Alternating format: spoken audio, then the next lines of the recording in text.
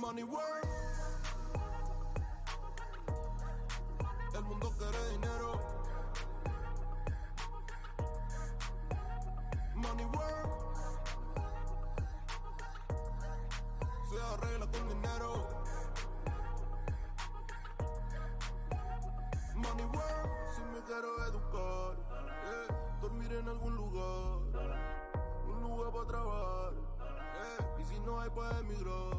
Todo money, money, todo el dinero. Solo un par de gente se lleva el botín entero. Funny, funny, pasa verdadero. Si tienen lo verde siempre llegará primero. Pero llegaremos antes o después. Solo a lo suyo, que Dios te lo ve. Que por más que tarde lo veré caer. Somos más lo bueno y tenemos fe. El dinero ya lo veré. No vendo mi alma, lo lograré. Seré el más grande, no olvidaré de dónde vengo ni cómo voy. Money work. El mundo quiere dinero. Money work. Se arregla con dinero. Money work. Yo digo las cosas como son. No quiero ninguna aceptación. Tampoco vengo a pedir perdón porque mis sentimientos se volvieron la canción. Yeah. No me vale mucho como tú me ves. Sabes, tú me llegas solo a los pies. Para mí ser grande es un interés. Ser un buen humano para mí es un deber. El dinero ya lo veré. No vendo mi alma, lo lograré. Seré el más grande, no olvidaré de dónde vengo ni cómo voy. Money work. Yeah. El mundo quiere dinero. Yeah, yeah. Money work. Se arregla con dinero. Yeah. Money work. De corazón. La plata no te hace ser feliz. Yeah, de corazón. De corazón. La plata no te hace ser feliz. Money work. El mundo quiere dinero. Yeah, yeah, yeah, yeah. Money work. Se arregla con dinero. Money work. Lunes. Lunático.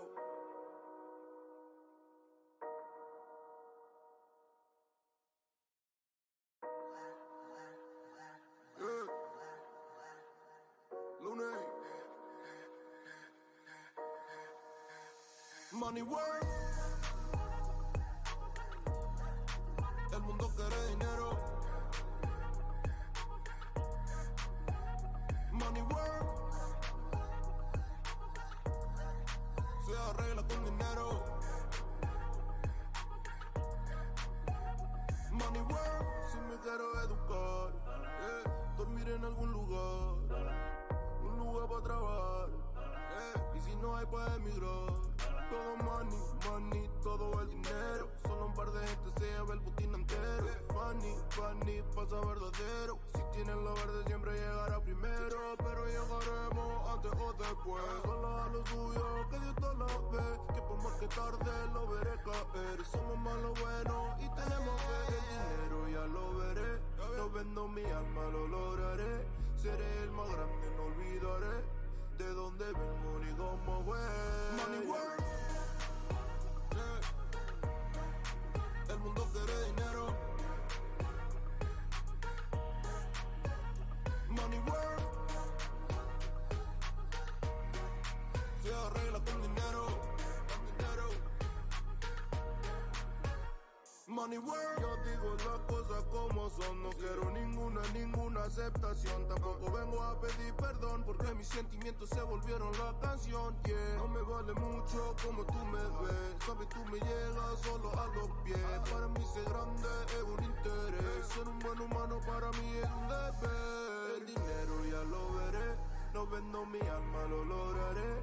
Seré el más grande, no olvidaré de dónde vengo ni cómo voy. Money work. Yeah.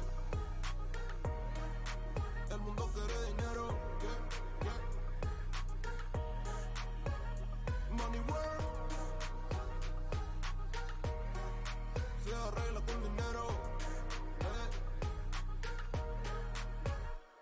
Money work.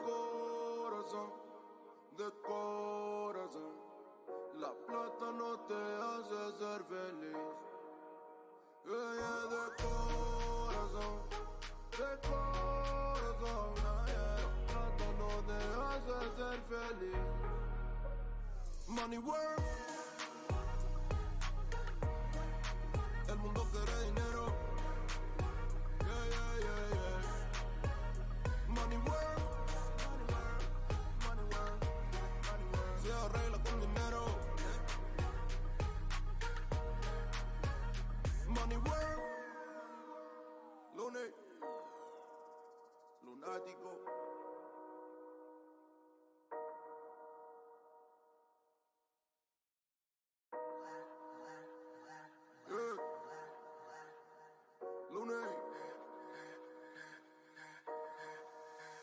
Money work. El mundo quiere dinero. Money work. Se arregla con dinero.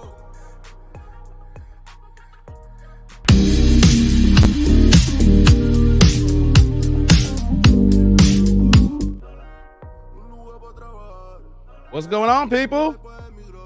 What's poppin'? It's that dude named Dave. I'm back on a Saturday, y'all. Hey, y'all. Remember what's happening? Remember that show back then? Hey. Hey, before we get started here, I gotta make sure I'm not struggle streaming. I gotta make sure y'all can hear me. Press the 1 if you can hear me. Press 2 if you can't. Ligoo. We back, y'all. We back in the building. It's a Saturday. I'm gonna miss a few days here. We gonna get into it, y'all. Some guys just want to be stepdaddies. Oh, we gonna talk about that. Yo, we gonna do a little Kevin Samuels today, y'all. Yo, we gonna talk about little Kevin Samuels today because yesterday was the anniversary of him leaving this physical plane with us here. So instead of me doing the live yesterday, reason why I didn't do it because everybody wanted to do their own kind of tributes yesterday, right? And I figured that it had been lost in the shuffle. I'm like, okay, if I do something and everybody's doing something around the same time, I'm just splitting the audience and splitting the crowd, the tribe. So I'm like, hey, how about this here? I'll just come early on a Saturday. Who shows up? And then the replay gang, y'all know it's y'all future here. Yeah. So that's what we're going to do. We're going to do a little Kevin Samuels reactions. Can't believe it's been a whole year, guys. It's been a whole year since we lost him. You know what I mean? So we're going to do that. And I also got some quick hitters I want to talk to you guys before we get to the videos, guys. Let me see what's in the building. And then since we got this going on, let me change my music too, because the audio messes me up. Let me do this here. I love the track. Yeah, let's do that here. We'll see who's in the building. I'm going to recognize who's here, guys. Squeeze Kid, what's going on? It's never stepdaddy season. Oh, man, he's refuting. He's like, never, Dave. Never. Stepdaddy season. Oh, no. Okay, man. Who else we got here? We got Daniel Day One in the crew here. What's going on? Salute to you, Daniel. What's going on, Sheila? Raging half Asian to see you, brother. Yeah. Mr. Shadow Monk Travels. What you got here? Well, that's not me. So I'll work my ass off to not even have single mothers on my radar. I already don't date them, but I want to be in a spot where they know not even to approach me. God damn, Mr. Shadow. Hey, that's your stance. That's your stance. That's your quality. That's what you're looking for. And I get it. You want to know something? I ain't mad at you, man. Women always have preferences. And when women have preferences, we're supposed to agree with that. Otherwise, like, why do you hate women? But when man put preferences out there, it's like, oh, who hurt you? I hear you, Shadow. What else we got in the building here, guys? Who else here? We got Vince in the building. Salute to you, Vince. What's going on? Hey, who else we got here? We got CF in the building. CF's here. What's going on, girl? Hey. She's like, did you see the coronation of Charles, the clown? Hey, Sheila. I saw him put on that heavy ass crown. I heard that crown cost it weighs like 5 pounds. So when they put it on his head, he was slumped over. He couldn't handle the weight. Literally, he couldn't handle that weight, Sheila. They put the crown on his head. He was like, oh God, it's heavy. How long do I gotta wear this? Hey, and shout out, is his wife Camille? I always get her name mixed up. She's Camille, right? Ladies, I hate that I even got to say this here. Charles' wife proves that when you are the side chick, hey, if you play your position, you wait, you take your time, you too can get elevated. I ain't gonna say y'all gonna become the damn queen of a goddamn country, but hey, she's giving y'all some hope, even though she may be the anomaly. You know, we're talking about possibility and probability. Hey, there's gonna be girls like, look, she was the side piece.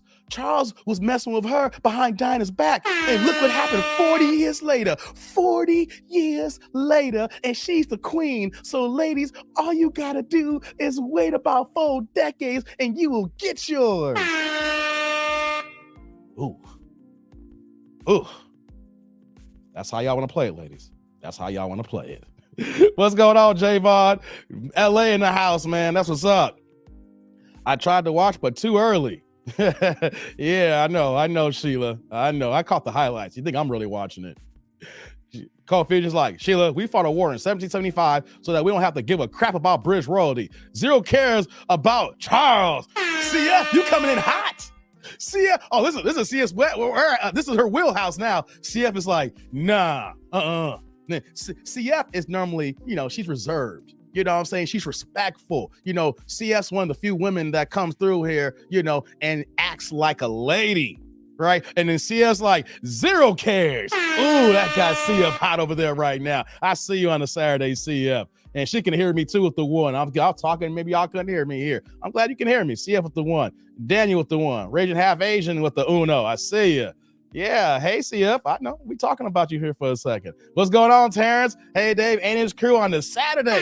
Yeah, I want to come in early, guys. I want to come in early on the Saturday. I know the way the algorithm works. I'm gonna talk about the algorithm here, the live algorithm. I'm going a little bit off schedule here, so how many people's gonna watch this? I'm just hoping on the replay gang, but I just want to cam up.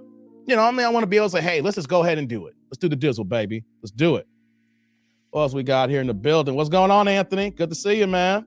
Got Anthony in the house. What else we got here? Camilla. Thanks, Daniel. Camilla. Appreciate that, man. Yeah. Okay.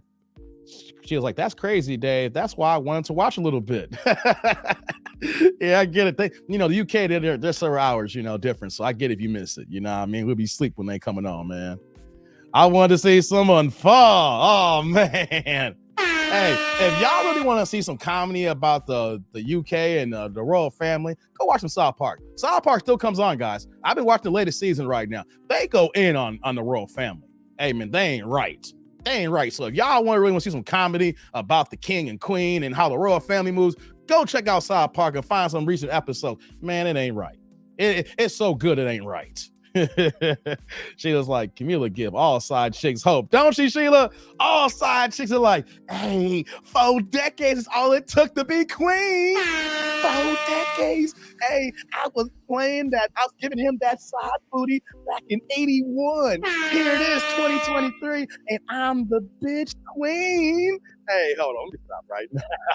Someone's gonna take this and snip it and edit it out. They're like, look, that dude is over here and forcing women to go ahead and be banshee. Let me stop right now, man. She was like, I was expecting tomatoes to be thrown. God, this was Sheila for real. Camilla, the basketball player. she play ball? I didn't know that. Does she play ball? Hey, man. What's going on, Roundhound? What's going on? Good to see you. Yeah. She's like, sorry, Dave, I'll behave myself. Nah, it's all good, CF. Hey, it's all good. I didn't expect that from you. It's all good though, CF. Do you? What's going on, T Lee? T Lee is like, try tuning in from Roundhouse Radio on my personal. That's what's up, man. Gotcha, T Lee. Gotcha. All right, here. The old vets in the game here. What's popping, man? Vince like, I done got old. Hey, we all getting old, brother, but hey, it's all good though. I was like, Camilla's an OG side piece. Hey man, OG, hey, yeah, she put her time in. She been clocking it in and out. Yo, she been investing. The investment paid off, y'all.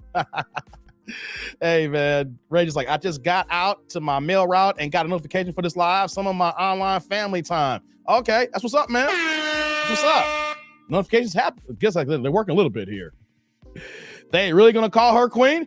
T Lee, that's her title. That's her title. She the queen. She's your queen. to be. Hey, y'all, she the queen, man. Hey, she put in 4 decades in. She was the side piece. She did all the Princess Diana hate. She's still gonna get some more Princess Diana hate. You know what I mean? Everybody still love Diana. She's been gone for 4 decades. You know what I mean? But it don't matter because she the queen. She got the pull. She already had the pull. You know what I'm saying? Because she was with Charles. Now it's like, nah, you shiftless UK, you Brits, you Negroes, whoever's over there right now. I'm the Don. I'm that bitch. Y'all say something crazy to me, y'all gonna get this work. Hey. I wasn't planning on talking about this. I'm gonna move on. But do you think that Camila probably got a hit list right now? Do you think that she's going down and says, I'm gonna be kicking ass and taking names? Y'all been talking about me. Y'all got the tabloids. Y'all got the scandals on me. I was over here slobbing on this Negro's knob. Well, you know she's not a Negro, but you get what I'm saying here. I was slobbing on this douche's knob here, giving him the best head possible, and I gotta hear this noise. Now I'm the queen. I ain't no side piece now. This is my country. Hey, y'all, could you imagine that? If she do some interviews and then go like reality TV on y'all, it's like, yeah, this is Camille, like in WWE, and she come out the chair and start hitting cats with the steel chair. Like, I'm the queen, do something. Royals, get her. Hey, man, I just went left field for a second. I didn't mean to do that, guy. I'm just saying, though, if you Camilla, don't you think that you got some bad blood inside of you right now? It's like, I could do what I want. I've had the pull. Now I got the title. I got it. Ooh, y'all gonna get this hot fire. You know what I'm saying? She gonna be like, I'm winning the 5 hottest queens of all time. There's Camilla. I spit hot fire. Forget Queen Elizabeth. Hey, man, I'm just saying, man. If I was kid, I don't follow them, but I've seen the hate, right? I've seen the hate, whether it's justified or not. I'm just saying, though, y'all can't tell me if y'all's in her position. Be like, ooh, this person here. Next. Ooh, you wrote an article. You wrote several articles for like 10 years. Oh, you next. Oh, hold up. You called me a whore. Oh, let's put something in his coffee. Next. Hey, come on, man. I'm just saying, if you became king or queen, don't tell me you ain't gonna go after your haters. Don't tell me you ain't gonna go after your haters, man. Even if the haters were right, be like, I knew you were right, but you gonna get this work. Oh, you next. I'm just saying, man. What are y'all saying here? Hold on. Let me scroll back up here. Is Rockhound? Okay, gotcha. Camila play for the Harlem Globetrotters, Vince. That coronation is pure era, says Anthony. There's like, she's queen consort, not the full queen. I get it, Daniel, but here's the thing, though. Is queen in her title now? Whether you queen consort or queen, whatever, you still got queen in your title, Daniel. Hey, man, you could tell me, I don't care. You can call me queen number 2, queen number 3, queen 27. All you know is that, what's my name? What's my name? My name is my name. Shout out to Marlo from The Wire. My name is my name. I'm the queen. It doesn't matter. What they got to say to her? Your Majesty, queen. When they approach her, Your Majesty. That's what's going to happen. She got that work, Daniel. Be careful, brother. Be careful. I know y'all don't like her. Be careful. She got work for people. I'm telling you, this is the first day right now, right? It's the first weekend. Hey, wait till October. Wait till October. Give about 5 months. You know, all the coordination, stuff like that, you know. Gotta let the parties kick in. Anyway, get in. Child's like, I'm finally king. I'm finally king. My mom's punk ass is finally dead. I'm finally king. Hey, you know he was waiting for his mom to die for so long, man. Dude been Prince. I didn't know they had old ass princess like that, man, who's wanting to be king, man. He was happy. I'm king now. I'm king. I'm the king maker. I'm the king maker. Hey, Bumba Clock. He gonna be doing like this old ass with that 5-pound helmet on. Like, Bumba Clock. I'm the king. I'm the king. Right? He been waiting forever, man. So Daniel, the title's the title, brother. The title's the title. Queen consort, queen, doesn't matter. Queen is in my name. Say my name, bitches. Hey, let me get off, man. How do you stop with that, man? T. Lee is like, she was actually the original. He only married Diana because he had to have kids with an unmarried woman. Doesn't matter. T. Lee, doesn't matter. She ain't the original. Know why? Cause Charles didn't marry her. She may have been the first girlfriend, but girlfriends don't count. Only thing that matters is the fact that whoever got the championship ring. And Charles went and got headed with Diana, so it don't matter. She's still the side piece because he didn't marry her, T. Lee. She wasn't chosen. Whether her circumstances were in the background, it don't matter. She could have been first, but she wasn't officially chosen. Now she chosen. Sheila laughing at me. Hey, it be that way, Sheila. I figured she wouldn't be full queen. It don't matter if you full queen, half queen, 22% queen. Queen is in her title. If you got the title, bro, she gonna run with it. I'm sorry. Ain't no one gonna say, and then by next year, they're not gonna be saying Queen Consort Camilla. They're gonna say Queen Camilla. Trust me. Some of them who hate are gonna say that. The rest of the media will be like, Queen Camilla today walked on the front lawn, right? They're like, Queen Camilla today's out here with her dog right now. Oh, Queen Camilla's over here cutting the flowers right now. She's pruning and she's sharing. Hey, man, I'm just saying how's good. That right now she the consort. Give it 5 months. She the queen. I know it's a technicality. Y'all. I'm not saying I'm riding with her. I'm just saying, just a matter of you was her. She coming for y'all. If y'all got some hate for her, she coming for y'all. Be careful, fellas. Watch our social medias. She like, oh, I know she's old. She on Twitter, but could you imagine she's on Twitter? Oh, who's this? Daniel from the UK? Oh, Kingsguard? Get him. I'm just playing, Daniel. I'm just playing. What's going on, Dank? Talk about from the top rope with the metal chair today. I'm telling you, she gonna turn the chair with the handle down. She gonna walk she's old, right? Not the top rope, second rope. You know, second rope. On someone's neck. Yo, she coming for you. She taking names, y'all. She taking names. She's kicking ass and taking names. Hey, let me stop, man. I gotta stop with this notion. Since my tea with the pinky up, says Sheila. Let me stop, man. I need to stop. Excuse me. Do you think that England is embarrassed as USA is of Trump family? I don't think they care. Terrence, I don't think they care. I'm not embarrassed by Trump, and I didn't vote for Trump. It is what it is. Human beings, I'm not embarrassed. You know, if a person like me ain't embarrassed, I don't think the UK is embarrassed. You know, some people feel that way. I'm embarrassed by our country. Man, the average people getting it ain't worried about that ish, man. You know what I mean? Let's just keep it a buck. We ain't worried about no embarrassment. Every country got their top officials doing some kind of jankiness. You know what I mean? Doesn't mean that people are embarrassed for the whole country. It is what it is. You know, every nation, every country got somebody in their high political field here, their spectrum, whatever it is their titles are, depending on the country or region or continent they're at here, got some assholes running the top there. Ain't no one say they're embarrassed. That is saying, they're at it again. Right? They're at it again. What's going on, Pookie and Ray Ray? What's going on? I let Prancer Andrews in the building. That dirty old uncle you do not leave around your kids. Yeah, man. It's a family affair. I get it. But it's like, yo, we got to let him in somehow. We know it's a whole country. It's like, it's the family affair, go. We got to let the uncle in. We got to let him in. Got to let the uncle in. Let's see. What's going on, Jay? Jay in the building.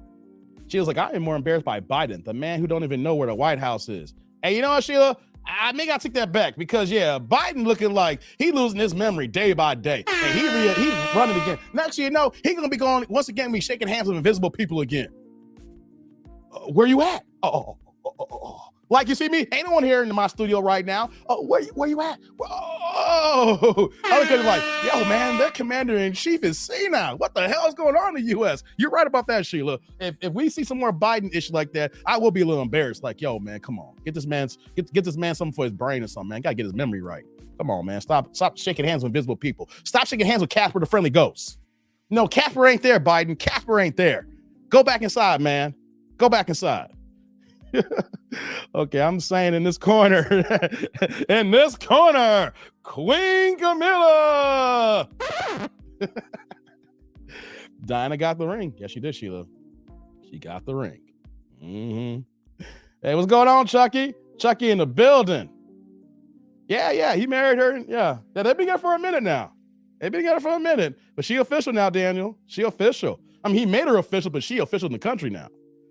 Hey, T. Lee's like, she always be the consort, just like Philip was always Prince. He did not want that. I know that. Is she still, y'all missing the point here. Queen is still in her title.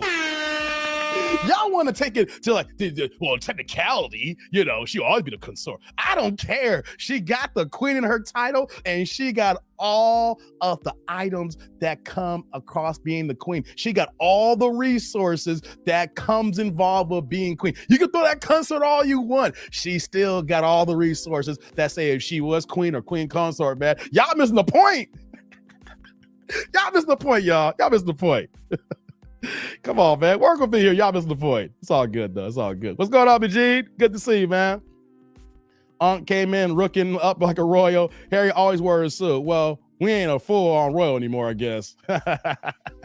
She was like, facts, Dave. Sad for him. Yeah. People have to be direct sleepy. People have to direct Sleepy Joe off the stage. Yeah, I know, Jay. Like, wake up, Joe. Mr. President, wake up and go to your right. Okay. Which right? Your other right, Joe. Hey, man. Okay. She is like, not my queen. Okay, I didn't expect to go 26 minutes, about 15 minutes on the queen here. Thank you, Sheila. Thank you, Sheila, for that little bit extra commentary. Didn't expect that. So check it out, guys. Welcome to T&D Live here on a Saturday. We back here. I wasn't here Wednesday, Thursday, or Friday, and I apologize. But, you know, I had some scheduling conflicts here. You know, during the live schedule this week, I went Monday, and I went Tuesday. I went Tuesday because I knew there was a possibility I couldn't go Wednesday. You know, and so like I was saying here too, we're here. We're going to do a couple of Kevin Samuels reactions today, right? I wanted to do them yesterday, but everybody was doing Kevin Samuels memorials yesterday, the tribute. If you guys don't realize that May 5th, like I said, was the day that he left his physical plane with us here, you know? And I was all planning to do it. And I was like, I looked at all the live stream scheduled. I saw the videos, and I didn't want to get lost in the shuffle. And then I know Saturdays are not my best day. You know what I mean? I like to have my sites to myself, but I'm like, yo, let's just kick it. Let me turn the camera on, start this broadcast out, get some notifications going on here, and let's kick back for a Saturday afternoon, depending on what y'all doing here. Whether y'all, you know, working in your house, getting, you know, cleaning up, you got to work on a Saturday or the case may be. I'm working too, baby. I'm working too. So I just want to rock with y'all because I miss y'all most of this week here and everything. But there's a damn good reason. You know, we're going to do this Kevin Samuels. You know, you see, some men want to be stepdaddies. Oh, yeah, we're going to get into that. Yeah, some men, this woman said that some men want to be stepdaddies, right? But before we do here, let me get my notes out of the way. I got a few minutes here. Like, press the like button, guys. Press the like button. I need y'all to do that here. Real fast here. It is May 6th on a Saturday, so you know I'm a diehard boxing fan. And you want to know something? I ain't been watching the goddamn Canelo Alvarez fight. Canelo Alvarez is fighting John Ryder. And that's some BS. You know, you guys know I was in Vegas 2 weeks ago for the Tank Davis Ryan Garcia fight. You know I'm diehard. You know I love boxing. Not being the boxing chats. I kick with the other YouTube boxing channels and doing their thing, right? But here's the thing, though. Canelo's really falling off so much. I'm not going to give Canelo much airtime here. I'm just going to say that he's fighting tonight on pay-per-view, and any who's a hardcore boxing fan is not even checking for it. He's no longer the face of boxing. If you got a fight going on tonight and no one ain't talking about you. All right. We're also talking about Tank Davis, how he got off too as well. He had a court case yesterday, only got 90 days of, what's it called? House arrest. 90 days house arrest, 3 days probation. So Tank will be able to fight again this year. He gonna chill the crib in Baltimore till like, you know, end of July, maybe August, right? And then he'll be able to fight by the end of the year. So shout out to Tank, not getting caught up in the damn, you know, the system here. Tom, give him some jail time. He ain't serving no jail time, y'all. What's going on, Pinball? Check it in. Texas, 95 degrees. That's what's up, brother. Get that heat because we ain't getting Chicago. It's some decent weather here. You know, we're in the 70s, but it's dreary and rainy here in Chicago, guys. Call Fields is like, she's rich. Right, CF. Right, CF. Chucky's like, F the Royal. 200 million spent on taxpayers' money. Now I got to work and repay this mess. Hey, Chucky, that's the game, man. That's the game. Here's what you gotta do, though. Are you in the UK? Because you in the UK and everything like that. This is how you got to get things out of your own name, guys, right? I don't know the UK laws compared to the American laws. How I'm working on this here of taking everything out of my name and putting everything in my business name. I need help with these taxes, and that's what we're going to, not going to talk about this today, but we're going to talk about this in the future, guys, how we can save less on our money with taxes, guys. You know what I'm saying? You know, getting these credit cards out of our name. I got a couple of credit cards. We'll get them out of my name, put them to the business name. You know what I'm saying? And my name's going to be a clean slate in a couple of years. Shout that out. We won't have these conversations, guys, because you know what, though? We need to talk about the money game. We need to talk about this economy. We need to talk about how we're living. These relationships are a big aspect of this channel here, right? But doesn't matter, fellas, if you try and get a woman when you can't take care of yourself, if the money game ain't right, your job ain't right, your savings ain't right.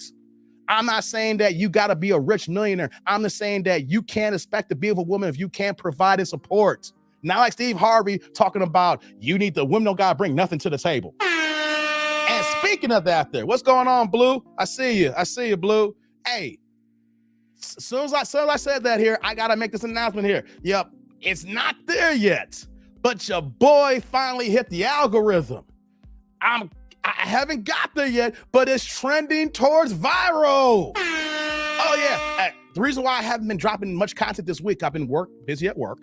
I'm gonna get into that in a second here, but work has changed my schedule, so there might be some hit or miss live streams. I told y'all at the end of the year, your boy got a promotion, your boy got a title change, and your boy got a little bit more money, and that means that some of my job duties are different, which means that I gotta work certain hours here that doesn't allow me to live stream the way I want to, and I gotta figure the schedule out here while we at here. So that's why I've been missing some of these days here, right, guys? But check it out, your boy's kind of going viral. Okay, check it out. I did a reaction video to Corey Holcomb talking about Steve Harvey and the Shannon Sharpe situation. Now, if you guys saw on Tuesday, I did the live stream on Steve Harvey and Shannon Sharpe. I talked about that. I looked at so many angles with Steve Harvey, right? I am not a Steve Harvey fan. Only thing I will say is that when it comes to business and it comes to career information, when he's talking about it, I had no problem listening to it. Doesn't mean I'm a fan of his. I'm caping over him. I'm saying that I will listen to him. But everything else, F Steve Harvey. Because Steve Harvey will keep you fellas in the goddamn dark. Steve Harvey will keep you from picking a good woman. And on top of that, too, these women are believing Steve Harvey, and he's making the vibe even worse for black couples here. But check it out, though, right? Corey Holcomb was going in, right? The 5150 show dropped on Tuesday night, and I saw it, and I did a reaction to it. I dropped this video on Wednesday morning at 10 a.m. Central Time, right? I dropped the video Wednesday at 10 a.m. As of now, Saturday, we are 3 days officially with a few hours and change, right? This video has clocked in over 218,000 views. It got 100,000 in the first 24. Your boy's in the algorithm. Your boy hit the algorithm. Oh my God. And you know what I learned from this video? Yeah, wanna know I learned from it's not viral yet. To get 218,000 in 3 days is crazy ridiculous, guys. Oh, I'm loving it. I'm loving it. So many people come in my comment section. I gotta state a few things here, right? One thing I learned is this, man, some of y'all black folks don't listen. Y'all don't even do the homework to even comment here. And I don't care if I lose 5,000 subscribers on this comment here. I'm sick and tired of black people making comments and reacting to something, knowing that you didn't do the homework and saw the original interview. That's why I can't comment to everybody. There's so many comments right now. The comment section is blowing up here right now, right? I normally comment on every single comment in my videos. I can't get to it. It's like over 3,000 comments right now, and it's growing. It's getting hot right now. It's cooking. And within those comments, there's sub-conversations going on. I can't get to it all. But you know what I'm learning right now, guys? Some of y'all and y'all feelings, and some of y'all are just weak as hell. Right? And y'all don't watch interviews. Steve Harvey said out of his own goddamn words, out of his own damn mouth, that women don't gotta do nothing. They don't gotta bring nothing to the table because they can make another you. Steve Harvey's basically saying that because women can procreate here, they don't need us. But here's the problem though, Steve. And Kevin Samuels would disagree with this here and shoot this down here. Just because a woman can procreate doesn't mean that she's better than us here. Doesn't mean that women don't need us here. And you got people in the comment section saying that I don't see a problem with Steve said. Wait, did you see the interview? Wait, so you're okay with Steve Harvey giving advice saying women don't gotta do a goddamn thing in relationships? You gotta do everything, man. You gotta step yourself up. You gotta put yourself presentable. And as ladies, all you gotta do is just be pregnant because you can make another person. Now, it's irresponsible. It's irresponsible that people are co-signing this bull-ish here, right? But so many people in the comment section be like, well, you know what though? Steve Harvey laughing all the way to the bank. And you know what though? I lost count of how many people said how rich Steve Harvey is. And you know what that tells me? All y'all motherfuckers are broke. Only broke motherfuckers talk about people who got money and laughing to the bank. I ain't rich, but I ain't poor. And the one thing I never said was, oh, Steve Harvey getting all this money, so it's okay for him to simp. No, because all money ain't good money. Steve Harvey was rich before he started sipping like this. Steve Harvey was getting it, always been getting it. Of course, he went bankrupt twice, lost his money, got it back again, but he really started getting money. He made that Think Like a Man book that turned to a movie. But here's the thing, though. Here's the thing. He's always been getting money. And all of a sudden, he's getting more money. People's like, well, he laughing all the way to the bank. What's going on, 10 Plus Sounds? 10 Plus Sounds in the building. Hey, brother, I've been working with a couple of editors, and I know I reached out to you in the past, but I might need some help with some thumbnails and some shorts, and some edits and some short form content, brother. I might have got to put you on the payroll, brother. I seen you work. I know I reached out to you before, but I've been so busy, but I might have to put you on the payroll, brother. Might have to put you on the payroll. We got to holler at each other, man. We got to holler at each other. Pookie's like, don't waste your time in the comment section. People are weird and say anything for attention. I know, Pookie, but it's my channel. I gotta read the comments, what they saying. I gotta see if they talking about me or what. What is the dialogue from the video, right? What's the dialogue from the video? And here's the thing. Anybody that says, well, y'all talk, no, let me backtrack. Another comment was, well, I'm sick and tired of black people tearing other black people down. Wait a minute. Isn't Corey Holcomb a comedian? So I thought when comedians were going in, there is no repercussion of the people they go in with. I'm not a comic, but I understand the comedy game and I understand that no one is exempt. Everybody gets the work when you're a comedian. They talk about everybody. Comedy is the last art form where that freedom of speech is still here. Now, I get it though. If someone says some heinous stuff that's not true, that's another thing. But comedy is all about, saying the one form that a man who is in his craft can be who he can be and say what he want to say, well, supposedly without being canceled. And you want to know something? So many of y'all black folks, I gotta see it here. Y'all acting extra sensitive. Y'all acting extra emo. Just because somebody's rich, you're basically saying that, oh, we can't joke about them. Or because someone got money successful, that no one can criticize them. And that is far from it. Y'all gotta stop. Likes up in the building. But y'all gotta stop this here. Dang says preach. Hey man, Lorenzo, this is a live show. Yeah, we live, Lorenzo. You see the live, if you see the live on the YouTube, my face there, we live, brother. She was like, I better not see any of y'all on Steve TV Court Show. Damn, Tito, what's poppin', Tito? Hey, what's poppin', Tito? Hey man, I love responding to comments. I'm the trolling in my comments. I hear you, Raging Half Asian. I hear you. But I'm just saying that I've learned from this video that a lot of y'all short-sighted. The people, some of them are not subscribers. I get it. A video that dropped over 200,000 views in 3 days, and I got 15,000 subs. Oh, here's the crazy thing too. I got the 15,000 subs the day before I went to Vegas last Thursday. We're about to get another 1,000. We are a few subs shy from 16,000. Got to gain 1,000 in about 2 weeks here with this video. So that's what's up, guys. But I've recognized that so many people. We're gonna get to Kevin Samuels in a second. I just gotta stick this for the record. So many people here are y'all soft. This generation of black people are goddamn soft, and it makes sense why we're at the bottom of the barrel in so many major statistical situations, whether it comes to finance, it comes to our jobs, it comes to our relationships, because we're not thinking logically here. We're moving with our goddamn emotions. Saturday special show with Militant Dave. Lorenzo, hey man, hey Lorenzo, man, it just kills me. It kills me that so many black folks are goddamn weak. We want to be in our feelings. Oh, we're turning all the black people down. I didn't know comedy had rules. But here's another thing too. A lot of y'all didn't even see the goddamn podcast with Shannon Sharp and Steve Harvey. And y'all caping for Steve Harvey without even watching it. And then y'all making up Steve Harvey stories. Like, Steve did this, Steve. No, he didn't. Steve even opened up that he wasn't the best comedian on the Kings of Comedy tour. And y'all want to cape for him. Ooh.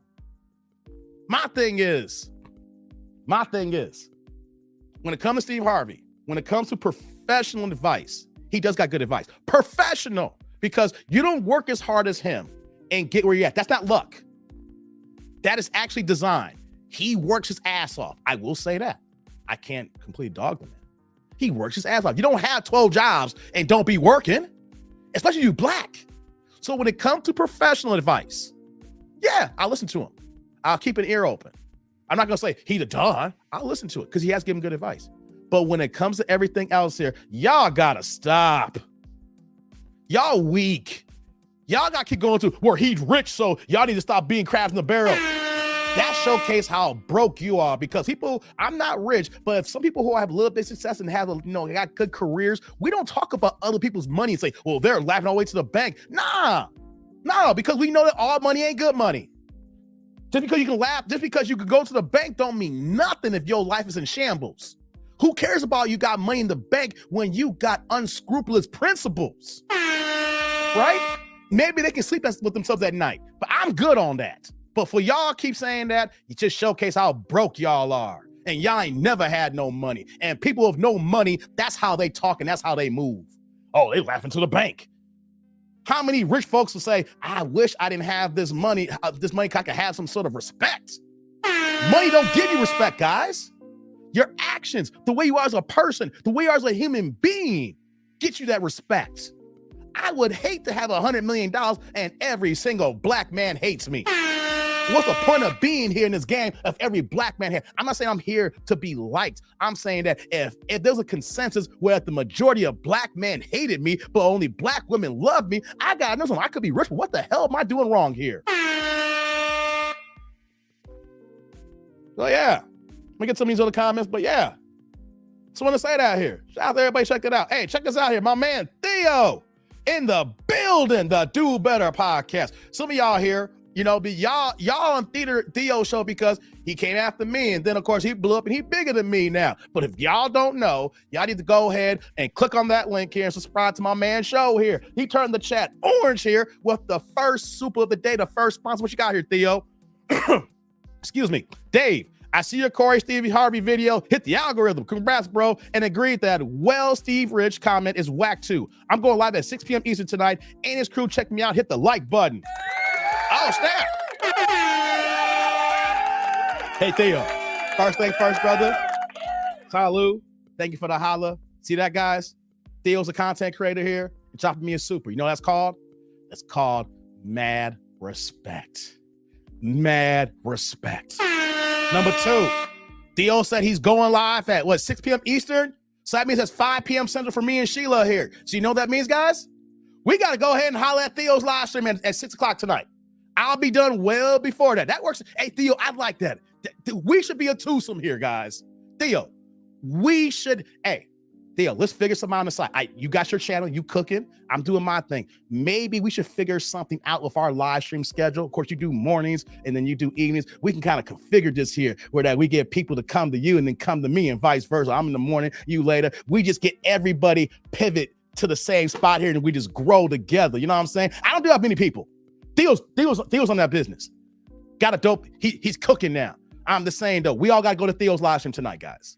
Show the love and support. If I'm saying that this is my guy, then he's y'all guy too as well. Thank you for the super, Theo. Thank you for the super. Hey, by the way, Theo, I saw you did a reaction too. I be ninja watching. You got about 50,000 on that bad boy, right? About 51,000? You probably got a little bit more if you dropped the same time as me, but you cooking too, brother. But hey, see that? There's no hate here for me. Only time you see me going on somebody, if they do me wrong, like Thon Lexi. Let's keep it moving here. Thank you again, Theo. Let's see here. Theo's like, I watched the entire 2-hour interview. You're right, Dave. They never watched the original interviews. No, my comment section is ridiculous. Now, a lot of people are mad that they went on Shannon Sharp now. I find this weird now, right? Before I made this video, I've seen so much Shannon Sharp hate and banter for a hot minute, especially on this Fox Sports show with Skip Bayless. Everybody was dogging Shannon when Skip Bayless disrespected him. How many times Skip Bayless has disrespected Shannon Sharp? He need to get his own show. He over here letting the white man talk down to him. And all of a sudden now, Corey Holcomb is riding on him, and everybody named mama's a Shannon Sharp fan. Here's the thing though, I ain't got no beef with Shannon Sharp. I showed y'all the picture here. Hold on, let me do this here. When I was in Vegas 2 weeks ago, me and Shan stayed at the same hotel at the Crocs first. It didn't matter. Here's the thing. I had to wait 4 hours for my room. It didn't matter though, because Shan Sharp's a multi-millionaire and he had to wait 3 hours for his room. The point I'm saying though is that all y'all motherfuckers like, well, he's rich and laughing all the way to the bank. You wanna know something here? Let me.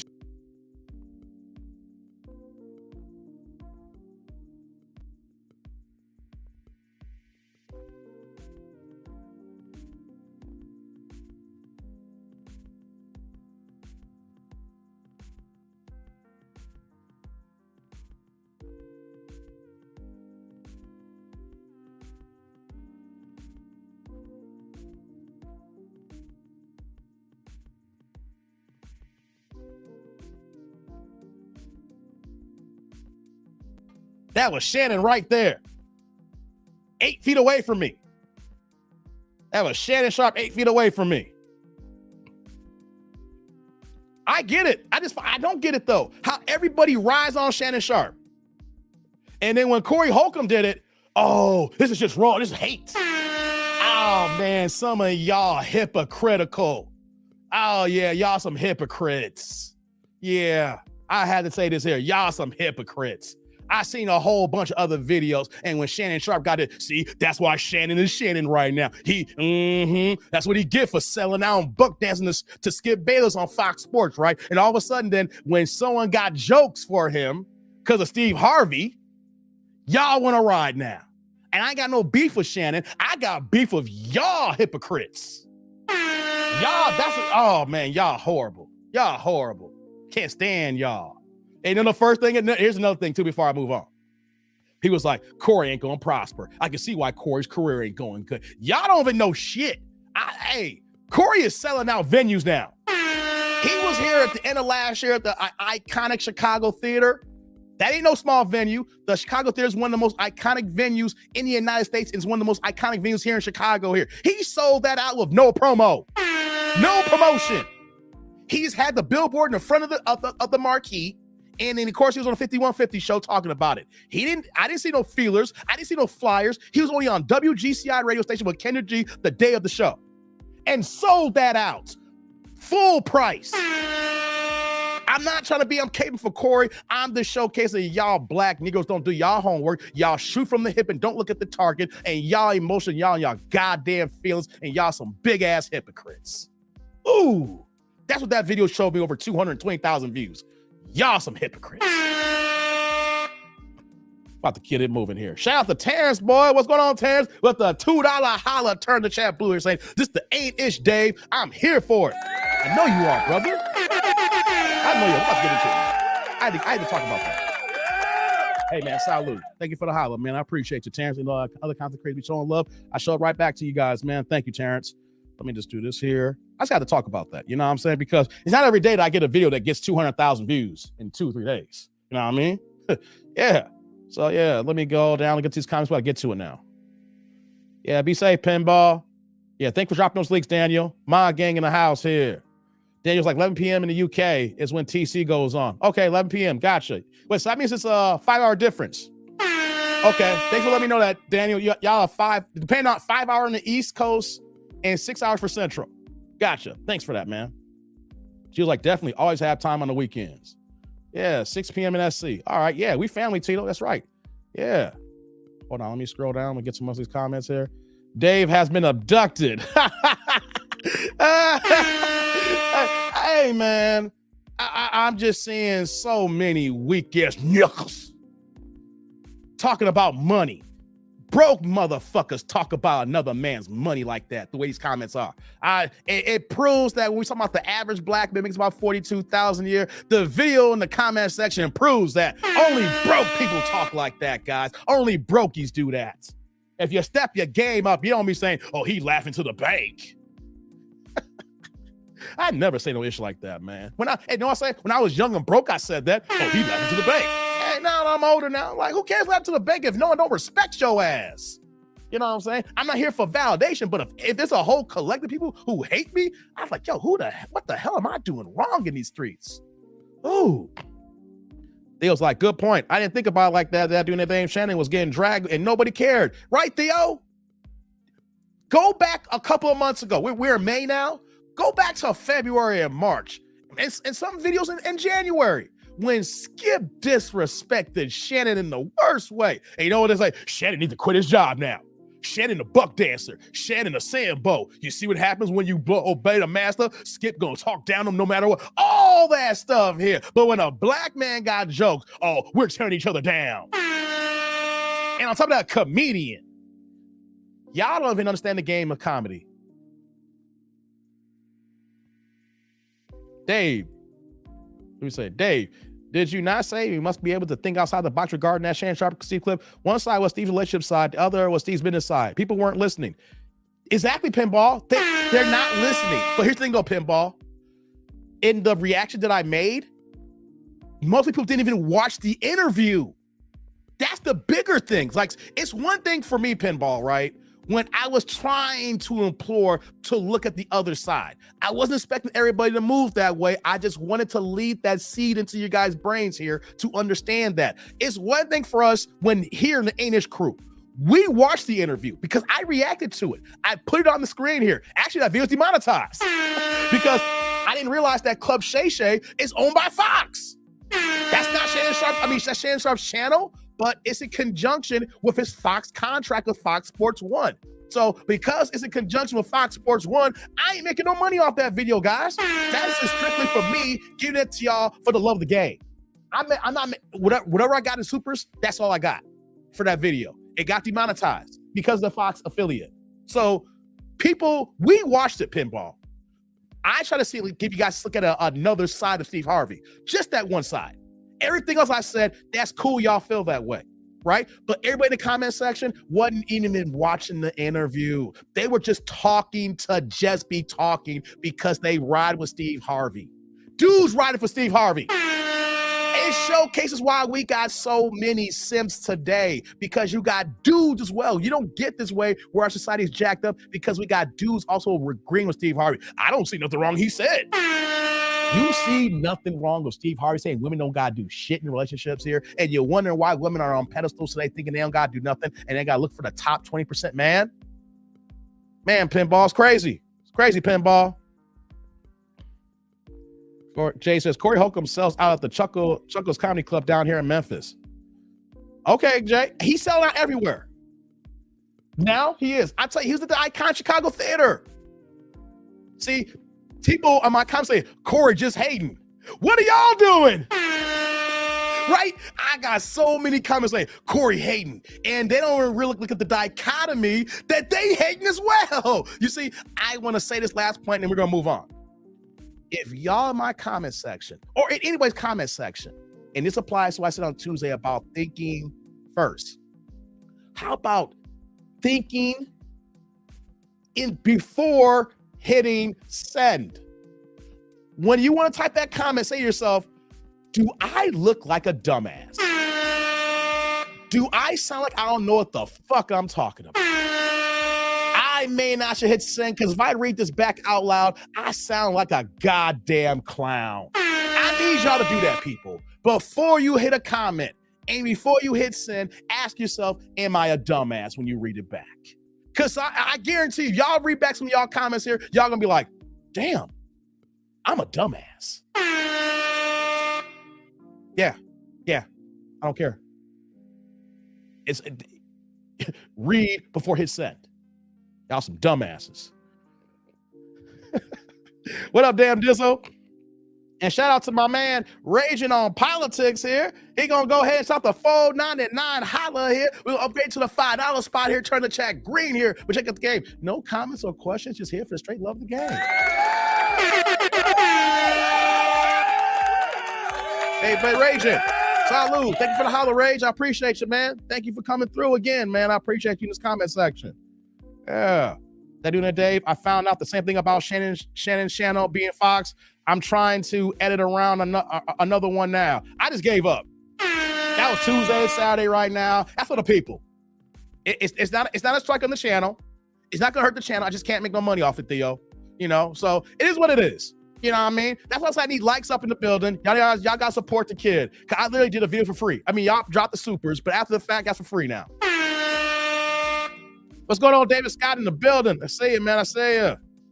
What's going on, Mark? I honestly didn't know men actually roll Steve pandering. They do, Mark. Hey, Mark, go to that video. I dropped it on Tuesday.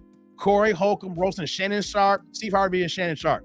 Look at the comment section. It's over, like I said, it's over 3,000 comments. You're gonna see a whole bunch of Steve Harvey panderers. Ooh, oh my God, it makes no sense. And I don't care if y'all knew and catch me here. If y'all pandering for Steve Harvey like that as far as relationships, get the fuck out.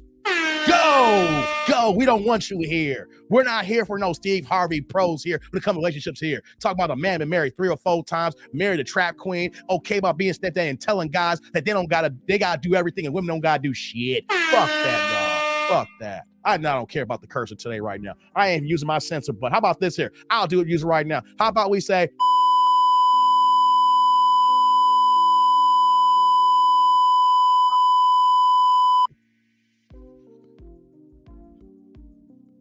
that's where it's pandering. Not his business, relationship advice. All right, let's keep it moving, guys. Let's go. Say what I said here. Let's get it going here now. But the cool thing is, Kevin Samuels didn't pander. Move these buttons out the way. Kevin Samuels didn't pander, guys.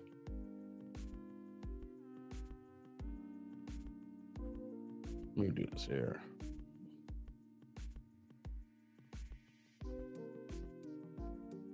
Okay, here we go. All right. Yeah, the censor button was here. Let me go ahead and judge. Likes up in the building, guys. Likes up. Kevin Samuels wouldn't pander to these women. Kevin Samuels told the truth. And that's what got him in trouble when people were coming for him when he was still alive. Stevie to trim that Ron Jeremy mustache down, says Jay. Hey, man, I ain't a fan of that thick-ass mustache. That's that Lamont Sanford mustache going. I don't know. Sam there, Michael B. Jordan growing that Lamont Sanford mustache. Y'all gotta stop that. But Kevin Samuels wouldn't done that. He never pandered. He told the truth. He's got him in trouble so many times. People came for him because they said he was misogynistic. He was mean. Who hurt him? Who hurt Kevin? He will never prosper. Oh, and they were happy when he passed away, showing how much humanity we have because you didn't agree with him on his relationship here that you wish ill and death upon a man. Oh, yeah. It shows how crappy, it shows how hypocritical we are as Black people.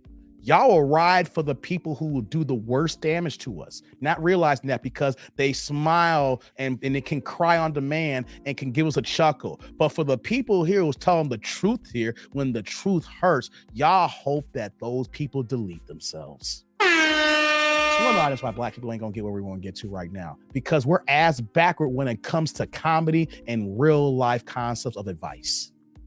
We're so upset when someone cracks a joke, but then at the same time, when someone tells the truth, we're so upset. But when someone panders, gives wrong advice, woo!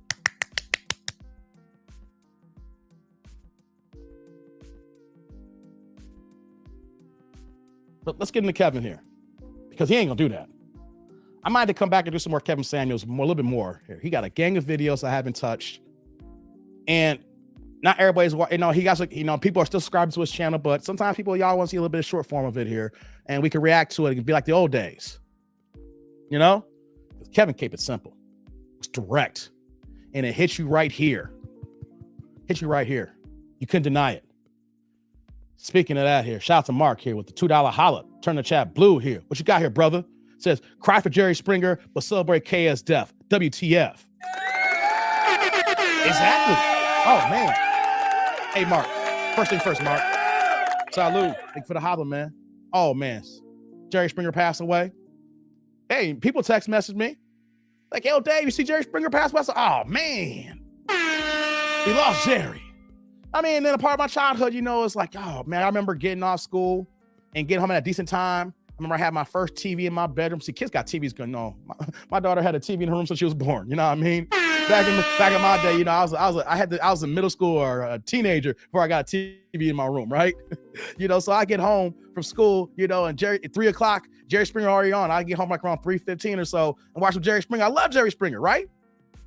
But how is it that black women, as well as some black men, were upset and hurt by Jerry Springer's passing? And I'm not saying that we should not feel some type of way about Jerry Springer passing. He was an entertainer who gave us a little bit of, you know, you were happy to watch him on TV. You know, he brought you some entertainment. But y'all were quick to be happy and celebrating that KS is no longer here, hoping that his message would die. And his message ain't gonna die because it's a traditional message. It's a message that's been living on since the beginning here. Whether you believe in the Bible or not, whether you rock with the Quran or not, whether you rock with religion or not, whether you rock with tradition or modern ways of thinking or not here, his message is going to be the same, whether it was like 200 years ago or 200 years from now when we're all long and gone and the next generations are here. This message is still going to be the same. It ain't going anywhere. He was just another vessel of delivering this information. Rage is like, when Jerry from having a serious show to Jerry Beads. Yeah, Jerry was also the former mayor, Cincinnati, I think it was, before he got caught that case with them chicks. Yeah, Daniel says, it's somehow Steve loses all his money. How long y'all think it's going to take for Marge to leave? Oh, she gone. She gone.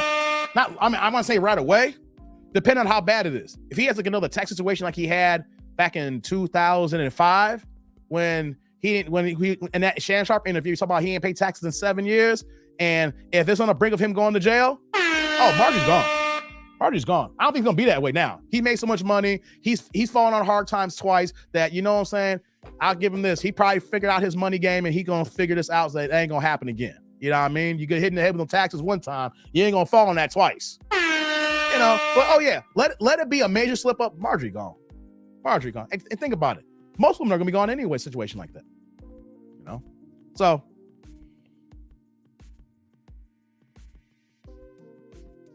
let's get into it. Kevin Samuels. We lost him. It's been a whole year now. Can you believe it? You see the video on the screen here, about to get into it here. As of yesterday, it's been a full year since Kevin Samuels passed away. And it feels weird talking about how this year went by because this time last year I was in Vegas. And I talk about that. I went to Vegas to go to the Canelo Alvarez, Demetrius Bivol fight. But the main reason why I went to Vegas was to get away, get my head clear. I had a dope ass suite at the Palazzo, but I live streamed every day that weekend. Like I hopped on Melanie Stream's live stream on Thursday when we found out that he passed away, and I was talking to her about it. Then I did my own separate live streams on Friday, Saturday, and Sunday. And then I flew back home on Monday, right? The whole idea is that trip was I need to get away from the studio. I needed to get away from my peoples, my family, my friends. I need to clear my head. I love Vegas. I love boxing. That's my go-to. I go there, watch a fight, you know, give me some good food. I come back refreshed. I'm ready to go again. Right. But the whole idea of me going to Vegas was I wanted to be a live streamer. All those videos up to that point were basically VODs. And I said, I still want to keep making VODs and video on demand, stuff like that. But I also want to be a live streamer. And I don't want to be considered a Kevin Samuels reaction video channel. I want to be able to do more content as well. So the whole idea of me going to Vegas last year was to separate myself from doing Kevin Samuels content all the time and to be a live streamer and to actually work on my show, my craft, being a YouTuber, things of that nature. I had no idea when I hopped on that plane from O'Hare Airport on Thursday that when all the stuff was happening with the weather that we would lose Kevin Samuels. Now, I'm not saying what I'm saying here, be like Dave making some stuff up here. I'm just letting you know that it's just kind of weird how that day went because I never missed a flight. And I missed my first flight ever oversleeping. I catch the next flight. Thank God I caught the next flight. I had an earlier flight. Thank God I caught another flight a little bit later, but you know, got in Vegas, you know, a decent time. But turbulence was so freaking bad that the plane went sideways. I ain't gonna lie to you. It went woo. Everybody in the plane started praying. It was like, oh, it's going down, baby. It's going down. We ain't gonna make it. It's going down. It was raining. It was all kinds of crazy stuff, right? And I touched down. We found everybody kissing the ground. It was that bad turbulence. I never had turbulence on a plane that bad before. Can't make this up. Can't make so. If I could find people in that plane, they'll tell you the same thing when that plane went like that. Oh, it was crazy, guys. Never felt anything like that before, right? But I went to get something to eat at the Grand Lux Cafe, and I see these links. I see these articles on Twitter talking about Kevin Samuels passed away. But you know how it goes when you see a certain link that looks like it's fake, you know, things of that nature. It wasn't a reputable source. But for some reason, something told me to click on the link because it felt real, because the whole day that was going on, it was a dreary day in Chicago. It was raining bad. I missed my first flight, the worst turbulence ever. I get in town. I'm feeling tired and weary. Of course, you're traveling, but it just seemed like the perfect storm where at this link felt real. And unfortunately, it was. We lost them last year on May 5th, 2022. Here it is now. It's 2023, a whole year later. And one thing that's for sure, as we're about to get into this video, is that even though that he stopped claiming the manosphere because he was independent, he was prestige, he was professional. You can see the suits, the quality. You know that they weren't washed, no dryer. Them bad boys were put in the damn cleanest. All his shirts were pressed, no wrinkles. The ties were impeccably tied. His suits. Remember, he had his thing talking about suit Saturdays. He wanted to increase. I don't have my suit on today. Of course, I'm doing the show here. I might do that here. You know, when I do live stream on Saturdays, we're gonna call them Suit Saturdays. So anytime you see me on a Saturday, I might have to rock a suit. But he was not the manosphere. He was bigger than that. But he was affiliated, like adjacent, because how he got started. Shout out to O'Shea about those talks here, right? But it's like when Kevin Samuels died, the manosphere died as well. All the content that all these guys are out here making, and people are clamoring for the top spot, and people saying what they're saying, and people are dick riding other content creators, and people are lying, and people just doing all kinds of crazy janky stuff like that here. It seemed like everything hit the wire in Black YouTube once Kevin Samuels passed away. You know what I'm saying? He was like the proverbial like tie to the spider web that kept everything going. And then once you lose one at the top here, all chaos break loose. In like any situation in any country when the king dies and everybody trying to battle for the top here, and you know there's civil war and unrest going on because you may got a military general want to take the crown. You may got someone second in charge who's supposed to be getting it. You got everything can magically happen when the crown is taken off from the king because the king has died. And a year later, we're just seeing how Black YouTube is worse. But what we need to do here, we need to focus on not the fact that we lost Kevin Samuels, because we can't turn back the clock. As human beings, we all have an expiration date. Daniel says, may the Godfather rest in peace, exactly, like when we killed Saddam. So we got to remember, we all have an expiration date. Time waits for no man, right? The world keeps turning, even though that we may not be here. But you know what can be still consistent? We can still go back to his videos and react to them. We can bring up the content, he got a lot of it, and it's not going to be outdated. It's not going to get old. If anything, it might even hit harder for us today than it did the first time we watched it. So what I want to do here is we got, you know, we're an hour into the stream here. Likes up in the building, guys. Likes up. All right. So let's get to the reaction now. Let's do a little Kevin Samuels here. You know, flashback here. Like I said, everybody was doing it yesterday. I'm doing mine on the Saturday, on the 6th. I know he passed away in the 5th, but y'all know, you know, my birthday, same day as Kevin Samuels, March 13th. I did it on his birthday, and I realized that everybody was doing something on his birthday, but it was my birthday stream, you know. But on this day here, I was like, oh, let's just wait a few extra hours, and then, you know, we don't know who's going to be doing something on a Saturday, but, you know, hopefully we'll be in our own lane here. So let's get to this video here. This one is about a woman who called in, and I believe that she's a single mother. And the issues about dating as a single mother and the things that she would require or would want from the next man. So let's get into it here. Before I do, look at the comments that Evo says, I think most men who become stepdaddies feel coerced into that unhappy situation. It's a possibility. That's a possibility.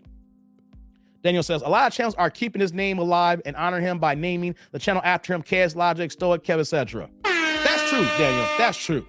At the same time, too, Daniel, there are some channels that are just taking his content and just ripping it for pure content and not adding any analysis, not any additional commentary, not even editing the layout of the screen here. They're just stealing the content and it's putting up like it's their own. That's what I'm not doing here. You notice that we're an hour into the stream before we talk to the video, right? Because this is my channel and I like to give a monologue before we get started here. The one thing I'm not going to do is just going to steal the man's video and just put it up like if you go to his channel, it looks the exact same and then make some money off it. Hell no, I'm not doing that. We're going to react to it and give our commentary and put our spin on it, Daniel. So there are some channels that are doing right. There are some channels that are just straight up stealing. I don't care if y'all hear me. If y'all watch me, y'all know y'all just taking the content, ripping it, and then putting it right back up there and maybe just change the title up and then claiming chaos is at it again. Just straight stealing this content. We're not going to do that here. This is not what this channel's about. We're going to react and we're going to give commentary. We're not going to rip it and do nothing else. We're using the fair definition of fair use. Fair use. You know what I'm saying? So for them channels out there that are stealing the content, y'all goddamn wrong. And I hope that the copyright strike come for y'all and take y'all asses down, because that's money that should be going to the KS family when you're just ripping it all the way through. All right? Add some commentary to it. Change it up. Change the visuals. Do something that makes it a whole new, brand new piece of content. I hate that. So for y'all shiftless, hypocritical Negroes, how about you go after those channels here who are just stealing? Instead of getting y'all in y'all goddamn feelings here, pull your panties down and pull your drawers up.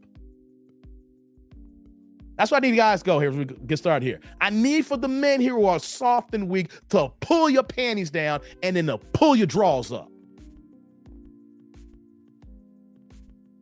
I'm not mad at you, Daniel, just to make sure. I ain't coming at you. I'm just, it just bothers me when I see that crap, Daniel. There's channels who are doing the right thing and there's channels who are just stealing his stuff. So let's get to it, guys. Let's do it. Kevin Samuels.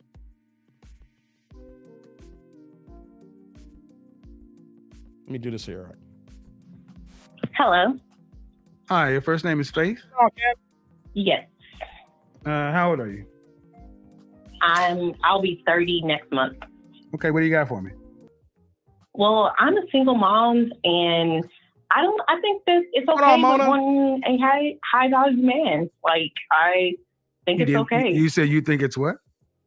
It's okay for me to, I'm about to start dating again, and okay. I think that that's what I would like to date, and I think it's nothing wrong with that. Okay, were you married? Yeah. How long? 4 years. 40? Okay. And was your husband a high value man? He was working his way up to one, but no. Okay. What does that mean? He was starting businesses. He was a military man, and he was, getting off his feet. So. All right. How many children do you have? 2. All right. So to the market, what you're basically saying is, hey, the man I married and had 2 children was not high value. But now I'm coming to the market, divorced, older, with 2 children, wanting a man who was financially better than the one I had 2 kids for. Yeah. I know it sounds bad, but at the same time, it sounds exactly like what it is. I don't fault you for wanting. Before Kevin goes on here, right? You see how he slowly, meticulously broke that down, but very simple. And then when she heard it, she was like, I know that sounds bad, right? That was Kevin's gift. That when you called into his show and he told you about yourself, about, you told him about yourself, and then he would extrapolate that and then retell it where that when you hear it, it's like, oh, damn, I sound crazy. Right? He had that gift to retranslate what you may say about yourself, that you may feel good about yourself. But then when you hear an opposite side from another person, it's like, damn, I sound shallow, or I don't got nothing going on with myself here. So let's continue. Just want to bring that out here because that is such a simple miss that made him great at what he does. Let's continue, guys. Wanting what you want, but the question always comes back, Faith, why should a high value man pick you versus picking why should a high value man pick you versus picking a woman he can make his own children with? That's true. I agree. Because when I had kids, I didn't want a man with kids also. So I agree. However, I'm just saying, I think that I think that I could get a high value man possibly just because I have kids. It's not going to make it like, oh my gosh, she has kids And I was going to Really? ask you a question. Hold on. What city? What state are you in? Alabama. Oh, Alabama. Oh, one of the poor states in the union. You just think you can get a high value man. Do you know any high value men? Before she gets to that here, right? I just like to state that people should understand where they live. You should know that if you live in Alabama, you live in the poorest state. Alabama, Mississippi, hardcore parts of Louisiana. You know, we're not saying that you can't find these men, ladies. What we're saying is those that you need to understand your surroundings. You need to understand the areas that you live in. If you live in California, it's going to be hell expensive to live there. But one thing's for sure, you're going to find a lot more six-figure men out there or high value men. The same thing in New York, where I go to every 2 months because that's where my job is at here, right? Or here in Chicago, you will find a lot more men who are making a lot more money and consider themselves high value because the population is greater. The jobs in the metroplex areas are bigger, which means that you're going to have more workers, and these are more high paid workers or skilled workers or career entrepreneurial people here. So when you look at certain areas, you got to understand the surroundings and where you live at here. You'll be able to find more men in California, New York, Illinois, Texas. But if you're in Alabama, Mississippi, states like that, Connecticut, North Dakota, and South Dakota, you really think you're going to have the abundance of high value men there? No. Understand your surroundings. And if you're looking for something, you know that means you may have to relocate and move to get what you're looking for here. Let's continue. Yes, that's what I was going to ask you. I was going to ask you a question. EJ in the building. This guy, he's talking to me. He's a high value man. And I was just trying to figure out, like, does he really like me, or is he just like probably wanting a booty call because he's probably high value, but probably number two. I'm gonna tell you the truth. Okay, probably number two. He has no kids, and I'm just trying to figure out, like, he has children. No, he doesn't have any children. Oh, right, ma'am. I mean, all right. So let's listen. Do you have a son or a daughter? Do you have a son? I have 2 boys, a 1 and a 2-year-old. Okay, so let's fast forward 35 years. And your oldest son is an accomplished attorney making $400,000 a year. And you've had to work with your ex to put your son through, University of Alabama, through Harvard, through, junior law, all that stuff. And he comes home and says, "Mama, I'm getting married to a woman, a woman with 2 kids." Oh no. You're gonna say, "All right, son, I worked all my life for you to go do that." I wouldn't be happy at first. However, if she was stop right there. Stop right there. Why wouldn't you be happy at first? Because I'll be like, you can start your own family. However, if that's what you want, let's not go down to however. Let's keep on that path. You can start your own family because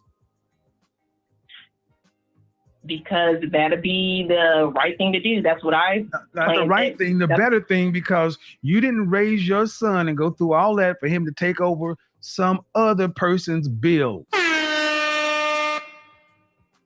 Yeah, that's true. Welcome to you. All right.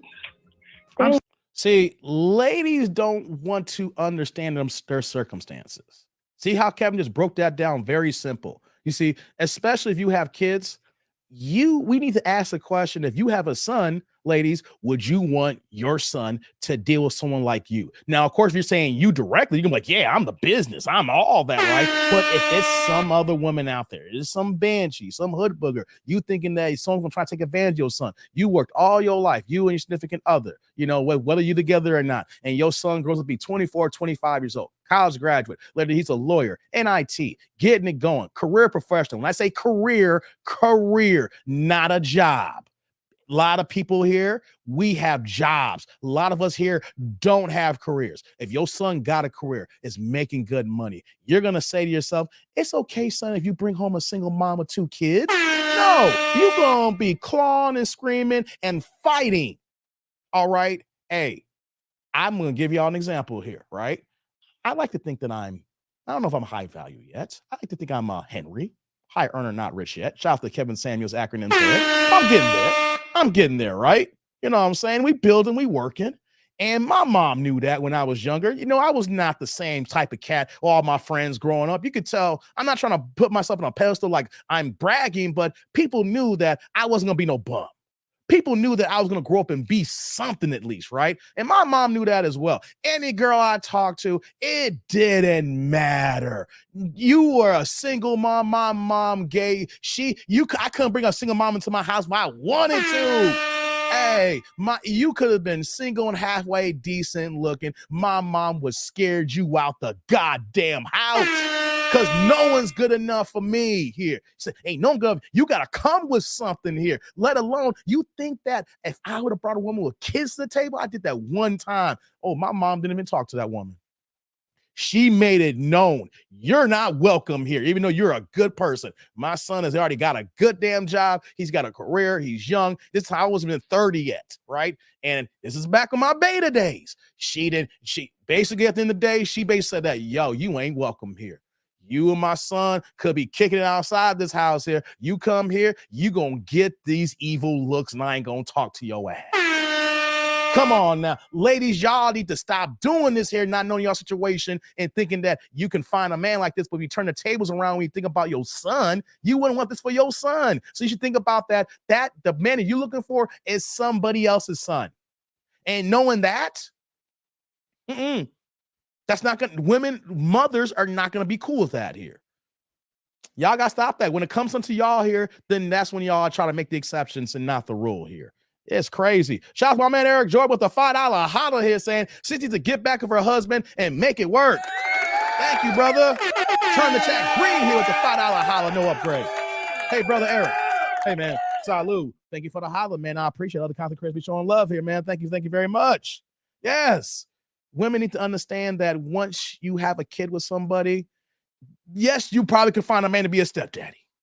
But what are the odds? It's not high odds. And the average man who's thinking today doesn't want to be a stepdaddy. You need to know that if you procreate with a man, you should be thinking in the back of your head that unless something heinous going on, unless this man doesn't want to provide and take care of his, unless he's doing some DV action, if that's not the case, as soon as you have a baby with that person, you need to figure out what y'all two need to do to make this ish work, because it's not about you or him anymore. It's about that kid. It's about that child. It's about that baby. And the problem is y'all too goddamn selfish that you would think about yourselves here, not think about the little one here. All right. Once you have kids, that issue's over now. It's about the little one now. Y'all want to be something about yourselves here. And when you become a parent, you got to focus on your child. And then, of course, you become secondary to a degree. Make that work, ladies. Make it work. Unless you're at physical peak here harm. If that's not the case here, you made a bad decision, but you need to figure out how that works here. And same for y'all fellas too as well. Same for y'all fellas who make it work. Find a way. Or how about this here? Stop raw dogging these chicks that's going to make you feel this way. All right? As much as we dog ladies out too, guys, we got to make better decisions with the ladies who we pick too as well. These ladies are banshees, ain't doing right. But fellas, we got to make better decisions on the women we choose. Thanks for that holler, Eric. Let's get back to the video. I'm sorry, man, but that's the truth. Are your children an asset? I see what you're saying, but it's but you still keep the but. Are your children? Like, okay. Listen. Are your children an asset to another man? Before I answer that, are your children an asset to another man? That's a good damn question. I want to hold that in. Let that sink in. We've heard Kevin Samuels say that before. Let that sink in, ladies and fellas. If you're a single mother, do your kids benefit the next man?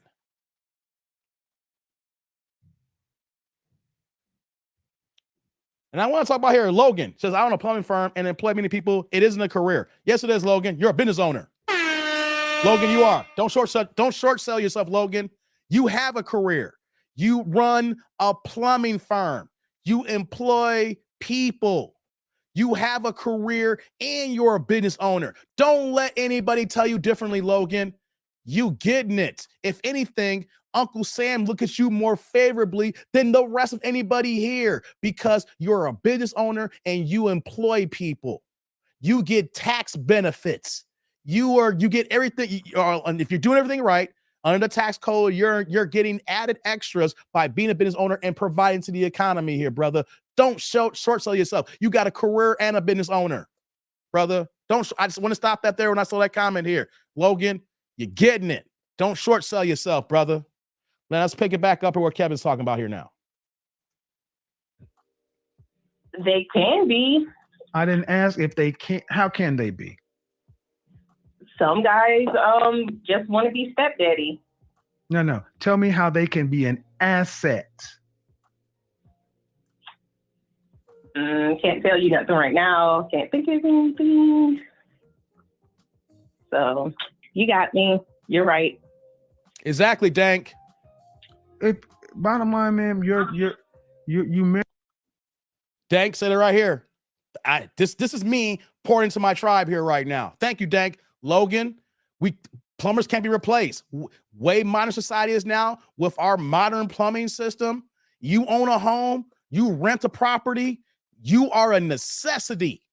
You don't have a job that's a fly-by-night that can be eliminated. You have a job that's going to be here for the rest of modern time as long as we got modern plumbing, unless we get the apocalypse and the whole thing goes back to BCE era days. If that ain't the case here, Logan, I like what Dank said here. And this is the part here that I know we're doing the Kevin Sam's reaction, but at the same time here, I'm talking to you guys here as well. Y'all getting it. Some of y'all getting it. Don't downsell yourself here, right? You can't be replaced. You are a necessity, right? That's the one thing out of all these jobs we talk about here that is needed here. People gonna piss and shit every day. And we need the equipment to work to eliminate the waste. That is a necessity, not a luxury. Like Theo said here, Logan, nah, you do have a career. A lot of people claim career when they have jobs. You got a career for sure. Exactly. What I'm implore. Logan, you got it, brother. You got it. You got a career. Let's continue now. Just want to implore, like, hey, man, I talk a lot and we get in, have these conversations. But when someone says something in my tribe here, and I know it's just incorrect, and I know that we can big you up even higher here, hey, man, no, ain't no short selling in this tribe here.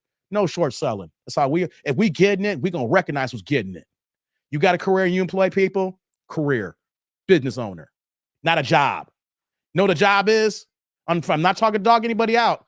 Job is you punch in and you punch out. When you get off work, you don't worry about nothing. Before you get there, you don't worry about nothing but the stress of working there. You see, you got to worry about payroll after you're done working. You got to take phone calls if someone got to call off work. You know what I'm saying? If someone has an emergency, you take it on. That's a career when you got to think about your situation 24 hours a day. Even when you're sleeping, you wake up and you got to check your messages. That's a career, not a job. Now let's continue now. I know I went a little bit long-winded there, but I just want to make sure that, if anybody else is like Logan here and they're thinking differently here, and I was like, nah, you got a career. Dank says, yes, sir. Blue-collar working men in my family built this country. Right, Dank? Exactly. And because you blue-collar don't mean you don't got a career. That's a difference here. People don't think that blue-collars are career men. Now let's continue now. It's back to Kevin here with this woman here and everything like that here about these are great questions about was your child at anything to a man here? And as we don't continue on about stepdaddyism. Let's go, guys. Let's go. Let's get it, guys. Lights up. You married a military guy. Why are y'all divorcing? He was cheating, and we can't work it out because he's a narcissist. So okay, narcissist has he had a clinical designation of narcissist? Or are you just saying that? Clinical medication. Something's going on. Narcissists lack empathy. Okay, so a narcissist is narcissist. He's been around children, so he has no. Okay. All right, I'm gonna say this, man. This whole high value thing has a lot of you ladies in a bad position. Mm-hmm. Man, you're in Alabama. You're divorced there with 2 kids, and you want one. Do you care if he's black? The man is black. I would prefer him to be black. Yes. And that means you want 8% of black men. 8%. 8% of black men earn over $100,000, and they don't really tend to live in Alabama. Actually, 7%. Kevin's just off by 1%. And then That's just in general. We're not talking about the 7% of black men who are already married, who doesn't matter age. They could be in that number, over 100,000. They could be in the NBA at 19 years old. They could be 75 years old at the end of their career. That huge gap. They could be gay, queer, or straight. So ladies, you need to think about it here. All these parameters in place here, is that man actually available who wants you? Because if he's queer or gay or transgender, he's looking at something else. If he's married, he's already taken. If he's at a certain age, he's too old for you because you're thinking, I don't want no old man. Or you may think he's too young for you. You're looking for a finite man here that may be only 2 or 3% of the population. Can't make this up here. And let's say if you do find this man here, what are the odds that you might have to share this man? Because what do you bring with these kids? You bring a bill. That's what you bring in. You come with kids, ladies. Guys like this here thinks that, hey, I'll go ahead and smash, but for the long term, you are a bill. Let's keep it a buck here, guys. Shout out to my man Mark here with the $5 holla here. Turn the chat green here. What you got here, Mark? Like the bus driver thing. Women need to stop looking down on all those who literally keep the lights on, the winter running, and the drive to stock the stores. Hey, man. Hey, Mark, I hear it, brother. Hey, salute, Mark. Thank you for the holla. Other content creators be showing love. Here's the thing here, Mark. You're right. Women can want what they want. It's called a preference. We understand that. The problem, though, is that when we look at these preferences, doesn't make sense. Are you living in reality? Because you could ask for something. It doesn't mean that you're going to get it or if it even exists, right? You look down at these men here, not thinking that these are the men that's probably then when everything hits the fan and you can't find nothing, these are the men you're going to be looking at 10, 15 years later, and they're like, no, I'm good. I'm good. So you're right, Mark. We got so many women who don't understand the art and finance. And here's the thing, too, I want to implore. Because of the situation here, that's why I implore my men to get it, to work hard and to grind. You just can't be living off your regular job. If you got to hustle to start a business or a side business to get this money, and the reason why I'm saying this here is not just because of the women, it's because of the climate that we live in. Goods and services are going up. The worth of your dollar is going down. So you just can't rely on just making $45,000, $50,000 a year and you're 1 or 2 bedroom apartment and you got a nice little Acura thing of that nature and say, I'm doing good. No, you're not, because you're going to be outdated in another 5 years when you can't afford nothing. We need our fellas to understand that when I implore you to elevate, it's not just because these women, even though that's going to be part of the byproduct of elevating. Women will come to you, but I want you to elevate for yourself because you got to live. You got to be able to afford to live in this country if you plan to stay here. And if you plan on just being average and you're okay with it here, it's not only that you're not going to be able to afford to live here in 5 to 10 years, you ain't going to get no women in general. I'm not saying to get money for women, but just know that when you go after women, go after money, the women will follow you. The women will follow you if you go after women. You go after women, you lose money, guys. So just remember that. Women have preferences and want what they want, and a lot of stuff is asinine. But just understand this, guys. If you're okay with just being average and not even ascending up, you're not going to get anything. It doesn't matter if it's women. You're not going to be able to afford McDonald's in 10 years. Come on now. I just remembered a few years ago before the pandemic, you can get a cheeseburger meal for $2.99. I go to the airport, that cheeseburger meal costs $10. And the burgers are smaller now. I'm telling you guys here, this is not just about the women. It's about you guys too as well. Thank you, Mark, for that holla, man. Thank you. Let's get back to the video. That's 8%, regardless as to the age. 8%, regardless as to their current marital status. 8%, regardless as to sexual orientation. And you didn't make babies with an 8% man. You made babies with a guy in the middle. Mm-hmm. Please explain to me why you want a guy who's so high up now. That's what I really want to understand. I feel there's nothing wrong with wanting a stepdaddy with high value. Like, it's okay for me wanting my kids to go to private school. Private school? Like, y'all hear this? Really? Really? Yeah. Yeah, I think tell me why. But yeah, wait a minute. Why are you not having these conversations about private school with your ex who you made these babies with? You're looking for a stepdaddy who's high value to pick up the pieces of the man you chose previously to go ahead and pay for these kids here. Oh, you can't make this up here, guys. They choose a man, have all these babies with him. I know it's only 2, but I say all these. You know, you having babies with him, and then you break up with him. Now you want to find a new guy to take care of these kids, and you want him to be on an even higher plane than the man you made babies with. Now you understand that men who see you with babies put you on a lower level pedestal.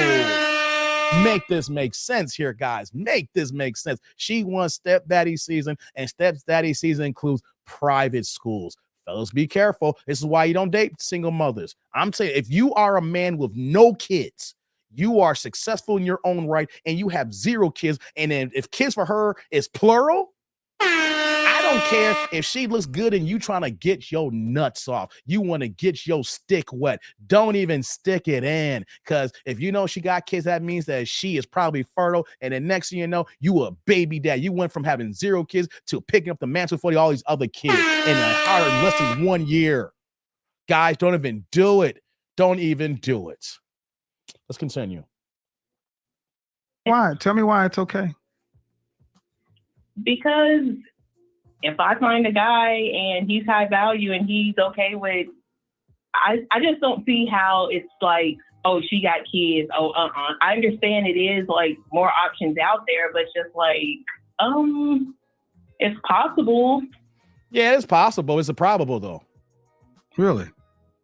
So you don't see any problem, you don't see any issue with wanting your kids to go to private school that you cannot afford to pay for and your husband can't afford to pay for. No, like if that's what I'm gonna tell you this. That's one of the issues in our community, that a woman like yourself could honestly come up and say, I don't see any problem getting somebody who had nothing to do with this to pay for the bill. That's that welfare state mentality. Mm-hmm. No, that's that. Not. Listen. I'm not insulting you, man, but listen. You can't afford it. Your husband can't afford it. That means you don't get it. The only way you could get your kids in private school is to find somebody else who's willing to put your kids in private school. You want your kids in private school? Get a nanny, get a tutor, work with them to get them a scholarship. That's what you're supposed to do. Exactly. Go get a second job. Go. Don't go get your hair done. And that's another thing. Like I'm a stay-at-home mom, and I'm okay. Ma'am, in this life, we get what we work, what we earn and worth. You want somebody else to pay your bills. That is unfair. It is selfish. How? Because you don't have the money. And I you do said, have, but I not, you can't afford to put your kids. Oh, Jesus. Comes from money. Okay, let me go ahead and grab this mute button. Because you said if somebody wants to come along and put your kids in private school, but you can't afford to put your kids in private school. That's what you said. I didn't say that I can't afford. Wait a minute. Let's get on here, right? I want to pause. I'll let that cook. You see how Kevin broke that down, saying that she's selfish because she wants. See, when we're talking about relationships, women don't understand the words come out of their mouth. See, the next man that she's looking for, she's not saying, oh, I want this guy to be smart. I want this man to be successful. I want this man to have these qualities of masculine frame that's going to allow me to be in my feminine frame. You know what I'm saying? No, I'm looking for a man who is going to allow me to be a woman and that I can be the best I can be for him. You know what I'm saying? She's not saying that. You know what she's saying? She wants a high value man because she has kids to put some of the perks is to put them through private school. See, a guy here and this is what we got to understand. Women may not say this up front, but women who have kids who may be divorced because they left their guy or they got baby daddies, they need help.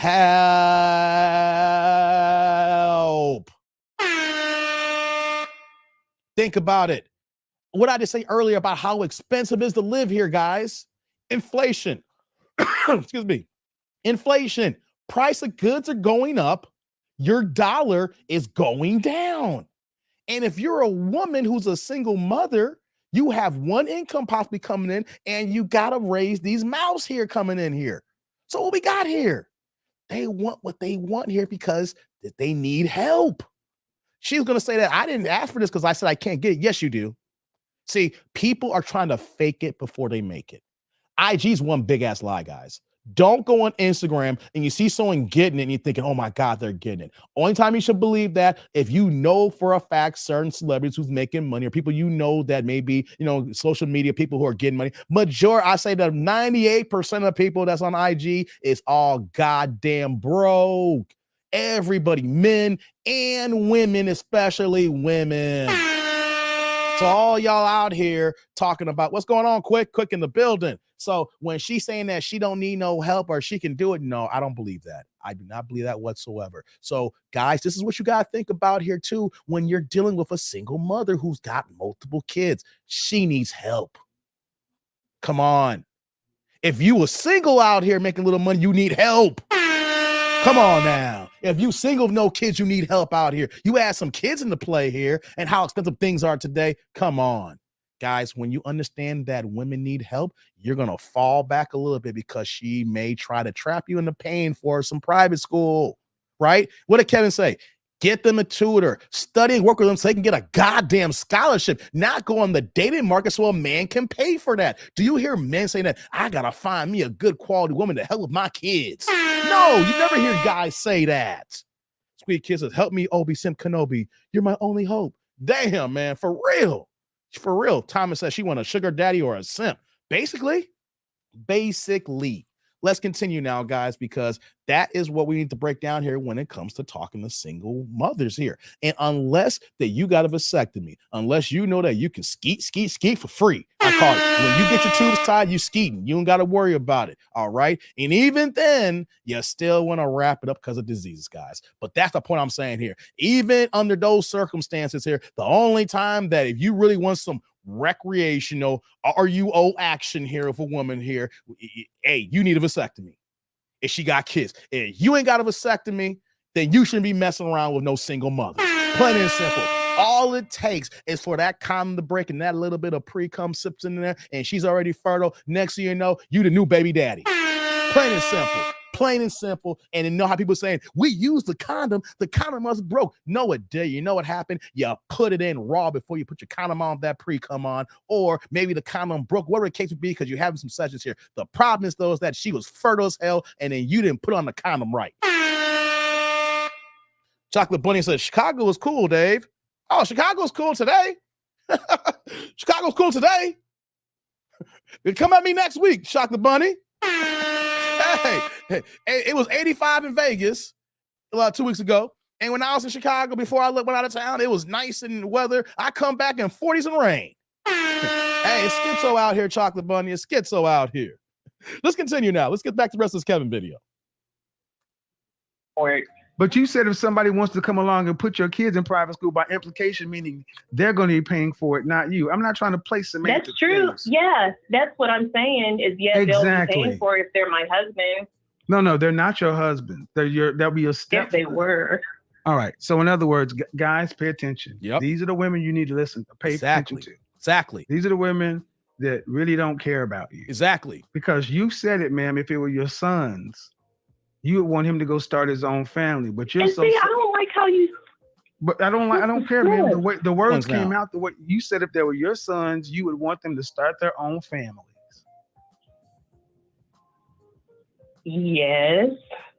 But for you, but I also think if they do want to be stepdaddy, they can be. So that's not the point. Cool. I didn't ask it. No, again.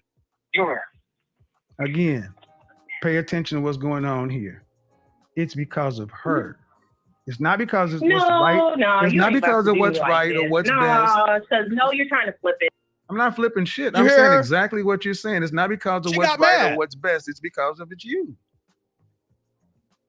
That's what it is. It's because of it's her. Think about what she's saying. I would want my sons to get the best possible, but I want you to pay for it. And that's fine, but what is he going to get for that? Me? And this is the mentality that guys are listening to, ladies, and saying, do y'all give a damn about it? Talk about narcissist? Did that woman sound like she cared about a man? Nope. That's the end of that video here. Don't leave, guys. I got another video going here. I thought that was a short one, but that was a good one here, right? Likes up in the building. Likes up, right? I got another video coming here. That ended, but you saw how she pushed back at the end here when he came back to the child analogy. If you had a son, what would be the situation here? Right? And then she was like, oh, you're trying to switch it. You see, women don't like it when we actually explain things, their situation, and especially things that come out of their mouth where they make it sound one way to them that makes them feel good. But then when the man says it right back to them, and when you hear it, he's not making up anything, it's just how men translate that. It's how men hear it and how we transpose it and spit it right back to regurgitate to you. And she didn't like it. He's like, these are your words. And you know what you try to say? You're trying to spin it.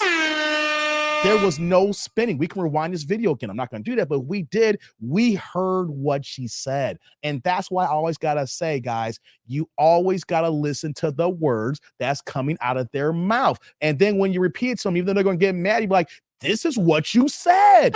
You can't get mad at me from the words that came out of your mouth, you presented and then gave to me.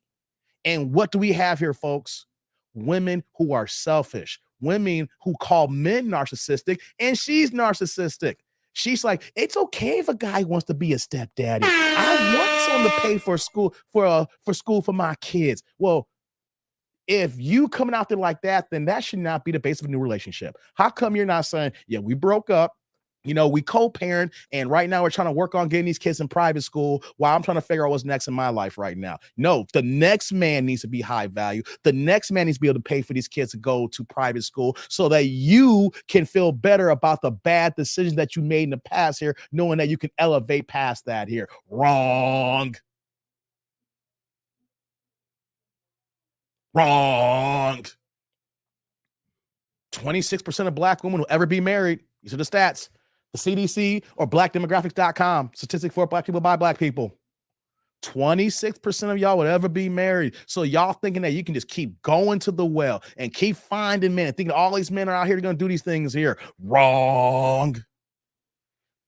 There's some simps out here who will do it. Yeah, look at Steve Harvey and look at that comment section. You're going to get a gang of men like that here. The question is, ladies, is that the men that you will stick around for? When you know that man is weak, when you, unfortunately, I got to say this here, we do got a lot of weak men here. We got to build up. When you know that man is weak, when you know that man is beta, you know that man doesn't have a backbone, you know that you can push him around.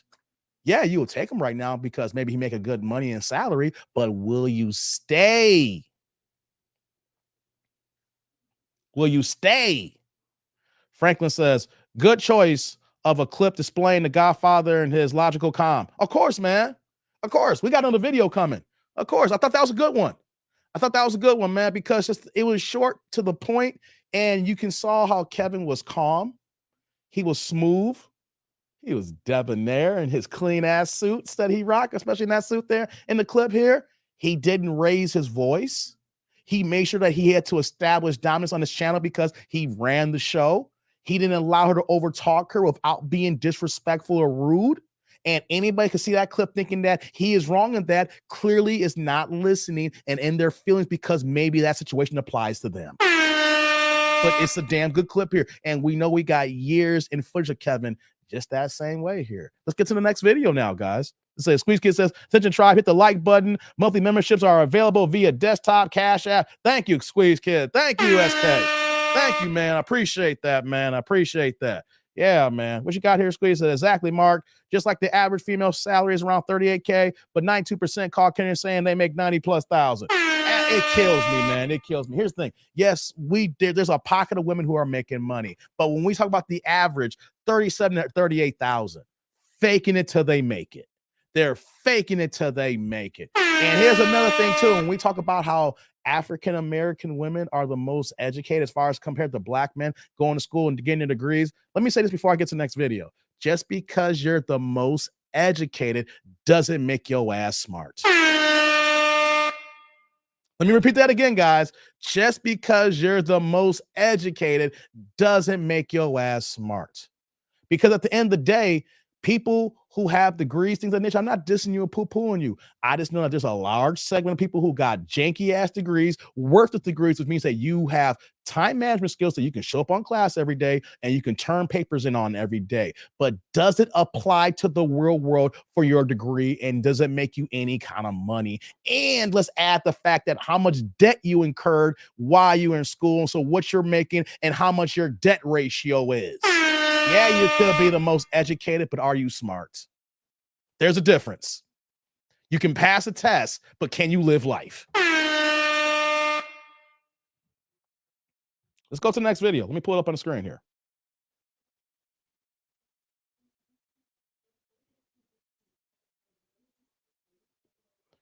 Okay, we got the next video here. Hey guys, I need 1 second here. Give me 1 second. I'll be right back.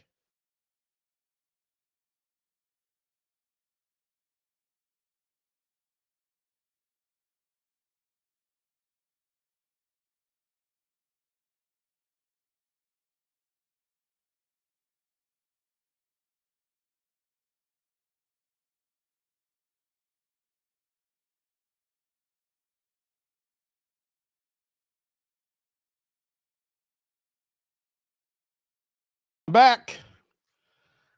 Sorry about that, squad. I'm back. I went to Dunkin' Donuts earlier today, right? I didn't finish my coffee. I had to get my coffee. My cold coffee, guys. Oh, I gotta cut out the caffeine, I think. Oh, I don't do Red Bulls. I do morning coffee. I don't drink coffee in the morning to the afternoon, but when you buy a large one, you know, they'd be lingering, I'd be sipping on it. You know. So let's get to the next video here. Before we do, though, shout out to my man Quick here.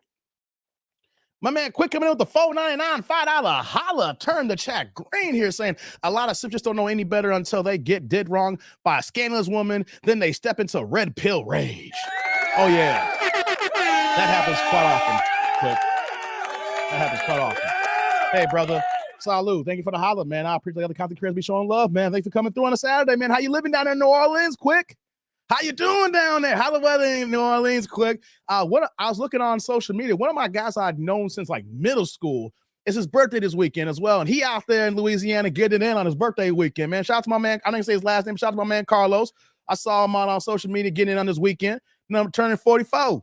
So how's it going down there in Louisiana, brother? Hope it's all good down there. Thank you for the holla, man. Thank you for the holla. She was like, the red pill rage is real. Hell yeah. I didn't think I had red pill rage, but when it happened, it was like, woosah. I was like, oh, God damn. I'm alive. I just back away from the red pill rage, turn into the Hulk. Like, oh, right, Sheila. Taco Boy said, how y'all doing today? My phone died, back on. Hey, we still here, though. We still here. We're about to get to the second video, y'all. Mark Reich, most enrolled. We gotta stop saying most educated. If you have a communication degree versus the other groups with degrees in sciences and math, you aren't the most educated. Yep. Reason why I'll say educated if you're getting the degrees, but doesn't mean you're smart. Right. You go into humanities, you're getting degrees that don't pay you no money, Mark. So point here. The thing that kills me is that when women don't do the exact homework, you go ahead and get your bachelor's degree, you graduate, then you go to the city, you get your first you may go home for a few months, you get your first job, then you get your first apartment in the city, you're young, living your, mini hot girl summers, like, I'm gonna be a business professional woman, and maybe making $45,000 a year, and you got $87,000 in school debt. Make that make sense that your first gig is paying you $45,000. You're saying, okay, I'm making above average than the average woman already because I got my degree, but make that make sense though that you're opening at $45,000 and you still over $80,000 because you went to the wrong damn field. If you walking in the door making that kind of money and you still owe that amount of money here, you got to make more wise decisions about the career choice you're making because you can be working your whole life to pay off student loan debt when you're only making $55,000, $60,000 a year when you can make that doing customer service if you really want to be about it. You don't need no degree for customer service. And I guarantee you can make $55,000, $60,000 you'll be sitting down with me. You don't need to go ahead and get $100,000 worth of debt to make $55,000 a year. No, you don't. You acting crazy if y'all are. Hey, before I get to the video here, he said it's wet out here during Jazz Fest. For real? It's wet up here too in Chicago, man. It's been raining all day here, man. The sun's come up a little bit, but we got that rain going on here as well, man. Now, I guess it's all over the Midwest and to the East Coast and to the South like that. We got this front like that. That's what's up, though, Quick. Good to see you, brother. I hope you're doing well. Shout out to Squeeze Kid, aka SK. I call him with the $4.99, the $5 holla. Turn the chat green gear before we get back to the next video. What you got here, brother? For the work. Thanks, TDND, and hit the like button, tribe. Oh, thank you, SK. Thank you, brother. Hey, man. Salud. Thank you for the holla, man. I appreciate you, man. Hey, yeah, I'm trying to do the dizzle here, man. We slowly grinding, man. Hey, before I get to this video here, I'm glad that Squeegee Kid, I call you SK. Like, say, I read everybody's names and stuff like that, and sometimes I got to go ahead and give you guys acronyms because I don't want to read the whole thing here, Hold on, let me see what C says. Yo, Dave, less than a week ago, I congratulate you on 2.9 million views. Now we're 3 million. Freaking congratulations, dog business is definitely booming. Yeah, man. Yeah, I went viral this week. Well, it's not officially viral, but we're trending towards viral. C's. Like, if you guys check out, some of y'all may be late, but I dropped a reaction video, Corey Holcomb. It dropped on Wednesday. So it says Corey Holcomb roasts Steve Harvey and Shannon Sharp. Yeah, because of that video, yeah, the views is kicking in right now. So it's officially 3 days in, and we're over 220,000 views on that video alone. Never had a video cook like that. On top of that, because of that video, all my other people are going down my content library and watching everything else too as well. So yeah, man, we cooking right now. Actually, when you see that 3.2, that's last night's update. I know we're over 3.3 right now. You know what I mean? So yeah, thanks. I appreciate it, man. We trying to cook, man. We trying to work, man. No doubt, man. I appreciate that, man. Yeah, we trying to get it. I appreciate that. Let me take that out here. I'll put this up here since he said that. What I want to talk about here, I'm glad he's brought that. I'll get to this video in 1 second here. And I'm talking about money, about women, about fellas too as well. And what is this saying here? I'm saying that I'm not rich. Nah, far from it. I've made good money in my career. I'm not going to lie about that. I can honestly say that I have grossed millions in my career. I can say that I have 6 figures in the bank, but I'm not rich. You know what I'm saying? When I start getting there, my goal is to have 7 figures in the bank. My goal is to hold 7 figures in real estate. You know what I'm saying? Until that point there, I'm doing decently, but I'm not rich. But what am I saying here? I'm able to do that with my current career, my job right now. And you guys still see me hustling on YouTube on the side. I've been making 6 figures since 2015. And before then, I was up and down making, but consistently where that's my base salary. I've been doing this for close to a decade. I've been making a little bit, you know what I'm saying? Been making decent money. But you know what I'm saying? You see me hustling on the second gig on YouTube. You know why? Because I talk about inflation. The price of goods going up and the worth of your value going down. I constantly repeat that here. And I'm trying to implore you guys that people are broke these days. And for you to get what you want, you got to work and get it. No one's going to get you that money. Guys, you can't be a woman, just be pretty and then go ahead and say the right things. And guys going to simp all over you and go ahead and send you money. As fellas, we don't have that responsibility. We don't have that opportunity. The only way we get that nut as a squirrel, we got to go out there and get it. All right? Ain't no one going to give us that nut as a squirrel, or else the other squirrels going to take our nut from us. So, fellas, I implore you, we got to work. We got to hustle. We got to figure a way how to get it, whatever's in your wheelhouse. You can't be content on your life unless you're already rich. And if you're already rich, you're already thinking about how to diversify your portfolio, move things around it so that other assets can grow, and then you can also build while not working as hard, but you're working smarter. I'm grinding, I'm working because I got to get it, because guys, we got to remember, we can only work for a certain amount of time. And then we get to that point there when we're unhireable, that's it. When you're out of your peak earning potential. So fellas, I need y'all to implore to yourselves that y'all can't be stagnant. Y'all can't be sitting still. Y'all got to go ahead and build and get it. Whatever it is, you're in IT, if you're in humanities, unfortunately, I say that doesn't make, but you got to figure out a side hustle on that. If you're in hospitality, if you're in medicine, whatever it is, you just can't, unless you're already a millionaire, you just can't sit on what you got here. You got to keep grinding. You got to keep working. You got to keep building. You got to keep doing what you got to do here, because if you don't do it, who's going to do it for you? Hey, if I had the opportunity to go full-time on YouTube, I would, but I have my career, but I'm taking all my other spare time to build this up here. I'm trying to be a motivation for you guys here, because guys, y'all don't understand the landscape of our economy. I'm talking to some of y'all here, and some of y'all just content. Y'all ain't gonna be able to live in 2030. Some of y'all, how y'all moving? You're gonna need a roommate or roommates plural to live. If you got a roommate, let's just keep it a buck. Ain't no woman really gonna be checking for a guy with goddamn roommates unless you in college. If you grown as hell, you supposed to got your own spot. I'm not saying to do things for a woman here. I'm saying what you're supposed to do as a responsible adult male. Gotta grind, guys. Gotta understand that. This life is not the same as it was when our parents were around getting it 40, 50 years ago. We in a different ball game. If you ain't hustling and you ain't grinding and you ain't got a career, if you ain't putting your best foot forward, guys, you're only going to expect to get what you put in. Thank you, C's Up. I appreciate that. We got to keep grinding. Thank you. Hey, I don't care if I have 53 in the live stream or if I have 400 in the past here. I'm going to give y'all the same show and keep hustling the same way, because I know where I got to get to at the end, guys. Got to do that here. We can't stay stagnant. We can't rest on our laurels. Come on. Let's get it. We have to get to this next video now. But I just want to implore to you guys. Guys, a lot of us here ain't going to be the 2030. You think I'm joking? Sit down and relax for the next 7 years. 6.5 years and see what happens. Shout out to my man T Lee here. What the 420 holla? Hey, you gonna make me go 420 after the show? Hey man, hold on. Let's get it going. 420. T Lee in the building. Turn the chat blue here. Salute. I appreciate you. I didn't read this. I didn't read it. Man, let me read it here.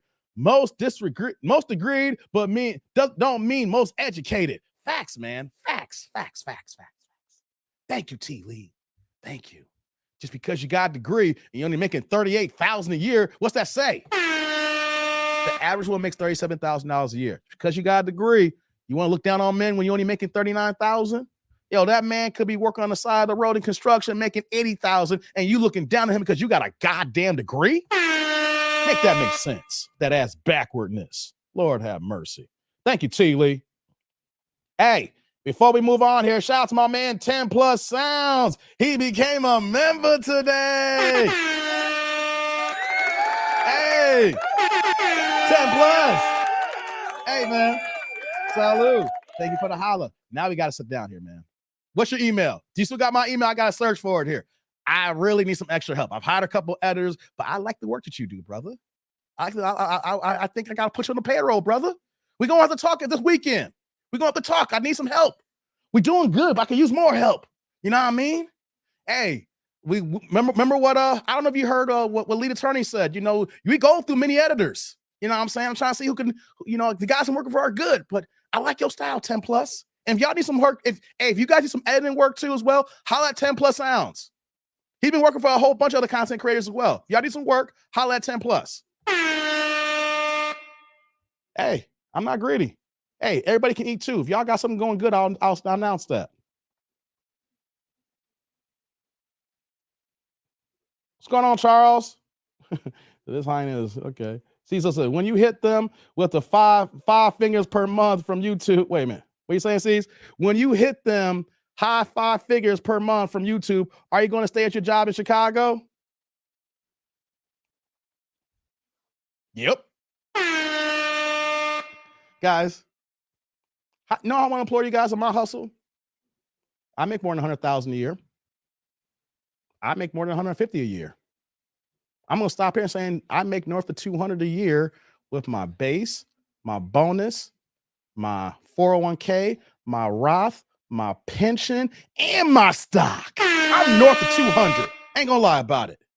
And I'm still on YouTube hustling, hours and hours grinding. Even though this is part-time, So, see, you gonna tell me if I'm gonna stop? No. If I'm making that kind of money in my career, not a job, I want y'all to think about this here. If a man can make that kind of money in his career and then can be at home and make that kind of money on YouTube, what's more important? Making north of $200,000 a year or making over $500,000 a year?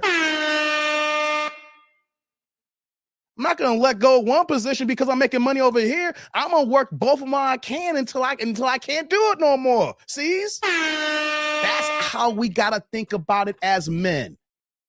How much I can stack this coin until I can't stack no more, because guys, there's gonna be a time when we can't work anymore. And when we can't work anymore, we gotta rest on our savings and our investments, or if you or your family. And the one thing I'm not gonna do is rely on my family, because I'm a man who gets it. I don't want to be a burden. So, see, to answer your question, hey man, I'm still gonna be grinding, baby. The goal is to make $1 million and to have more than $1 million in the bank in stocks and investments and real estate holdings. We getting there though. We getting there, and I need y'all to think that way. I'm not rich, but I'm gonna be there. But I got some joints. Some people may think I am rich. I have a different way of thinking rich. Some people might think I am rich. I don't think I am. But the idea is that I'm gonna get it, and I ain't quitting, brother. No, oh no. They're gonna have to let me go. See, they're gonna have to let me go, brother. That's how that goes. Zig says, hey, that's great, Dave. Congrats on hitting that algae. Thanks, man. Shout out to my man, Drew. Drew Titan in the building on a Saturday. What's going on, Drew? Hey, guys, before I get to the message, Drew Titan, if y'all new here, has a boxing channel. He does morning live streams Monday through Fridays around, 9 a.m. Eastern time. Hey, man, Drew be killing it in these boxing streets, y'all. Hey, it's a legit dope live stream show. And he also got other stuff that he drops as well. Hey, guys, show some love to Drew Titan. But let me get to his super with the $5 holla. Turn the chat green here saying, women gets a degree in basket women, has $80K in college debt, and she thinks she's better than most men. Shake my head. Ooh, Drew. That kills you, man. Hey, first thing first, Drew. Salud. Holla, I appreciate you, man. Yeah, they go ahead and get basket women, go to social work, you know what I'm saying? Go get their bachelors, put the bachelors on the wall. You see, you got your associates here, and you got your bachelors are here, and making $36,000 a year. And got the nerve to look down on the man because he out on the street on a July afternoon, dirty and sweaty, because he out there holding the stop sign because it's construction up there. And you want to look down at that man, not knowing that he's probably making $40,000-$45,000 an hour just to hold that damn sign when your ass over there making $16-$17 an hour at your desk job. Make it make sense, Drew. Make it make sense. Shout out to Drew. Check out his channel, man. All love, man. All love. That's my guy, man. Y'all got to show him some love. Y'all like boxing. And if you don't like boxing, real life talk too as well. Mixing in some real life talk that we kind of dealing as well. Shout out to my man, Drew, man. Ziggy's like, I blame HGTV and all them home makeover shows where the B has a degree and making soap and can afford a $1.2 million reservation. Hey, Zig, that ain't her. That's her man that can afford that 1.2. She's just there because she's at home all day, Zig.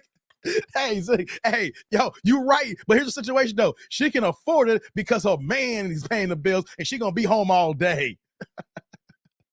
Hey, man, she's like 20, 30,000, 20, 30, 20, 40, 40K going to be the poverty line. Facts. It will be. It will be. What's going on, Rod? Salute. Rod in the building. We're about to get to this next video, guys. We're about to get to this next video. I got to get it going here, guys. It's been great talking to you on the Saturday, man. There's a reason why the Indian people are the highest paid. They force their kids to get degrees that make money. They put them in STEM, Mark. Science, technology, engineering, and math. I didn't get my degree, but that's why I'm in STEM. And that's the thing here. Not going to know just, I like this the way I think I can feel. Nah. Let's go to you got to work your ass off. You got to study. College may not be fun, but when you get done, you may have a little bit of debt, but the debt can be offset by your starting salary and know where you'll be in 5 years. You're right, man. You're right. Hey, shout out to my man C's who just joined the crew as well. He's a new member. Shout out to C's up. Join the crew. Hey, C's. Salud, brother. You know what that means? You part of AIC. You know what that means? You are now part of the Ain't-ish crew. We had to shorten it up, but Ain't-ish stands for the Ain't Shit crew, y'all. He part of AIC now. Salute to C's. Everybody say salute to C's up, man. This is family here, guys. I don't know if C's you recognize us here. I don't know if this is your first live stream, but we all family here, y'all. So go ahead and salute C's for joining the crew, y'all. We got a new member in the AIC, y'all. New member in the AIC. Salute to C's. Thank you, Theo, for popping up on 10 plus video channel here. Jermaine's like checking in from Cincinnati. Great show. Thank you, Jermaine. Shout out to Jermaine in the building. Yeah, shout out to my man Quick. Quick coming back with the $4.99 $5 holla. Turn the check green here. What you got here, brother? Me and Dave gonna buy a compound in Thailand and get served by hot Nick and Thai women until we die. I like that idea, Quick. I like that. Hey, Quick, brother, hold on. First thing first, salute. Thank you for the holla. I kind of like that. I think I kind of like that. I don't know, man. I don't know, Quick. Hey, ooh. Hey, we gotta get to the video quick. I don't know. Ooh, that sounds good. Damn you, Quick, with a holla. Ooh. I like it, Quick. I like it. I like the way you're thinking, brother. I like that. Should always be looking for the next come up. Residual income, that's the ticket, says Derek. Exactly. Dave can easily flu women and stop. Hey, y'all keep going with this flu in status. Stop it, Mark. Y'all stop it on this flu in. Hey, Drew's back with another $5 holla. Turn the check green here. That's my man 50 grand. What you got here, brother? Saying the woman on those shows be like, I'm a professional pencil sharpener. Outer budget, 1.3 million. Hey, man.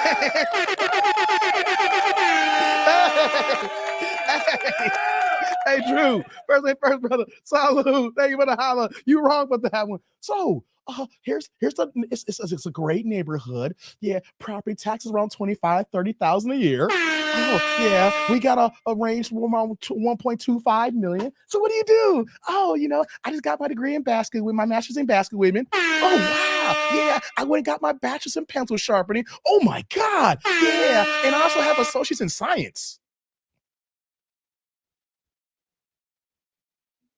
What? How the hell you got associates in science, but you got degrees in basket weaving and pencil sharpening? make it make sense. So yeah, we can go 1.3 at max. Oh wow, there's a whole lot of pencils. I know kids don't use pencils no more, but it's such a good degree. Hey, stop playing with me, Drew. Stop playing with me, Drew. Hey man, Drew, you wildin', Drew. You wildin', man. Shout out to New York in the building. New York in the building, stand up. Terrence, salute to you. Pinball is like, we family up in this mug. No doubt, man. It's a good way to die old quick. You ain't lying, man. What's going on, Tyrone? Salute to you, man. That's what's up. Theo's like, I need one sub to get to 38,000. Can somebody hook your boy up? Y'all hear that, guys? Theo needs one sub. Theo needs one sub to get that 38. He knocking on 40, man. He knocking on that 40. Hey, so if y'all ain't subscribed to Theo's channel, go to his channel right now and get that man at 38. That 37,999 is looking kind of lonely right now. That 37,999 is looking kind of lonely right now. Go ahead and hit that one. Someone be there. Be the one to make the change. Be the one to make the change and get us that 38,000 marker there. Come on, man. Let's go here. Where am I at here? Did we get that one? Did we get those 7? Oh, we 5 away from 16,000. We don't get it tonight, probably. We 5 away from 16,000. Just 2 weeks ago, we were at 15,000. We 5 subs from 16,000, guys. Where y'all 5 at? If y'all ninja watching, click the subscribe button. Where y'all 5 at? Go ahead and subscribe. Y'all know you love these live shows. You know you love the family, you love the interaction. Let's do it. Yeah. You got it? That's what's up. Theo got it. Shout out to Theo. 38. He climbing. He building. Shout out to Theo. Got the 38. No longer on that 37,999. Wait. Before I get to the video, what y'all know about that? What's that from 1999? From Common, Sadat X? Still living minds in the 199. Who hip hop head remember that joint? Still getting minds in the 199. Hey man, Sadat X and Common was spitting on that track about 25 years ago. Hey man, who know about that? I know y'all know about that. I don't know if y'all some real hip hop heads like me. Like I said, I'm the backpacker that grew up. Come on, man. What y'all know about that? Still getting mine in the 199. Hey, come on, man. Shout out to everybody, man. Shout out to everybody. Yeah, I subbed for both my accounts, Theo. That's what I like to hear, man. Yeah. Thank you, Theo. Tyrone says, real man space right here. Nothing but kings and queens in this beat today. No doubt. We getting it. Let's get to this next video, guys. I told you I was doing a couple of videos, and I got time. That's why we came on early on a Saturday, so I can do this here. And I'm not rushing, so I can have the rest of my Saturday night to myself. I figured we give y'all Saturday afternoon. Here's what I'm not going to do, guys. Don't ask me about that Canelo fight. I ain't paying for it, and I ain't watching that BS. I'll catch the replay. So even though I'm a diehard boxing fan, ain't going to be no Canelo tonight. I'm on some other stuff, y'all. So, guys, we're back to Kevin Samuels again. Appreciate y'all for coming through. All the supers, thank you. The new members in the crew, thank you. Let's get back to the show now. Let's have some more fun. Let's get back into it. Let's break this down here, from a legend of Kevin Samuels here. So this next video, along the same lines here. You know what I'm saying? On the same lines. So let's get it, y'all. Let's do it. Likes up in the building. We 2 hours still going in. Likes up. Chronicles, baby. Bonnet Chronicles, baby. So what age should a woman start lowering her price? I don't think a woman should lower her price, period. Wow. Oh, okay. Why? I feel like God is going to elevate you in every level. Hold on. If you pay attention when I said God already came down and tapped you on your shoulder and said, I don't. No, I'm serious. I feel like I'm serious too. God has, okay, are you in Dallas? Yeah, I'm in Dallas. Dallas. Let me tell you something, sweetheart. I lived in Dallas most of my adult life, and God ain't got nothing to do with our natural choices in relationships. Go ask TD Jakes. Go ask Freddie Haynes. Go ask Tony Evans. Go down to IBOC and ask. Go ask any preacher there, and I will tell you, God ain't got nothing to do with our natural choices. God has a lot to do with everything. No, it doesn't. Because if he did, then he'd be responsible for this mess right now. Marriage is a exactly. Before Kevin Cooks here, let's stop that right here, guys. Let's stop that right here. When people, especially women, say, God is going to bring me a man. God is going to help me to this situation here. Excuse me. No, God is not. Y'all got to stop that. Even for y'all most religious people, y'all got to stop that. God ain't going to do nothing for you. And you want to know something?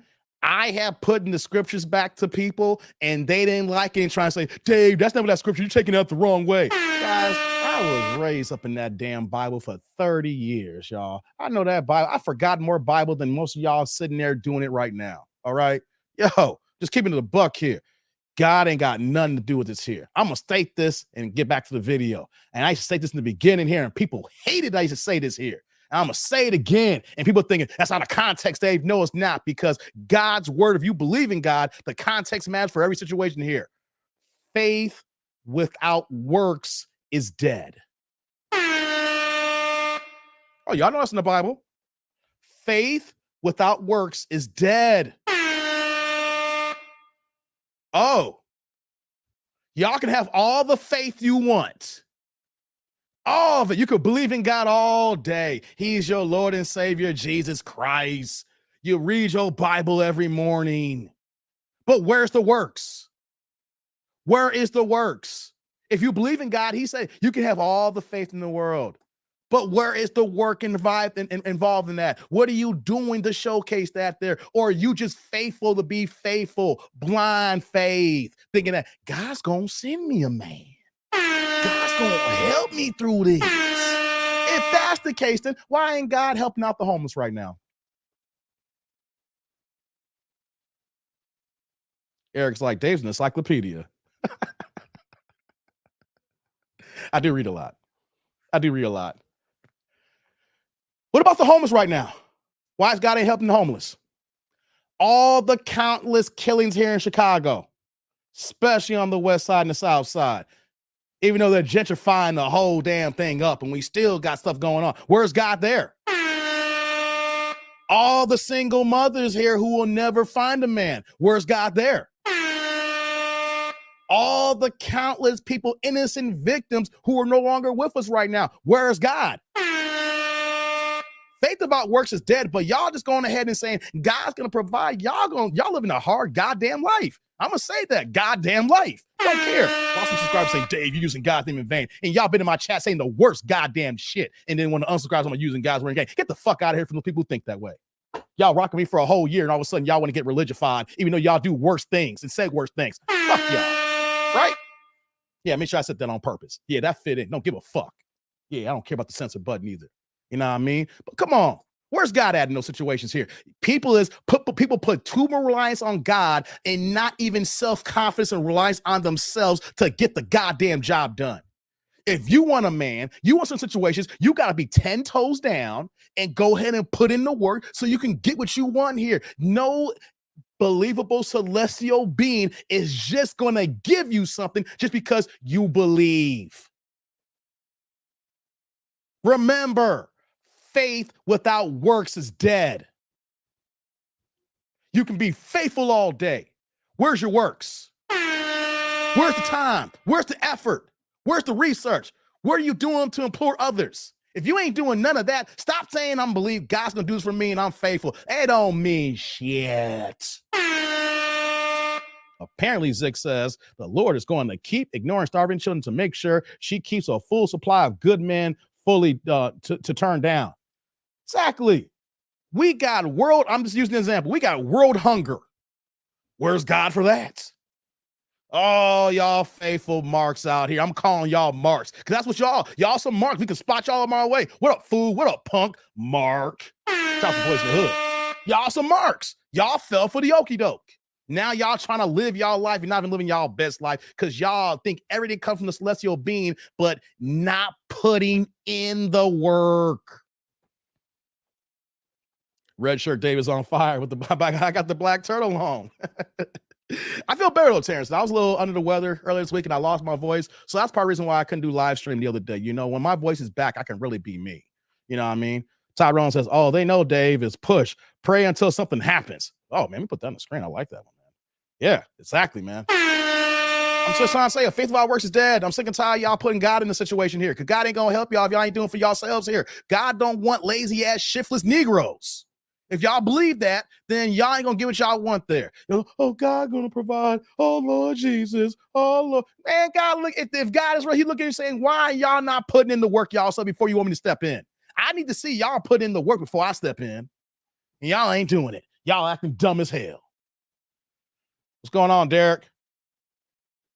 He said, well, Dave. Just keeping a buck here. Keeping a buck here. We human beings are so fucking stupid. We want to have blind faith without putting the work in. If God's really will, he don't care about your damn blind faith if y'all ain't doing nothing with it. Look at Black China. I'm about to get back to the video here. Hey, I think that all the heat that I took for that Black China Corey Hogan reaction video, I think I'm right now. All of y'all right-wing motherfuckers talking about, oh, she's changed. Y'all need to stop getting off her. And what happened? She got her birthday party to be hosting a goddamn strip club. I thought she was baptized. I thought she was Christian. She took her devil tattoo off. She over here wearing her natural self here, taking out the injections and fillers and BBLs. And what is she doing right now? She's hosting strip club parties. Oh, y'all God-fearing people got to get the fuck away from my channel and shut the fuck up. Because y'all don't know what the fuck y'all talking about. Y'all so happy to see the prodigal son or daughter return, not knowing they run a hustle on y'all asses. They running a hustle on y'all. And y'all just so happy because someone praises God. And you're like, oh, someone praises God. Thank you. Not knowing that that's another goddamn hustle. God is the biggest hustle there is. Ooh. Let's get back to the video now. I had to make sure I say that. Because when I hear the God part, it's like, oh, y'all some shifty, lazy-ass Negroes. Oh. A tiger doesn't change his stripes, says Derek. Facts. You've been a hood and a banshee hood booger your entire life. I'm sorry. It's going to take years for me to believe that you turned your life over to Christ.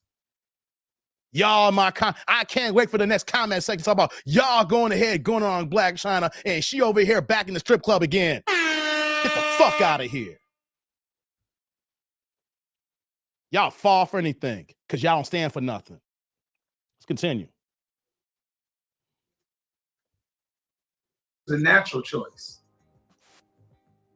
Jesus ain't your husband. You picked the right one. I grew up in the church. This ain't gonna happen. Oh my God. No, but I agree with you. I totally agree. But women shouldn't. You say she shouldn't lower her value.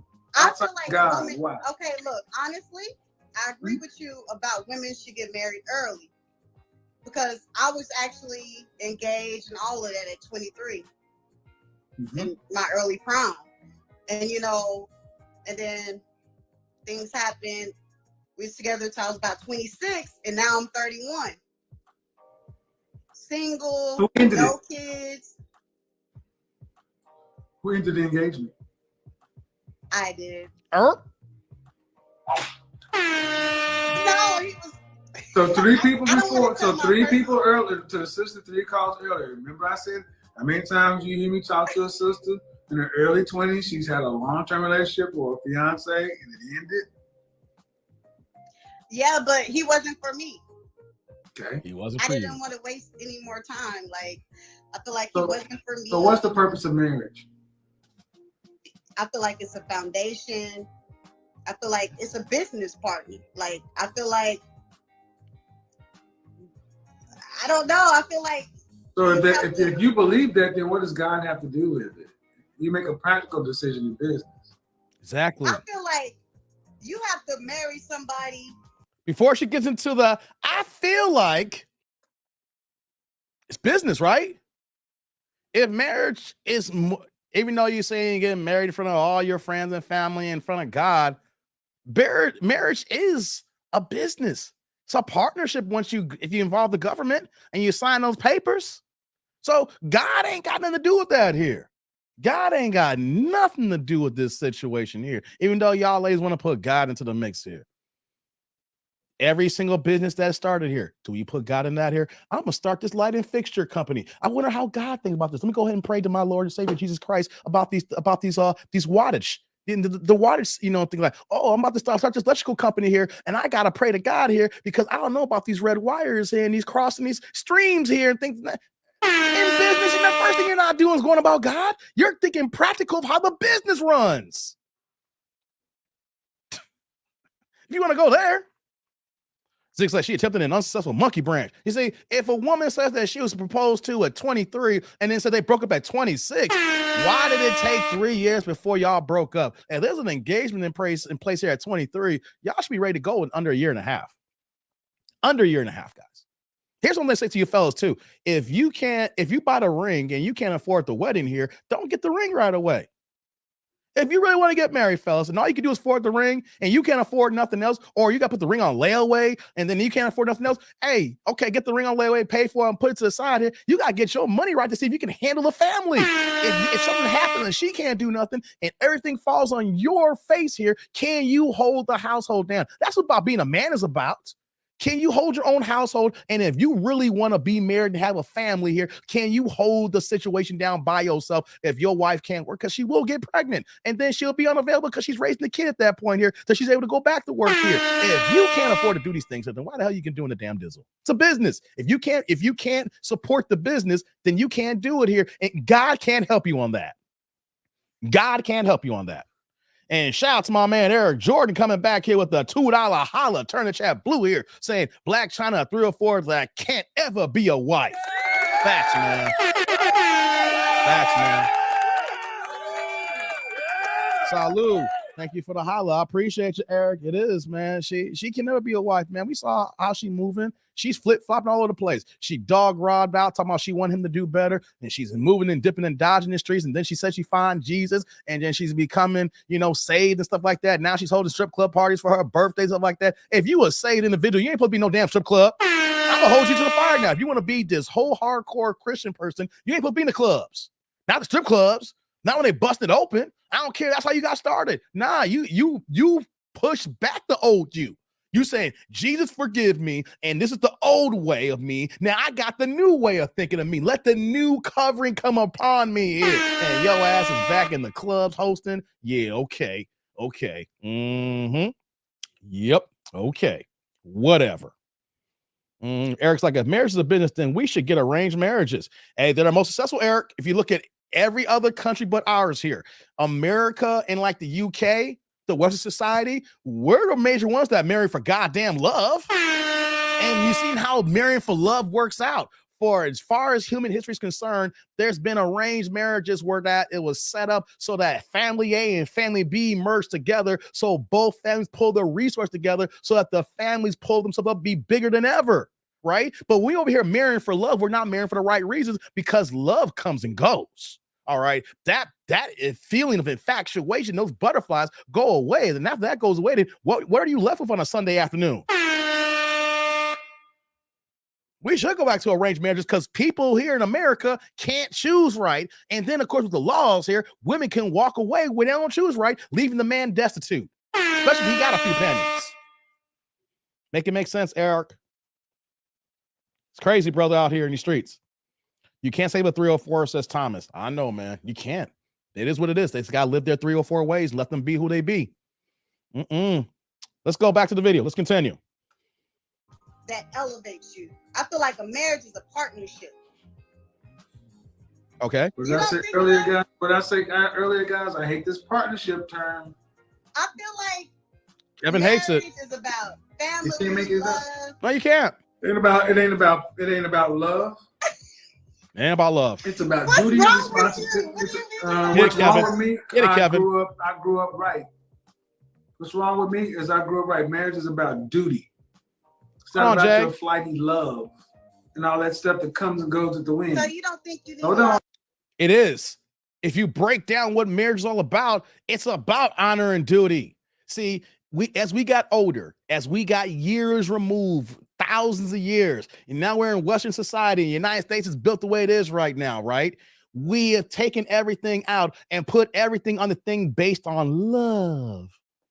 Love. Love. Love.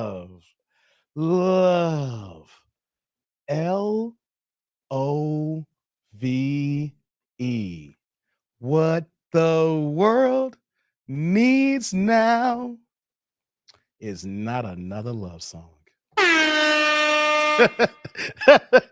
Yeah, y'all didn't know I was gonna go with that one, huh? If you know where I got that from, post in the chat. I didn't come up with that on my own. I took that from somewhere, but I don't think y'all know where that came from because that's from 30 years ago. I don't think y'all know where that came from. I know, and it's from y'all. It's from somebody who y'all love and dear. Hey, I don't think y'all know where that's from. Hey, man, y'all didn't keep me on that one. I love that movie too, man. I love that movie. Jay's like, I thought Dave was gonna start singing again. No, not this time. Almost. Hey, man, if y'all know the movie, y'all gotta post it, but I bet y'all don't know the movie or the soundtrack. It's one of my favorite movies of all time, man. It's one of my favorite movies of all time. Oh my God, I bet y'all don't know it. But I'm just gonna go down over here. It's not Dionne Warwick. Nope, not Dionne Warwick. Nope, not Dionne Warwick. Nope, not Whitney's aunt. Nope. It's from a guy. It's from a man who said it. What the world needs now is not another love song. No. So y'all ain't gonna get it. And I'm looking at my phone right now. Denzel Washington sang that. Denzel Washington. Mo Better Blues soundtrack. That was Denzel. Hey, y'all go ahead and pull up Mo Better Blues and pull the Mo Better Blues soundtrack out there. That was from Denzel Washington. All right, now let's get back to the video because y'all sleep beyond Mo Better Blues and Denzel 30 years ago because he even said it. The world does not need another love song. Let's continue now. Y'all sleepy. No, listen. Were your grandparents or your great-grandparents married for 30, 40, 50 years? Yeah. You think that was love? My granny said it was love. No, your granny told you it was love because that's just what you wanted to believe. That was duty. It was duty. Duty. And see, the funny thing is, but your grandmother got married at what age? This is 2021. Your grandmother got married at, hold on. Your grandmother got married at what age? She was young, like she was about Right. 20, 21. Exactly. And the only thing that's happened in 2021 is you women are all outside of your natural order. But my This is granny why you're taught dying me to marry alone. early. My Huh? granny taught me to marry early. Exactly. She told you, but She you're told me to marry early. but in 2021, especially in the Black community, Black women Trying to charge this. are living according to their own calendar, doing Yes, they are, Kevin. Hey, Eric, Denzel been around longer than that. You look at Denzel's filmography. My first time I watched Denzel was Mississippi Masala. All right. Yeah, he got 30 plus in Mississippi Masala. All right. Denzel was a young brother who fell in love with an Indian chick in the deep heart of the South. That's why it's called Mississippi Masala. Hey, man, he's been around longer than that. But yes, Denzel, Mo Better Blues came out 30 plus years ago here. Pull the soundtrack up and you will hear him singing on there on a couple of joints because his character actually played the trumpet, right? But the actual soundtrack came from Branford Marsalis. See, I almost had a brain fart, but there's no way I'm a brain fart on someone who I love. And the reason why I'm a big fan of Branford Marsalis, because to me, growing up, he was the best tenor saxophonist that we had here. Saxophone player altogether. The whole Marsalis family is like jazz royalty. His brother Wyndon's a beast on the trumpet, but that whole soundtrack was done by the Branford Marsalis Quintet. Or quartet, I'm sorry. So that's all I know about that and everything. You know, Mo Better Blues, that soundtrack. But when Denzel says that here, oh, that's one of my favorite songs on that. That one and the title track of Mo Better Blues, because your boy can actually play on the saxophone. Now let's get back to it here, guys. Just to let y'all know here, because y'all sleepy on that Denzel movie and Spike Lee joints. It's not just Denzel, it's a Spike Lee joint. All right. You had Wesley Snipes in there. All right. Oh, you had Cinda Williams in there. Oh my God, this is a whole bunch of heavy hitters from the Spike Lee crew. But hey, that's where I got that line from. Y'all got to wake up. No. Branford Marsalis. Terrence Blanchard did material on the movie. Look at the soundtrack. Look at the town soundtrack, T. Lee. Those songs were made by Branford Marsalis Quartet. The Mo Better Blues track. That was Branford Marsalis. That track I'm talking about for Denzel Washington. That's Branford Marsalis. Terrence Blanchard is a musician that works in the Spike Lee orbit sphere. That album, when you buy that, you're buying Branford Marsalis Quartet. Branford Marsalis. Who made Mo Better Blues song? I don't gotta look it up. Who made the Mo Better Blues soundtrack song? That's the Branford Marsalis Quartet. That song I'm singing, that's Branford Marsalis. The one song, if you want me to actually to hum the songs out right now. Oh, come on, man. Branford Marsalis wrote those joints. I know you may own it. I played it. I performed it. I performed it. Those songs were written by Branford Marsalis, my former manager who used to be representation with I used to be a former Jehovah's Witness, right? And the people who brought Prince into the goddamn cult, my manager used to represent them. And so everything that I used to do was all jazz material. I played nothing but Branford Marsalis material, John Coltrane, you named it. Cannonball Adderley. I grew up around it and I owned it too. I owned the movie. But if you look who wrote those songs, who performed those songs, that was the Branford Marsalis Quartet. Now, if you want to talk about certain elements in the movie when they're having those, their silhouette scenes, and then you're seeing the close-ups and the instrumentals, yes, that's Terrence Blanchard. The actual album, it's like only like 8 or 9. It's a very short album. The actual songs in the album is the songs performed by the quartet in the movie, T. Lee, because Denzel's the trumpet player. Wesley was the sax player. I forgot the brother's name who was on the upright bass. He died a few years ago, who played on Spike Lee movies. He's the one that played, who died in Do the Right Thing, who had the gold chain on rings on his hand. He passed away recently. He was playing the upright bass. Hey man, what's his name? Giancarlo Esposito played the piano in there. And I'm saying the actors, right? Billy T. Lee, who wrote those? The Branford Marsalis Quartet. You gonna tell me? Hey, if you know anything about jazz music, T. Lee, this is not an argument here. This is a 1-0 here. Branford Marsalis does not play material written by anybody else.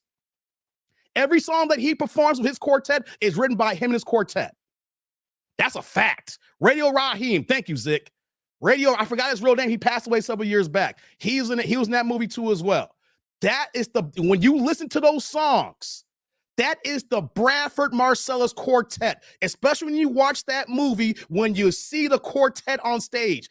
That, and especially the saxophone scenes with Wesley Snipes, that is all Branford Marsalis. Put some respect on Branford Marsalis' name. You can look at it. I know who performed it. It was written by Branford. You gonna tell me Mo Better Blues?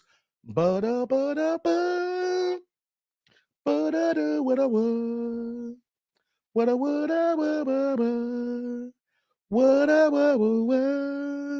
That line was written by Bradford Marcellus. The whole song was. We were performing that back in 91, 92 when I could able to actually perform those songs when I was young enough to figure it out. Terrence Blanchard is around the instrumental parts when you're having those filling scenes. When the movie is done and shot and you want the instrumentals with the horns and the string chord, the strings, things of that nature, that's Terrence Blanchard in that mix. But when you talk about the performance scenes, the stage scenes, the quartet, that's Bradford Marcellus.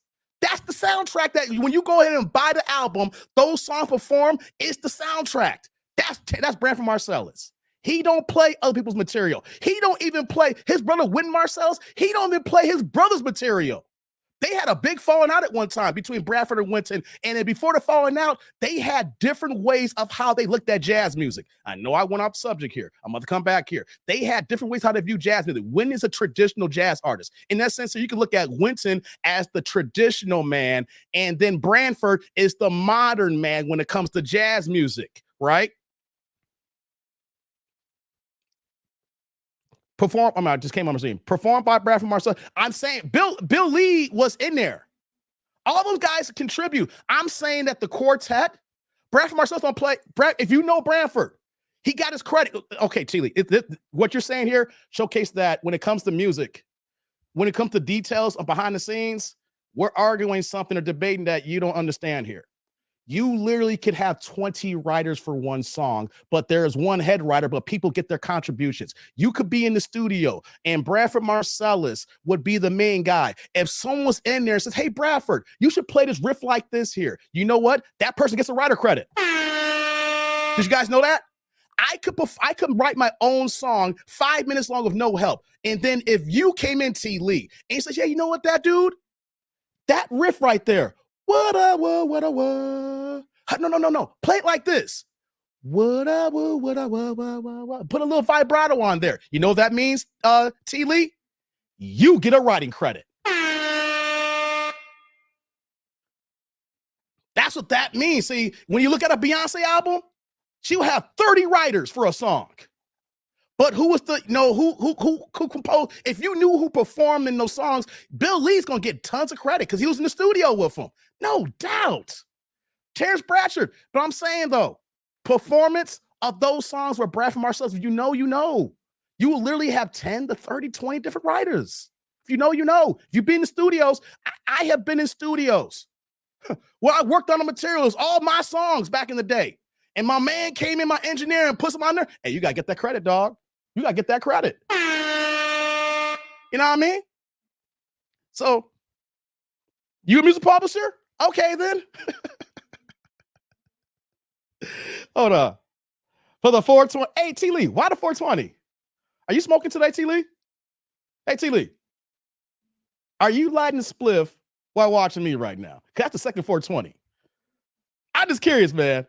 Are you smoking today, right now? It's cool, because I need to do that later. But check it out. You gave me the blue, the 420. I'm a music publisher as well. Hey, T. Lee. Salute. Thank you, brother.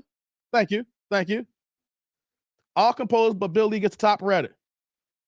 Oh, you are? Hey, congratulations, T. Lee. If I didn't do this show, man, that's what I'll be doing right now.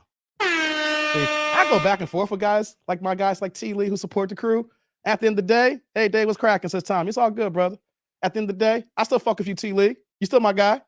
We may not agree on this a little bit here because I you know what I'm saying, you know, like the credit, things of that nature. We know maybe the fact that you're typing and I'm talking, and I would like to hear you talk about it as well. We could probably be on the same page possibly, but I know what I'm talking about too, man. Like I said, you know, my earliest studio sessions was with Brandy. I don't talk about my music. I don't talk about my music, but I was, you know, I mean, my peoples, you know, back in the day, we used to do some things, you know, but, you know, it didn't work out. You know how the music game goes. But yeah, man, we're both right, but we're typing. Hey, you know what, though, T? The reason why I pulled back because when I'm like, you know what, though, I'm talking, you typing, and you my guy. You know what I'm saying? But it's all good, though. I like the banter. We're about to get back to Kevin Samuels here. Like, Tommy's like, T. Lee is my real first and middle name. I be feeling like they be talking about me. Oh, for real, Tommy? We gotta get back to it here. It's all good, T. Lee. It's all good, T. Lee. You see, we go back and forth. You know what I'm saying? But here's the thing, though. When I go back and forth with somebody, when it's over, it's over. I ain't mad at you, right? See, that's the difference between men. I do this on purpose, guys. That's the difference between men and women. I'm gonna get back to the video. See, I can live stream. I don't care. I can go like another 40 minutes or so, right? So I do this on purpose because even though if I don't agree with somebody, but if you still my man, you still my man's. We agree to disagree, you know, maybe we agree, but because he's typing, I'm talking. But at the end of the day, T. Lee is still my guy. T. Lee be coming to these live streams. T. Lee be adding and cracking. You know what I'm saying? T. Lee T. Lee know this stuff too. So even though we disagree, it's not gonna get mad. It's over. I'm fighting him. It's over. No, but when it comes to women, though, oh my God, how dare you? Psst, I ain't talking to that hoe no more. She's a hoe. Oh my God, how can she be this way? As fellas, it's like, hey man, it's all good though. You know, it's just good. It's, you know, you got, you know, you say that and I say that and we good. We'll figure, you know, we get, you know, it's over now. Still, it's, at the end of the day, it's a dope soundtrack, right? See, Lee? Hold on. This is how we close it down here. I gotta move on. Hey, T. Lee, it's a dope soundtrack, ain't it? Ain't a dope soundtrack? All the musicians involved put in that work, right? That's all that matters right now as we move on here. We'll go back and forth another day on some Mo Better Blues. Damn right, exactly. But Denzel did say that. Let's get back to it. What the world needs now is not another love song. And that's what we're talking about in these live streams. All this love that don't get nowhere because it's all about feelings and we're not thinking logical. All right, let's get back to Kevin Samuels now. I know he took a left turn, but that's why I do these live streams here. I have to have fun with my crowd here, man. The subscribers are dope. This is family here, right? We have a good time. I'm doing the show here, but we can pull an audible every now and then have a little disagreement and come back to it here. I can play most of it on the trumpet. We can do it. You play trumpet, T. Lee? Oh, snap. That's what I'm talking about. Play a musician in the house, yeah. You could be Denzel and I'll be Wesley. We could be hating on each other and I'll take your woman from you. Hey, I'm done with Mo Better Blues. I'm done with Mo Better Blues. I'm done with Mo. That's what Wesley. Hey, Wesley was the epitome of Dirty Mackin' in that movie. He did pull us in the wings at the end, though. If you want to see Dirty Mackin', watch Mo Better Blues and Wesley Snipes. The difference is, though, he did get the woman at the end. Doesn't happen all the time. All right, guys. Me and T. Lee are done. That was fun. Shout out to T. Lee. That's how we get down, guys. If y'all new here and you see this, my tribe here and how we get down, even the disagreements, we're going to have a good time going back and forth at it. That's my guy, man. That's my guy. What you saying here, Tyrone? Just finished oh, for real, you too? Man, y'all out there and I'm not because I'm working. And I'll keep it a buck. I could do it. I'm just not going to be able to give you the same type of banter. And I'm being a little bit in my head. You know what I'm saying? I'm cool that way. I'm just not able to give you a good show that way. You know what I mean? So, yeah, let's get back to it. Kevin Samuels, Bonnet Bays on the screen. All right. Talking about love and God and stuff like that and how God can change. I know we're going to off-board topic here, but y'all got the analogy, though. You know. So let's get back to it, guys. Let's see Kevin talk to his woman here and get back into it. Hey, my boy Ro Holiday worked on Brandy's first album also, says Derek. Oh, for real? No, I was working with Brandy back in 2004. This is back when Brandy was dating Quentin Richardson. And if y'all know Quentin Richardson, Chicago legend, played ball out here, then went to DePaul and then had a successful NBA career. Well, his brother was also a music engineer and producer. And before we lost him, he was crazy enough. He was murdered on Thanksgiving weekend, almost like, it's been like 16 years ago now, 16, 17 years ago. I can't believe. But Quinn's brother Q passed away and left us here. So during that time period, I used to work with his brother and stuff like that. And he was a damn good engineer and producer. And Brain used to come through all the time, man. That was my former life that I don't talk about too much, man. But yeah, that should be me, man. I don't talk about it. We got to get back into the video, guys. We got to get back into it. We'll talk about that more often. We'll talk about that more, Mo Better Blues is a better version of Crossroads. They weren't playing the devil, though. Yeah, I know. Let's get back to Kevin Samuels now. We're back now, guys. Sorry about that. Doing what you want to do. No, you can't just marry anybody. Or would you marry anybody? See, that's a disingenuous. That's not a that's a disingenuous question. The question is this: are you a wife? Ooh. You can't just wife anybody. Are you a wife? Are you a wife? I'm everything. No. Are you a wife? No, are you a wife? Yes or Direct no question. Yes. Okay. He who finds a wife finds a good thing and obtains the favor with the Lord. And I'm telling you right now, you may be a lot of things, but the woman I'm talking to right now may be funny, but you're not a wife. Why you say that? Watch the replay, man. What is a wife's? You talking about partnership and elevating? What is a wife's role? You're telling me that marriage is not about love. It's not. It's not. It is. No, it's not. What was Eve's purpose? Your job as a wife is to be what? You have to be a great. You don't know. How you a wife and don't know? You can't be putting me on the spot. I feel like a wife has to put God I'm to a first. 30-year-old woman that says influencer marketing professional. Yeah, I feel like a wife has to put her family first. I feel like Before she talk about putting her family first, ain't that crazy? I say you put me on the spot here, but you said you was engaged at 23. And you said to you everything. He said, I need a yes or no question. Are you a wife? She said, yes. If you know that you're a wife, you know what a wife entails. You can't say, why are you putting me on the spot? Right? Why are you putting me on the spot? If you everything, you should be able to ask a question like this. Are you a wife? Yes, I am. Then what is a wife? And then you go ahead and say what a wife is. You don't say, you don't put me on the spot. Hey, man, come on.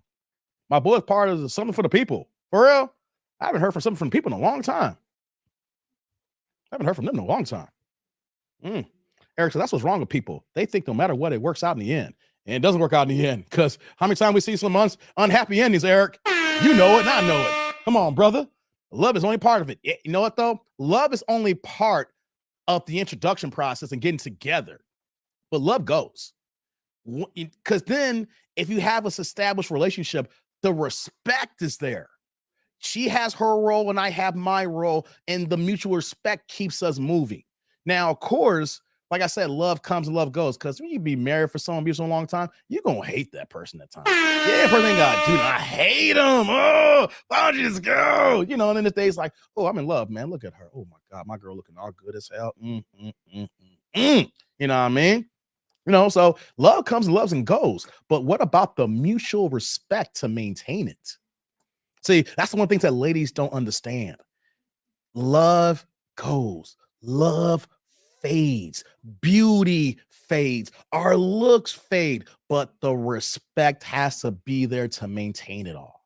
If that's not there, and all you are is it's only a matter of time before the clock ticks midnight and it's over. Still producing now? That's what's up, man. Good stuff. Let's get back to it now, guys. Let's let it cook more. I feel like a wife has to know how to cook, clean, loyalty, communication, and most importantly, know God. Like, I feel like a wife has to teach her children how to. Okay, you want to go? So we want to do Christian marriage, do we? You don't feel like you need God in a marriage? No. I just want to be clear. So when I start going in on Christian marriage, you don't start going sideways on it. I don't know. I just feel like that's the point, sweetheart. You don't know. And as a Christian black woman, you should know. Mm-hmm. A woman's job, Eve's job, was to be a helpmeet to Adam. That's your job. Your role on the planet is a man. What's going on, Pooh, man? Not your career, not your job. As a man. Take it up with your God. You don't like it. You know what's so crazy? Honestly, this is my first time being on your page. I've been hearing about you. And but the thing is, so many black women, you don't take relationships, marriage, life seriously. It's a game. It's a joke. No, I do take my relationship. That's why it can be this flighty stuff about love. Let me ask you a question, serious question. At 31 years old, do you think you're as serious as a 31-year-old as your grandmother was when she was 31? Yeah. Okay. I feel like. Do you think the women today? Do you think the women of 2021 are as serious as women their age back 100 years ago? No. No, they're not. Because life has changed back, and it's gotten more serious. But you've gotten less serious. Yes, it is, Carl. We've been cooking for 3 hours. I feel like I am serious, but guys, men like to. How you doing, brother? Good to have you here. No. Hold on. No. Hold on. Time out. No. That doesn't work with me. We're going from women to you trying to deflect to men. Women have gotten less serious with more opportunities. No. No. Don't want a loyal woman. They want the First of woman all, Oh, understand God. something. you gonna cut me off? Over here, we stay on the subject. The men you decide to let in your bed are your problems. If you get a man that doesn't want to, man, though. That's what's so crazy. then where's your husband? I'm picky.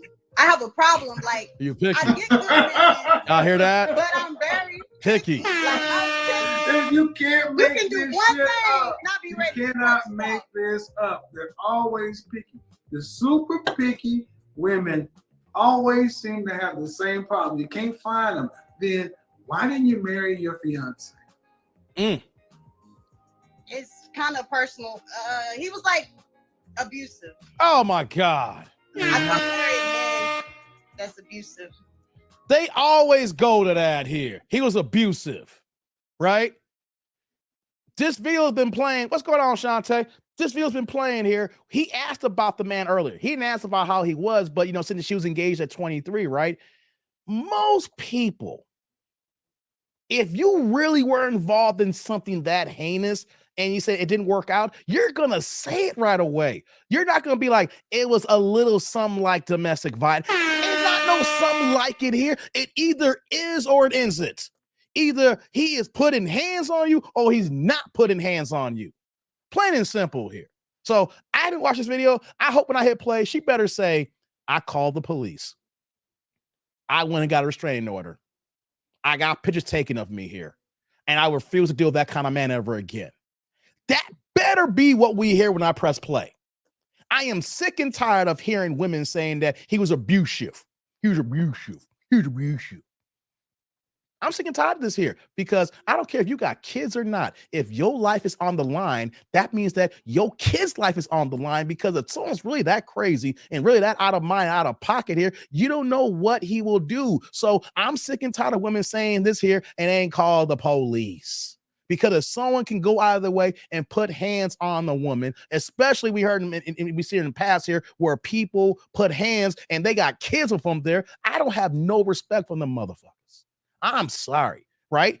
Call the police. I'm sick and tired of hearing this here because if you don't, I ain't got no sympathy for you because that means that you chose that here. You don't choose to be in an abusive relationship. You don't have to be in there. You choose to be in there. So if you choosing that, then I don't want to hear you say, well, he was abusive then. Well, how long did you know he was abusive for? And then when you know and you saw the things happening, he put hands on you. Before he put hands on you, did you walk away? Because you should see some flags. They don't come out of left field, right?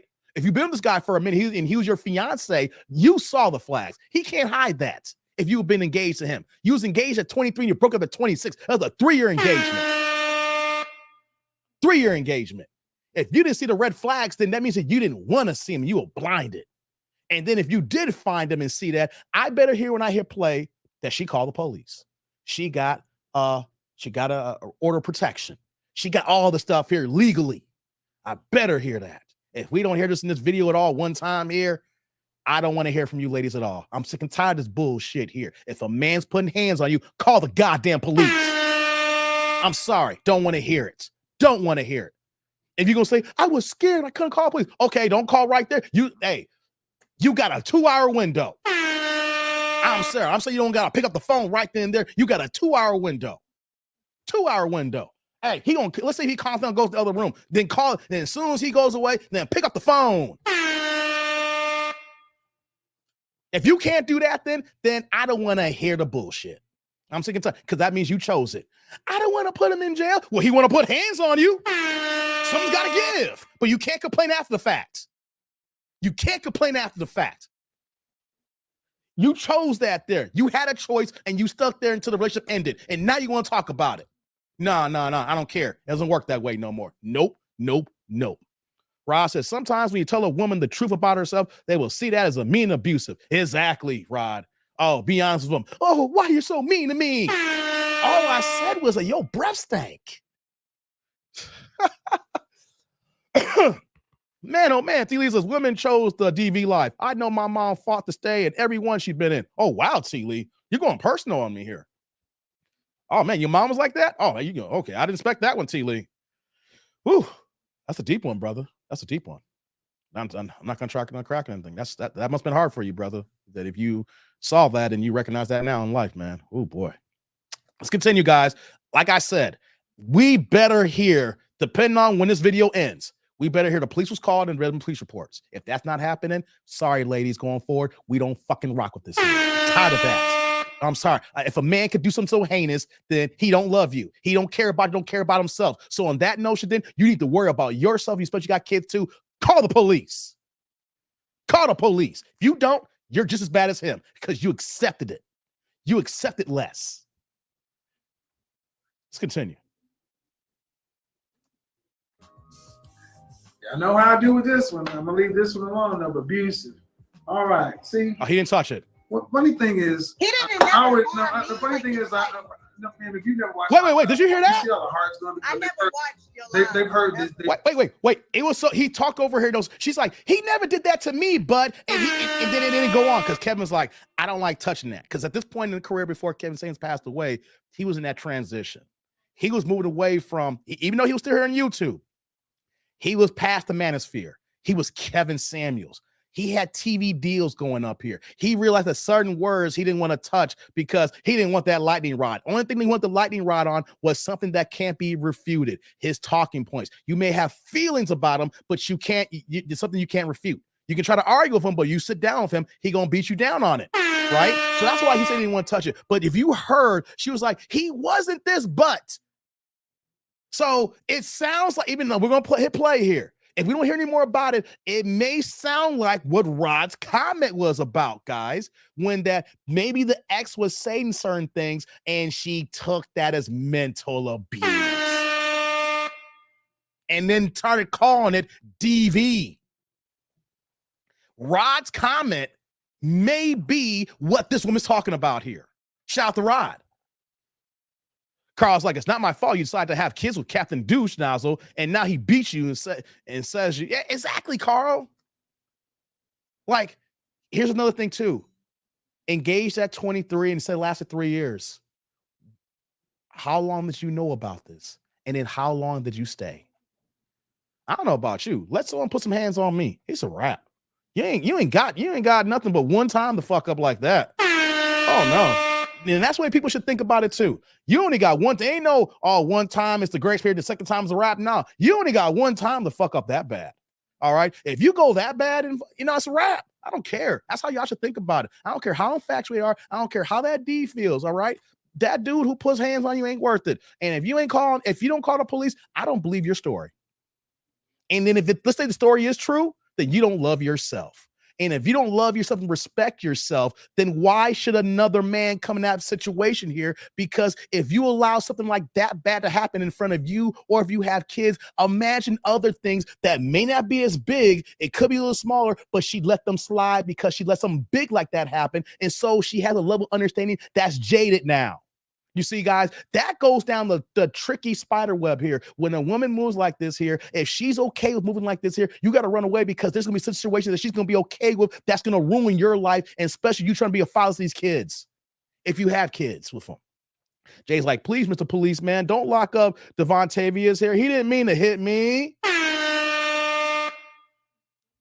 And then the crazy thing is, right, they don't call the police on these dudes, and then they still end up leaving these guys here, and then they still talking about how he's a pookie and don't take care of his kids, when you could have left earlier without the scars, without the battle scars. You knew it weren't going to work out, and you're still stuck around. He said they'll call the police and then take the man back and not show for prosecution. And that's even worse. You know what I'm saying? That's even worse because now you jamming up our police system here because they over here wasting time on a situation that's not going to go to trial, or this guy going to get put away. You wasting all this time and taxpayer money to go through this process. I want to say, I ain't pressing charges. And he gets to come home here. The police is our tax dollars, guys. That's our tax dollars being wasted. Lord have mercy. And then when you really have a major situation here and you wonder why the police don't show up here, because you got these janky ass situations here. Let's continue. The men and women have heard these things before. This is new to you, but it's almost like people are sitting there like, dang, he said that. Right, Renee. Because it's like, at what age do you feel like you need to start panicking? Good question. Right now. Okay. And do you want to be married? Yes, I want to have a family. I want marriage. Like, How many kids? Do you want children? Yes, I want a boy and a girl. Like, how many children would you like? Huh? How many children would you like? 2, a boy and a girl. Do you want to have to work to pay some significant bills after you're pregnant with the first child? Yes, like, well. Do you want to have to work to pay significant bills after you're pregnant? Not would you, do you want to have to? I mean. Do you want to have to work after you're married and pregnant with I don't child? want to. I want to relax. I want to have residual income coming in so I won't have to necessarily. So you don't want to have to work to pay significant bills. You want your husband to have the financial burden. Yeah. But how much would a man need? How much would a man need? How much would a man need to make in Dallas to provide a middle class lifestyle for you and 2 children? That means kids can go to a decent private school, public school, even a private school, have cars if necessary at 16, go to college and have college people. How much would you need to make annually? I mean, for Dallas, you can make 6 figures and live pretty much 6 or 7. How much would he need to make to provide for him, you, and 2 kids? At least 6 to 7 figures. No, give me a number. Give me a number. 6 to 7. No, at least 6 figures. How much annually? Give me a number. Yeah, a number. They don't even know numbers. I think a good man for Dallas, at least 150 to 175. He has to replace your. Hold on, before we go on here, he had to ask several times for a number. And then she's like, okay, for Dallas, 150, 175. But the reason why I'm stopping this here is majority of women do not understand finances and the salaries that men make, right? We repeat this here, so we know it. We understand the game here, right? That the average one makes about $37,000 a year. The average black man makes about $42,000 a year. The average white man makes about $50,000 a year. So you know what that means? The average person in this country, man or female, is making $37,000 to $50,000 a year. Don't matter the color, race, or gender, right? It don't matter. We know these numbers. So when we ask women, what do you think a man should make to take care of these things here? And they don't understand how much men actually make these days. They don't understand the average money that women make these days here and actually how much it costs to take to raise a family of 4. Okay. So until women start understanding these numbers, still start understanding what they need to be successful in dating here. Because that's the one thing between men and women, right? Women don't have to understand dating. They just have to exist. Fellas, we have to build ourselves up. We have to make ourselves into the men that makes us desirable to other women, whether it's our professional career, along with our personal looks and our grooming, and it's our natural well-being and how we move around here. We have to present ourselves in favor of the opposite sex when the opposite sex women all have to do is just be a woman here. And because of that, they don't understand that what I keep talking about here. The price of goods is going up and the dollar is going down. I got to keep repeating that, guys. And then when women don't understand how much money is actually out here, who's really making it, they'll just throw numbers out here of not even understanding the numbers they've been throwing out. Tommy's like, it is, but they will still be together forever. So it's ridiculous here. Actually, Eric, it's black men still only 42,000. The average white man's at 50. CDC and blackdemographics.com. The average black woman makes about 37,000 a year. CDC, want to look that up or go to blackdemographics.com. 42. Actually, for black men, it's around like 41.8, 41.8, 41.9. I just rounded up. 42 is a nice even number. Same thing for white men. White men's around like 49.7. I just rounded to 50,000. Because, who wants? I don't want to make it too complicated. Let's just give it nice round numbers. 50,000 for a white guy, roughly around 42 for a black man, roughly around 37,000 for a black woman, give or take here. And, are you talking about Dallas? Okay, Derek, thank you for the clarification, Eric. Eric, thank you for that clarification. Dallas overall. Okay. I'm talking about overall in the United States, but you went directly to Dallas. Gotcha. Thank you for that clarification, Eric. I appreciate that. You give me exact numbers for one particular state. I can rock with that. Thank you. So Dave just gave me a nod. I'm not an average black man. No, you're not average, brother. You're not average. It's all right. You know what I'm saying? Hey, we working, we grinding. You know what I'm saying? Carl's like $175K for a busted baby mama's VAD. No, thanks. Rod's like, I would say $200K in Dallas. Okay. You're saying, Rod, you are in Texas. All right, Eric. I forgot, Eric, are you in Texas as well? I know Ross from Houston. So, okay. I appreciate that information, guys. You're going directly to the source of Dallas, Texas. Thank you for putting me on game on that. I'm just going by the whole U.S. here, and y'all gave me some extra direct information here. That's what's up. That's what my tribe is here for. That's what I'm talking about. Thank you. Let's continue, guys. What's your salary? $175,000 will not cut it from 2 kids. I lived in Dallas for 12 years.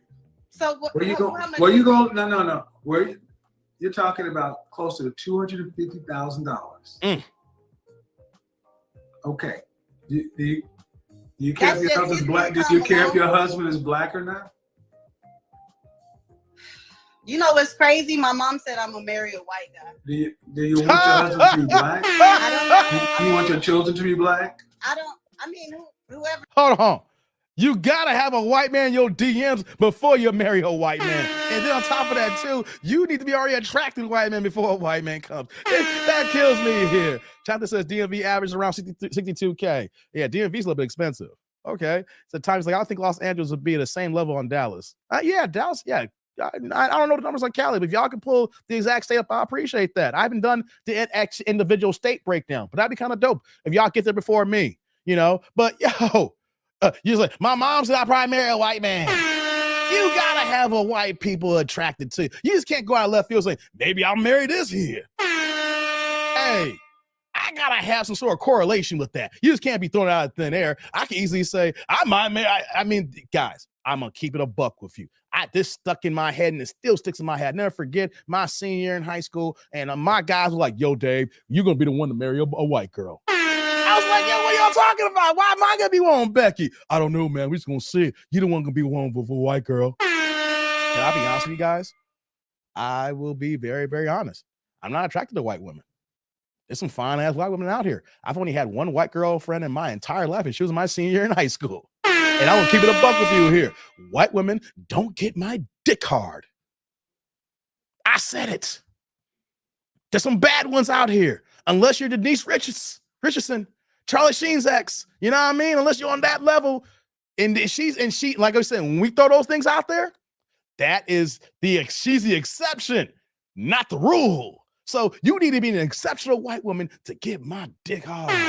The point I'm saying, though, is that if people going to say, you're going to get this here, you got to attract that opposite sex there, and you got to be attracted to it as well. If you ain't attracted to it, you're just forcing it. And if the opposite sex ain't checking for you, it ain't going to happen. It ain't happening. Even though black women are only getting married at a 26% clip. Do you know that black women, when they do get married, marry black women at 81% of the time?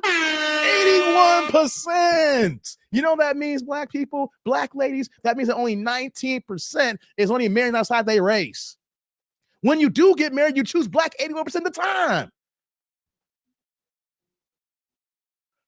Chad don't want you. If Chad ain't checking for you, you know why? Because if Chad checked for you when you was engaged at 23, you would have married Chad.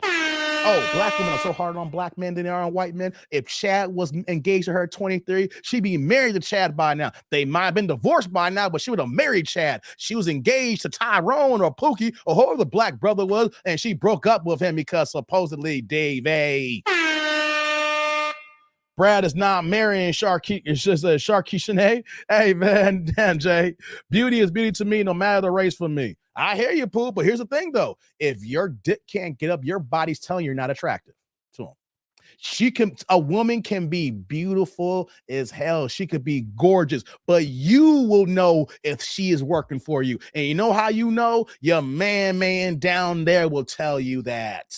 All right. And if your man says, yo, she's fine, but it ain't all the way there, then she ain't for you. All right. That's just natural biology within yourself here. I get down with you, Pooh, man. Beauty's beauty. But if your dick can't get hard for the woman, it don't matter. She can be beautiful and you're going to be cheating on her.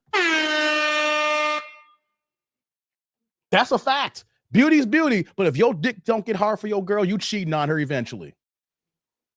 So when she says that I'm gonna marry a white dude's dick got to get hard for you. It's the point I'm saying here. Yeah, I'm being vulgar. Now I'm being straight to the point here. Yeah, this sounds really crash, right? But that's what I'm saying about me here. And that's how all men feel, whether you realize it or not. Guys, if you can't get your dick hard for that woman here, that means that you're not really attracted to her. Internally, your biology is saying that. So how is Chad gonna go ahead and marry you when his dick ain't been hard to slide in your DMs? Make it make sense, people. Make it make sense. Let's continue. Whoever you talking about, God, but whoever God sent me, that's a good No, man. this ain't got nothing to do with God. See, I prefer black do you men. want your okay? What percentage of black men earn, or what percentage of men earn over 6 figures in this country? I don't know. Guess.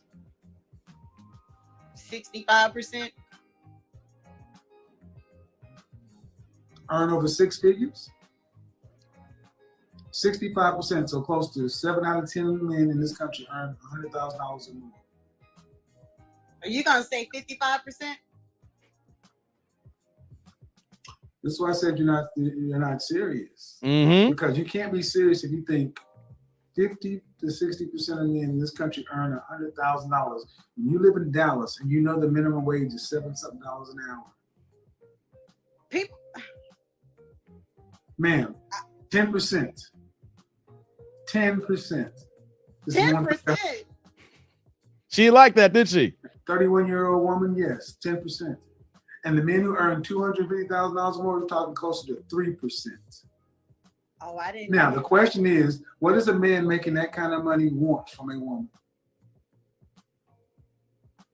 I mean, I feel like they want a family and a foundation. They can get that with any woman. What do they want from the individual woman?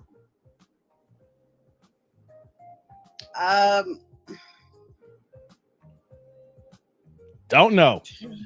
I feel like they want somebody they can trust, somebody that's loyal, somebody Cooperativeness. Cooperativeness. I mean, I can be cooperative.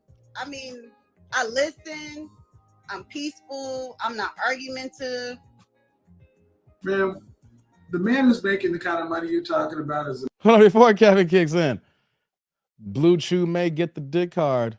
It don't mean you're gonna enjoy fucking her. Guys, have you ever fucked a girl that you really didn't enjoy fucking?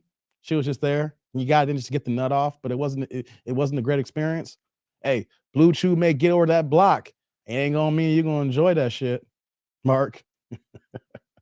You should know this by now. If you ain't really attracted to that girl, it don't matter. You're gonna cheat in the end. You're gonna cheat in the end.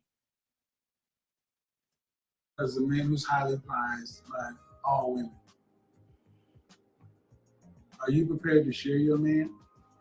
I heard you say something about high value men like to have women as options or something like that. You were saying. I said we don't cheat. The exercise. Yeah, we don't cheat. We do. Well, he's making. What does the average man in this country make? The average black man in this country makes $40,500. He's making $250. He's making 6 times what the average black man gets. Should he get 6 times the women? So you saying if I meet a guy that makes? I'm just asking you some basic questions. If you got a guy in the top 3% of men, if you land him, do you think what are you bringing to the table that's so great and wonderful that would equate to his? What is he bringing, and what are you bringing? I met a guy that was high value, and you are correct about that. They do want to be with multiple women because I feel like I don't bring enough to the table as of right now. I don't have enough going on for him to just be satisfied. What does he want? With just me. Well, I feel like you know what? I'm letting this cook here because I don't need to get no commentary. She's just digging her own hole here. Zick, I don't fuck with long backs, man. Need some curves, baby. If your back starts at the top of your neck and comes all the way down to the back of your kneecaps, all you gonna be doing is hitting bone. Ain't no cushion for the pushing. All you hitting is bone, Zick. Nah, no long back. No long backs. And for all the fellows here too, don't go for no girl with a long ass back. You're gonna cheat on her too, guys. Continue. What they want, there's the one thing that they do want is nothing. What they want ain't nothing you can get out in the corporate world. Your grandma had it. You should have listened to it. What? Fit, feminine, friendly, cooperative, submissive. Learn how to say yes. Get married earlier. See, the problem is modern women like yourself think you can get out here and get jobs, careers, this and that. Think you can bring something to the table to offset what the kind of men you want. They don't care about that. They'll hook up with you, they'll have sex with you. Then you get mad when they go marry the girl who's on fries at McDonald's because she knows how to cooperate. Exactly. She knows how to do it. She's not talking about partners in love. She realized that, guess what? If I'm lucky enough to get a man that's going to be making the kind of money to sit me down somewhere, I'm going to love him. I'm going to worship his dirty drawers and not going to worry about what he's doing as long as he's taking care of me at home. That's not the way men and women think. Mm-hmm. Let Kevin cook. I mean, So you what are you right. do is, so what you do is you go get an average man making $20 an hour, and then y'all go to it. No, she laughed at that. Why'd you just laugh at how black man is? Because you are kind of right. Wait a minute. You see all that? She laughed at that. $20. And I get it. I said, I need my brothers to level up here. See what happens when you're making average money? $20 an hour. Women laugh at you, guys. $20 an hour is equivalent to what's that? 41.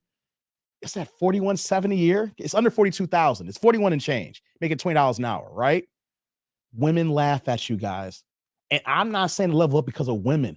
I'm saying $20 an hour is not going to be enough to satisfy your needs and everything you need to live by in 2030. In 7 years, you're going to be getting roommates making $20 an hour. You're going to be hang out with your boy and be like, hey, y'all, hey, you got a 2-bedroom? Yo, let me go ahead and rock with you, man, so we can split this rent. This is what I'm talking about. The disrespect is real, guys. But here's the thing, though. What's a bigger disrespect is you can't afford the place where you live at. So it gets even deeper than that. But the women should at least be a motivating factor because at the end of the day, y'all want some ass. You want to go throw it back on you. You want to go ahead and, get your stick wet. Come on. Ain't no guy want to go ahead and use their left hand every single goddamn day. You want a partner. It's cool to go play tennis and, you get the tennis machine out, you work on you got there, you go up your backhand, you go up the overtop, you work on your angles on the line there. But you know what's more fun? When you got a partner, when you got someone to play tennis with, she hits the ball, you hit it right back. You go back and forth. You go back and forth, back, forth and forth, back, forth, and the shout to Aaliyah, back and forth. Not all on your lonesome. I'm all alone, all by myself. I'm all alone, all by myself. Nah. You trying to be back and forth. And women are just dogging y'all ass out making $20 an hour. It's not just about the women. Women's a motivating factor. I'm talking about y'all can't even afford to live in about 7 years. It's gonna be 3 of y'all living in a 3-bedroom apartment, maybe 2 bedrooms, and someone got the goddamn sofa on $20 an hour in 7 years, guys. I'm telling y'all, have you noticed how the new price structure is now compared to before the pandemic in 2019 when you went to the grocery store to buy some damn corn? Just buy potatoes? Hell, eggs. A dozen eggs cost $10 these days, guys. Remember, you could buy for under $2 at the gas station. The gas station is the most expensive spot, and you can get it for $2 or $3 back then. Now, you can't even afford $9, $10 for a dozen eggs, guys. I'm telling y'all, women are going to be the motivating factor for you guys. Say you hear the disrespect here, but at the end of the day, y'all can't even live alone. You hear that? But that should be the motivating factor. The disrespect. They laugh at y'all. $20 an hour. I'm going to do it $20 an hour. Come on, guys. Right, Renee? A below average woman is laughing at $20 an hour, Renee says. And that's the crazy thing. Below average women are laughing at average and maybe above average women. Man, it's crazy, guys. It's crazy. Dozen is $2.50. Not over here, Eric. Not over here, Eric. Eggs is crazy. Eggs, if you get the cheap, whatever eggs, you paying $6, $7 now. If you want, you paying for the good stuff, you paying $9 to $12. Derek's like, Dave, on the Saturday? That's right, Derek. Got to turn notifications on. Maybe got to turn them on a few times. I posted on the community tab. I said, hey, guys, I couldn't live stream Friday. I'm going to come back on Saturday at noon. Got to keep up, Derek. Got to keep up. It's all good, though. You here, man. My brother from the U.S., Derek, Costco, my God. Yeah, what's up, Derek? Hey, yeah. Dow second AL. Yes, indeed. Let's continue, guys. Let's get back into it. Right, because I was dating a high value guy. And I was quiet. I was peaceful. I didn't run my mouth. Hey, Thomas, $5.99 is still overpriced. Until I started running my mouth. Then it was in 4 years ago, before the pandemic. $5.99 is still overpriced. Feelings, that's when I ran them off. That's the point. The price we paid 4 years ago, not the price today. Remember when I said modern women are high value home wreckers? You wrecked your own home. I wrecked it, yeah. And he was a good dude. See it, Rod? I was a good woman too. Like No. for my birthday, like he No. was supposed to go to Mexico. Good women don't. with me. No, if we go to the Bible, a good woman doesn't bring chaos into her own home. Better to live on the roof than live in the house of a contentious woman. See, I can do this all day long, man. But bottom line is this: women like yourself today are convenient Christians. You want God to do what He does, but you're not doing what God commanded or ordained. Convenient You're not living like a Christians. Christian woman. You're not. Before I let it continue, there's a reason why I brought up the Black China situation. I did skim this part here, but I didn't watch the whole video. But when I heard the part about convenient Christians, the reason why I went on that tangent earlier about Black China, how she miraculously quit all the sex work and changed herself to be this presentable person of God. But here she is now back in the clubs hosting strip club birthday parties, stuff like that. If you're a Christian, you shouldn't be. Is she a Christian the way she's talking? She shouldn't be stepping foot in the damn strip club because that's the old way of living. And what do you say when you get baptized and you're supposed to give your life to the Lord? That you strip away the old you and the new you is here for God, right? But this is what we talk about here. Convenient Christians, that you serve God when it suits you best. And the biggest culprit of that is women. And that's one reason why you don't see men in the churches. The biggest freaks be in the clubs on Saturday night, and then they dress in their holy rollers spots on Sundays for church, wearing the big church hats, talking about Lord Jesus, when they were just backing that ass up on a dude here and probably had a one-night stand the night before and then come to church the next day here. And guys are talking about, I don't want to deal with church here because they're being convenient Christians and get away with what they can get away with here, why they can go here and be in banshees outside the spot here. Convenient Christians. Majority of women are like this here because what do they say now? We got this prosperity gospel that says, come as you are, without even taking any accountability on your past actions. You can join this church. You can go ahead and serve God. You can get baptized, but all the accountability that comes along with it and doing the right thing, you can do as you serve because know what's going to happen? God will forgive me because now I'm baptized. And then here's the biggest thing that I can't stand with them Christians here. When the people that say once saved, always saved. That's some big fuckery right there, because once you're saying you're once saved, always saved, in the back of their mind, you're thinking that I can still do some bullshit and God's going to forgive me. So where's the real faith in that? If I'm God and I know if I heard that crap, I'm like, you don't really serve me. You only serve me for the benefits that can probably come to you here. But once you say once saved, always saved, that means you can live your life as a banshee and come back and God loves me. He's going to forgive me. No, it sets a bad example in the mental attitude that you have for religion, for God, and the way you live. And women are the biggest proponents of that here. And these are some of the main points why you don't see God and guys in the goddamn churches these days. Because women can get away with anything, but guys are still held to the same standard today. Come on now. Make it make sense. Make it make sense.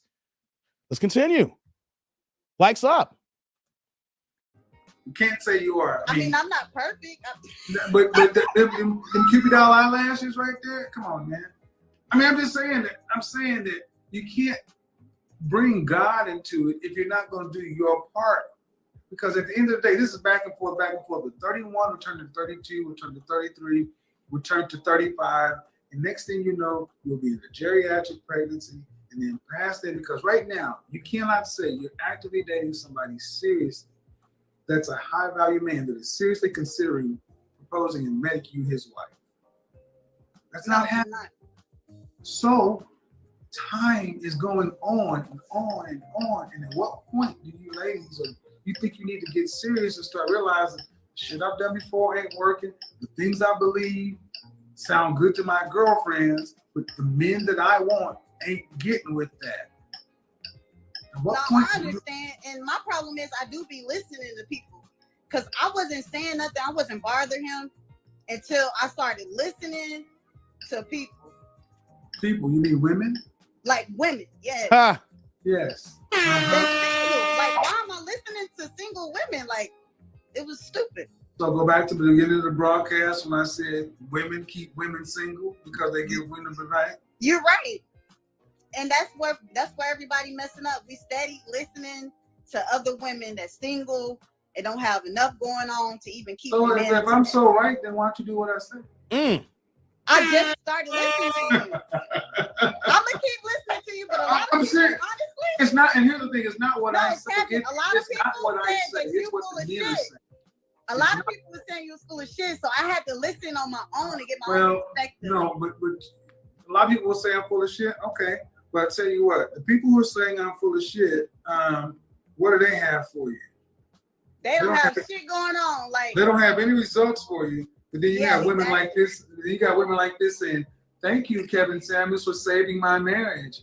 And then you got a woman saying, "Kevin Samuels' advice is the reason I got engaged." yeah, in a because she didn't Rubo open her on mouth. See, She stopped people opening can her say mouth. whatever they want to, Yeah. but I've got people in relationships, engaged, married, and I'm not a matchmaker. The people who tell me I'm full of shit are angry women. Yeah. Because I actually understand where you're coming from. I was like, let me listen to this man because I feel like Are a lot any of of these black women women, who think I'm full of shit, are they in shape? I don't think you're full of shit. I feel like a lot I of said black the- women. I'm we saying do the too women much. who say I'm full of shit, are they in great shape? I didn't see not one that, no. Nope. Are they attractive? Okay, so 1 second, guys. the women who don't tend to have a problem with me are women that can There we actually go. get men. The women that have a problem with me tend to have degrees, money, and know that they have priced themselves out of the marketplace. The bottom line is this. Seriously, if you seriously want to get married, you need to ditch all your single friends. You need to repent and beg forgiveness from the men. You think so? What else you gonna do? Because here's the thing, many women today, you have earned the ability to talk shit amongst your girlfriends because you went to Clark, Spelman, whatever, you got your MBA, your PhD. Right. You earned the right to talk shit in the workplace because you've been a modicum of successful there, but you earned nothing with the men. Nothing. And the thing is, most women don't come at men thinking that they need to be humble and great and having some gratitude, thinking that, guess what? What I want is an exceptional man, and he's supposed to just get me because I'm the prize. He's lucky that I'm here, and if I even decide to get him. Yeah, a lot of people got it misconstrued. Like, you have to be exceptional too. If you want an exceptional man, I feel like. Well, I'm telling you that Dallas is one of the worst places to be because it has a high rate of Christian feminists. Oh, I've looked up for years. I got dozens of interviews with women in Dallas. So you saying my husband won't be in Texas? You ain't gonna have a husband until you are a wife. Yeah. He who findeth the wife findeth the good thing. That presupposes you're already a wife. What makes you a wife? You said like back in the day, like my granny, I have to be submissive, I have to be quiet, I have to know that a man is the man. Know that the man is in general, men want peace. They want peace, I know. Because when I was bringing peace, everything was perfect. But then I started listening to my homegirls. Well, how about this? A big part of the reason women self-sabotage, they don't think they deserve it. So that's why I say everybody in the black community, especially our women, need counseling. You gotta stop listening to people. You gotta listen to your heart and stop listening to people. No, you need to get counseling, therapy, because even if people were around you, if your head was in the right place, you would be around those people. I know you're right. But we resist therapy and counseling, and we think God is going to do it. And that's why I come down hard against that, because I've listened to women say God's going to bring somebody, and guess what? I got 3 aunts. 2 of them already died by themselves, waiting on God. God ain't got nothing to do with this. Oh right. My God. God ain't got nothing to do with it. Why you talking about God? That's where I'm talking about faith without works is dead. You can believe in God all you want, but God's not going to give you a man. Let's just talk about just the straight numbers in the United States alone, that back in 2013, men and women of marrying age, back in 2013, now I'm, depending on the state, it stays different as far as like 18 and 17. And of course you have parental consent, but they took a full consensus here in 2013 of everybody who could be available. There was 1.8 million more black women than black men. That's a fact in 2013. Fast forward to 2021. I haven't looked at the 2022 and 20, numbers from last year. I don't know if that's available yet. I haven't looked it up yet. But in 2021, That exact same stat showcased that there was 2.1 million more black women than black men of marrying age here. That are consenting. That means that they're single. They're not like, they're going through divorce and they're separating. No, they have no ties to another woman. Their age is legal. Consent with how young they are, how old they are, right? 2.1 million more black women than black men.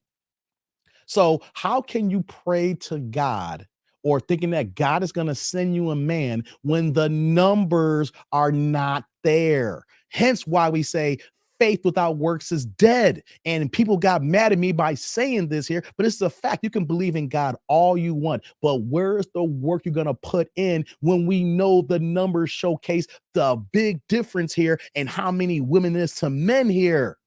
If there is that many women, 2.1 million more in 2021 alone. I also that number's gone up now since the pandemic's gone on 2022. We're in 2023 now. So you can't say, I'm going to rely on God and God's going to send me somebody. Let's say that's the case here. You sharing that nickel. And I don't think that God will send you a Negro to share with that nickel. Okay? If you really believe in God the way you believe in God, it's like, God ain't gonna have a guy who can be cheating on me. No. So you can't put God in the relationship conversation. Just by the pure numbers, there's more black women than black men. So you over here talking about God's gonna send you a man, you gonna die alone. It ain't gonna happen. Y'all gotta stop this. This is what I'm talking about, how y'all don't do y'all homework and trying to get what y'all want. Y'all go to college, y'all study for every single exam. You will go ahead and get your bachelor's and pass with straight A's. But when it comes to the most important thing in life, a man you can live with here until you pass away, until you're 6 feet under, and what do? You think that God's going to give it to you. Did God give you that goddamn A in college? Did God give you that bachelor's degree? No, you put in the work in the college so you can get your associates, your bachelor's, and your master's and accumulate $9,000 in college debt here. But God didn't give you that there. You did. So why don't you act the same way when it comes to relationships? You don't want to because you don't want to work for it. Shout out to Derek Gaines with the $5 holla coming in late to the chat here. How you doing, Derek? Turn the chat green here saying, preach, Dave. There's a namesake for a kind of woman like that. Jezebel for one. Someone's holding on to the collection plate. Thank you, Derek. Thank you, Derek. Lights up, guys. Hey, Derek. First things first, brother. Salute. Thank you for the holla, man. I appreciate the content courage to be doing, man. Thanks for coming in. You may be late, but you got the replay gang in the future. Enough content here to hold you over tonight, brother. Thank you very much, man. And by the way, you put this up here too. Dave looking fresh today. Thank you. You know what I'm saying? Your boy got a clean cut here. You know what I'm saying? When I get a haircut, you know, it's all about getting that lining, you know, getting that cleaned up here. You know, got to get the barber get it. Shout out to Faith, Lays and Brock's, Fades, Waves, and Locks in Aurora. Shout out to my man Mike. He the one that cuts my hair, and his girl Destiny who does my locks. It's the two for the, you know what I'm saying? Destiny goes ahead and tighten my locks up. I had to get it done this time, but she gets my locks, and then he goes ahead and cuts me up. It's a 2-for-1, baby. They do good work over there. If y'all here in the Chicagoland area, or if y'all ever come visit Chicago, you need a haircut, you need to get your locks done, fades, braids, and locks. They keep me clean, baby. They keep me clean. Thank you, Derek. Thank you, Derek. All right, let's see what y'all say in the chat here before we move back onto the video. Says she sounds like a headache, says Jay. Hey, man, why isn't she meeting men in church, or are they not good enough? That's a good point here, Eric. That's a good point. I didn't get a chance to get to this point here. How women want a church-going man. They talk about God, fear, and things of that nature. Then you need to go to church. The problem is that not many of us are there. But if you're looking for a God-fearing man, you shouldn't be calling Kevin Samuels up. You should be going to your pastor. But you know what's going on here? These women are starting to say there ain't that many men in the churches, and they pastors are full of ish, and the women want the pastor, and so y'all competing for the same man once again, because the pastor, and in this sense, would be the high-value man where he get to dip and dodge and get through all the little side pieces he want in his church here. Oh boy. That's a whole other conversation, Eric, that we haven't got into yet. And I don't know if I got time to do that today, but you know, that's a future conversation, man. They use God to hide their ish and don't want to hear the truth, says Thomas. Facts, man. Facts. Derek says that she can't meet a man in church, tells me that she has a reputation. No man take her seriously. That's a good point there, man. That's a good point. Let's get back to this video. We're almost done with this one, guys. We're almost done. Let's get back to I'll finish. God, Becky's over there got her eye on the man he wants to marry. So. Why you always bringing up Becky? No, but because Tell me what you've ever done. Okay, real talk.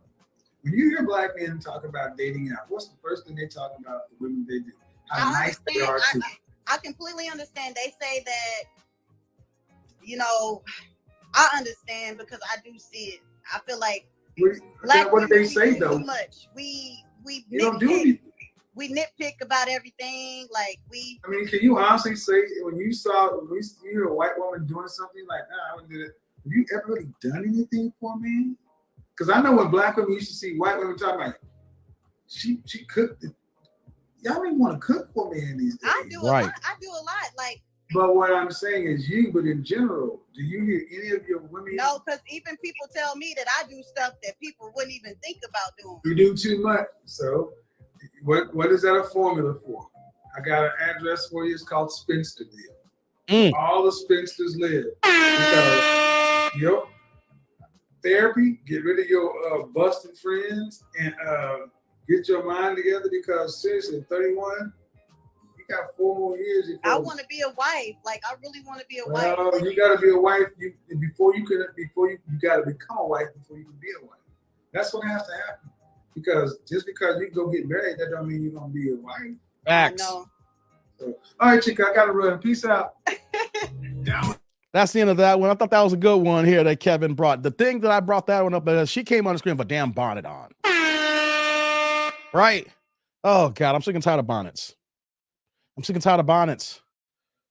Oh God, ladies, y'all gotta kill that.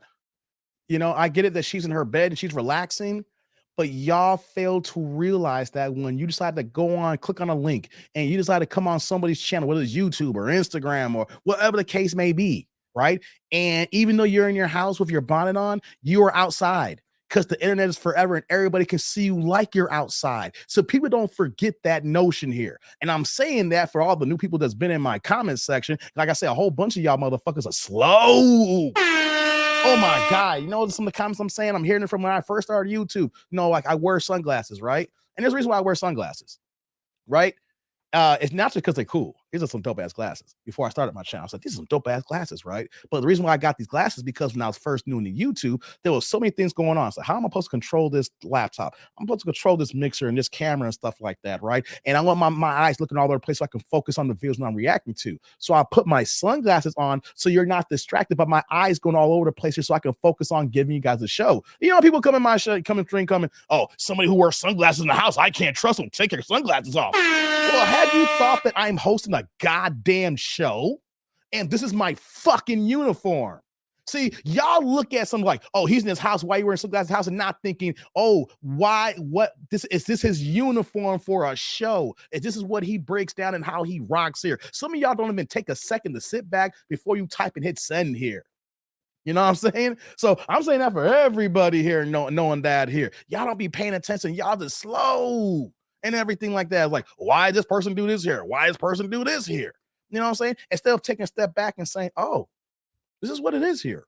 You know, stop applying stuff because you thinking you're at home. I mean, one thing if someone's in the house and they wear sunglasses all damn day. It's like, oh man, why you got sunglasses on all damn day? Or you go to someone's house and they keep their sunglasses on the entire damn time, right? Nah, I'm hosting a goddamn show. You goddamn idiots. Yeah, I gotta go hard at times on people because people are fucking slow. Like, well, you got your glasses on. Well, why are you watching my show? You know, I just have to say that, you know, because I've been getting a lot of comments on that again. It's like, y'all don't understand. Understand the understood. You know what I mean? So, here, I thought you were cool. They look like an MIB agent. Hey, all I need is a deneuralizer. You know what I'm saying? No. I say what I say here, and I mean what I mean here. And I'm putting to the point here, like this woman here, you know what I'm saying? She come on the screen with a bonnet. She's outside and don't realize it. And when you're outside, you've already presented yourself to who you are. And if you're willing to come outside in your bonnet, that's all we need to know as black men. The bonnet is for inside, cameras off. Whether you get, only time you should be with your bonnet on if you know for a fact that you're going to get your hair done to the beautician and you wash your head ahead of time. You trying to save time and money, and you tell your beautician, I'll wash my hair first and then I'll come over there, you can do my hair. That is the only time that y'all should be walking out the house with a bonnet, but you're going straight from your house to the beautician. That is the only time, ladies. Any other time you should, unless you're in the confines of your own home sleeping, there should be no other time where you technically are outside wearing that shit. I see them wearing that at their child's school. I see that too, Thomas. It's crazy. I see him at the Jewel, Jewel Osco grocery store across from my house here, and I see him go to a Jewel with that on. It's like, you going grocery shopping with this? Like, you ladies, put on a baseball cap. We're not gonna go hard on a baseball cap, but that damn bonnet is the vein of y'all existence. So why is it men always have to look sharp, but most women don't care how they look? Because we got to present ourselves, Derek. If we don't look the way we're supposed to look, we are bums. We are no good. We're low down. We're average. It is what it is, girl. You don't want him. We got to put our best self going forward here. Even when I'm dressed down, I'm looking good. You know what I'm saying? Even when I'm dressed down, Derek, I'm looking good. Even if I'm just wearing my sweats, I'm wearing my cold gray Jordan brand sweats or my cold black Jordan brand sweats, or I got my Adidas track suits on. Even if I'm dressed down, I got to be looking good. That's the way men are, guys. We have to, and especially as black men here. I don't know about you guys, but hey, for a large period of time up until I leveled up to a degree, and I'm still leveling up. Hey, man, I had problems with the police and didn't do anything wrong. I was just a target. You know what I'm saying? It happened. You know what I mean? The irony is you change your wardrobe, you'll be shocked of how everybody treats you, whether it comes from the police or the opposite sex. Hey, I started dressing up. You see the turtlenecks. I wear suits. You just saw what I wear to work yesterday. Oh, I was clean, baby. You bet your boy's clean for downtown Chicago yesterday, right? But when you're dressed a certain way, it gives a perception. And then when you're provided with this perception, that perception, what I'm talking about here, is a positive reinforcement that this person is not a liability or not a threat or is somebody who is on his goals or somebody that you should want to talk to or be more interested in, whatever case, form of fashion. But if you come around wearing some dirty t-shirts, your hair is disheveled, you ain't shaved, you ain't brushed your teeth, you're wearing some rundown black Air Force Ones with the dark energy. I wear Air Force Ones, but never no blacks. You see me the custom ones, the browns, the custom colors. Hey, I even got I'm about to buy these Air Force Ones that got a little bit of pink in them. Yeah, pause, but they look cold as hell. You will never see me in them dark energy black Air Force Ones. Guys, if you own any black Air Force Ones, throw them shits away unless the only thing you do is cut grass in them. Because when people see you in black Air Force Ones, they think you're going to rob them. They think you're going to rob them, people. Black Air Force Ones are for niggas. All right, or you're doing housework. Derek, it's about perception. It's about perception, and especially for us black men here, we have to present ourselves the best way forward, or the world looks at us as any other nigga.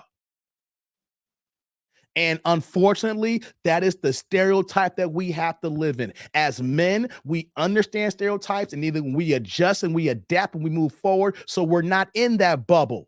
All right. But if you live by those stereotypes, then the women out in the streets are going to treat you a certain way. The police are going to treat you a certain way. The adults men are going to treat you a certain way. When you go get something to eat, the waiters, they're all going to treat you a certain way. Now, I'm saying that it's not going to be 100% foolproof, but I don't know about you, but if you come in with a suit on, you're going to look that differently than you coming on with some cheap ass, dingy ass white shirt on with some dirty jeans and some dark black Air Force Ones.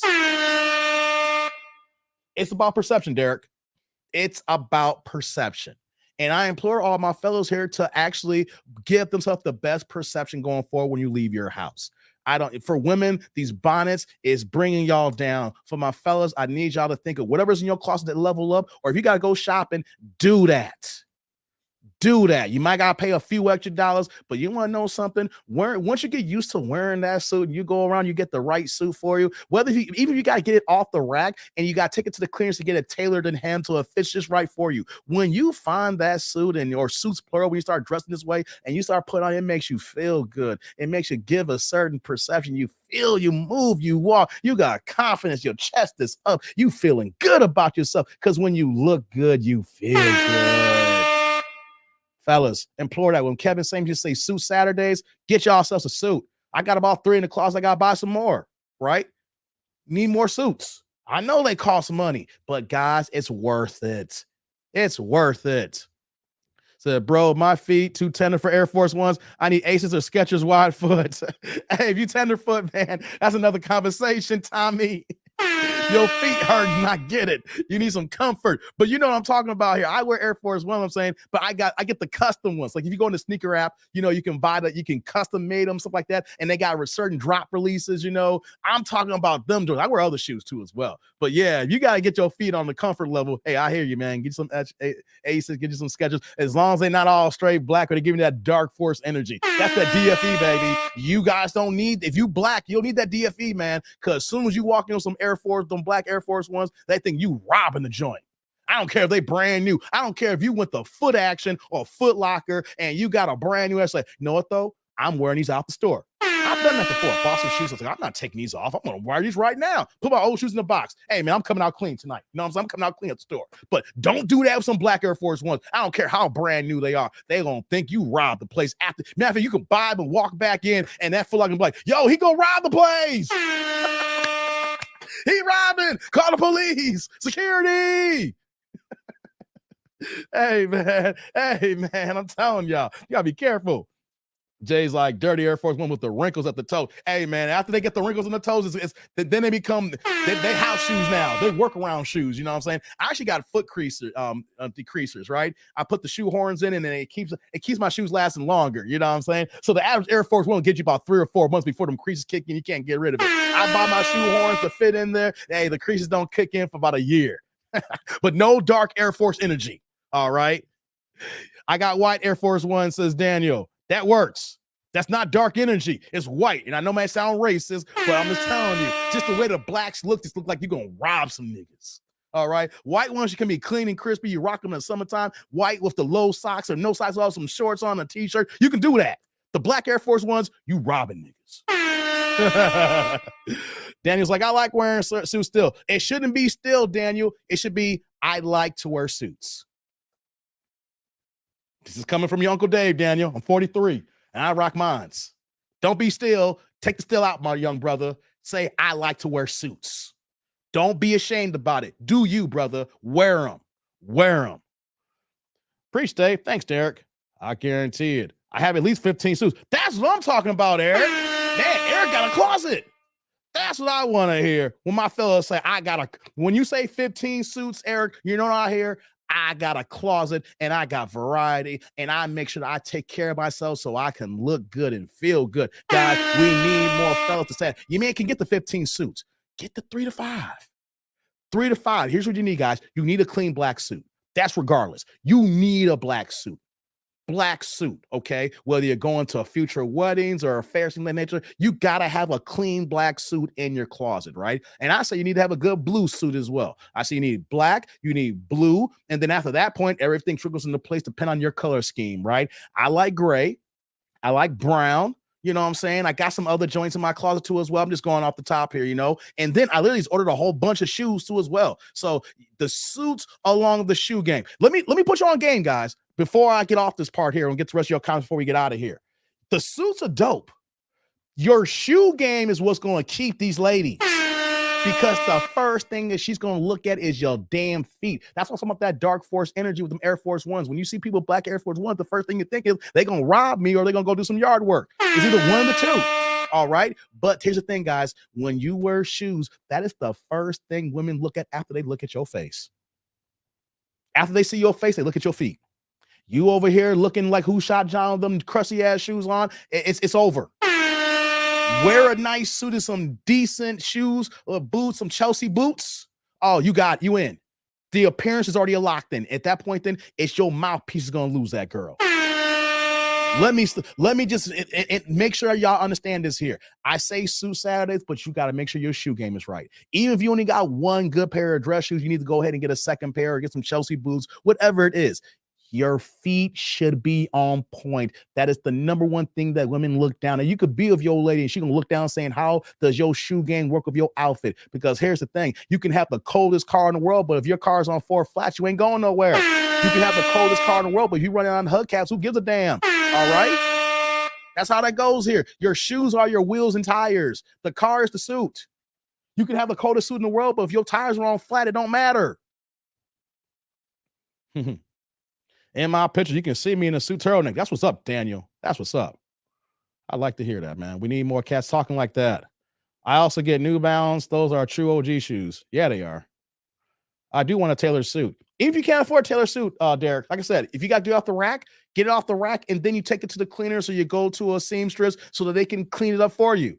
You know, sometimes some guys can't afford a tailored suit, and I get that. But if you got to go off the rack and then you go get it tailored until you can upgrade to a tailored suit, you got to crawl before you walk. It's all good, though. As long as you get the suit and then you make it the size for yourself until you can afford to have a tailor that's going to custom make that for you. That's what's up.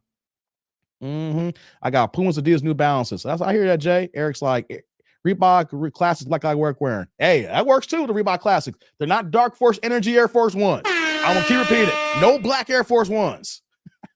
Tommy's like, since I married a Filipina, no need for game anymore. I rock Hawaiian shirts. Hey, you married. That's right. Just be clean. That's right. You married, just be clean. Then when you go out, just make sure you're presentable so that your old lady looks at you and says, man, I can't wait to get home so I can take my man down. That's the way it goes. You ain't got to go all out no more, but you got to make sure you give your woman something that she wants to rock to. I hear that, Tommy. I love suits. That's what's up, Daniel. Yeah. Ghost, while still paying up in the value on the home. That's what's up, SK. That's what's up. Get the value up, man. If you homeowners, guys, this is the best time. We took a little bit of a hit, but once we get out of this pandemic here, all of our home prices gone up. I know I was the person talking about, man, I wish I didn't buy my home. I'm happy I got it now. oh, man, quality. Hey, yo, when we talk about generational wealth, we're talking about, real estate is huge. I got a little real estate here, but just the appreciation. Thank God, I hate to say thank God for the pandemic, because the pandemic, my house appreciated $100,000. Hey, guys, can I tell y'all something? My salary when I bought this house, if I had that same salary today trying to come and buy this crib, I couldn't afford it. You had $100,000 more and plus interest rates. I couldn't afford this house before the pandemic with my previous salary. Hey guys, if you guys can afford to live somewhere and buy something and it works out and you're in the right area where that property can appreciate, think about it. I know the interest rates are not in your favor, but start working on it. When we get the interest rates down a little bit, you can afford it, and then you can refinance when the interest rates do come down. Think about it, fellas. Come on, man. That's $100,000 more than I didn't have before because I bought this crib. $100,000 on the sneeze at, guys, and it's still appreciating. Think about it, guys. Get off this rental tip if you don't have to rent. Rent is going up too with these prices. The cost of rent is going up. The rent is too damn high. Eric's like, I have 5 suits. That's what I like to hear. I like that. I rocked 4-inch platforms with a flowery dress. Damn, Sheila, you wear 4 inches? God damn. That's crazy. Whew, I know y'all lazy. Your cats be on point, girl. You showing off your legs. Lorenzo was saying Stacey Adams. I rock with Stacey Adams too, brother. That's what's up. Says, I need new suits. I don't like the ones I have anymore. They're pretty old from my lens crafter days. Hey, Tom, if you got to get rid of them, get rid of them. Ain't nothing wrong with that. Sometimes you get to a certain point and that style can be outdated. And you ain't trying to go to no fair, even though you got a nice suit, as an outdated suit. Nothing wrong with that. If you want to drop off the Goodwill or give them to somebody else who could use that suit more than you because it's outdated and you've elevated, that's fine. Go ahead and get some updated. There's nothing wrong with getting rid of them suits if they're outdated, guys. Get rid of them. Clean that closet out. I don't care how much you paid for them back in the day. Trends change. If you got to clean the closet out, clean it off. Nothing wrong with that, Tommy. Do what you got to do, man. I look at nails and then feet first. That's true, Sheila. The hands. Yeah, your nails. See, if you're a biter or, if you actually take care of your hands. Hands and feet, guys. Sheila said it.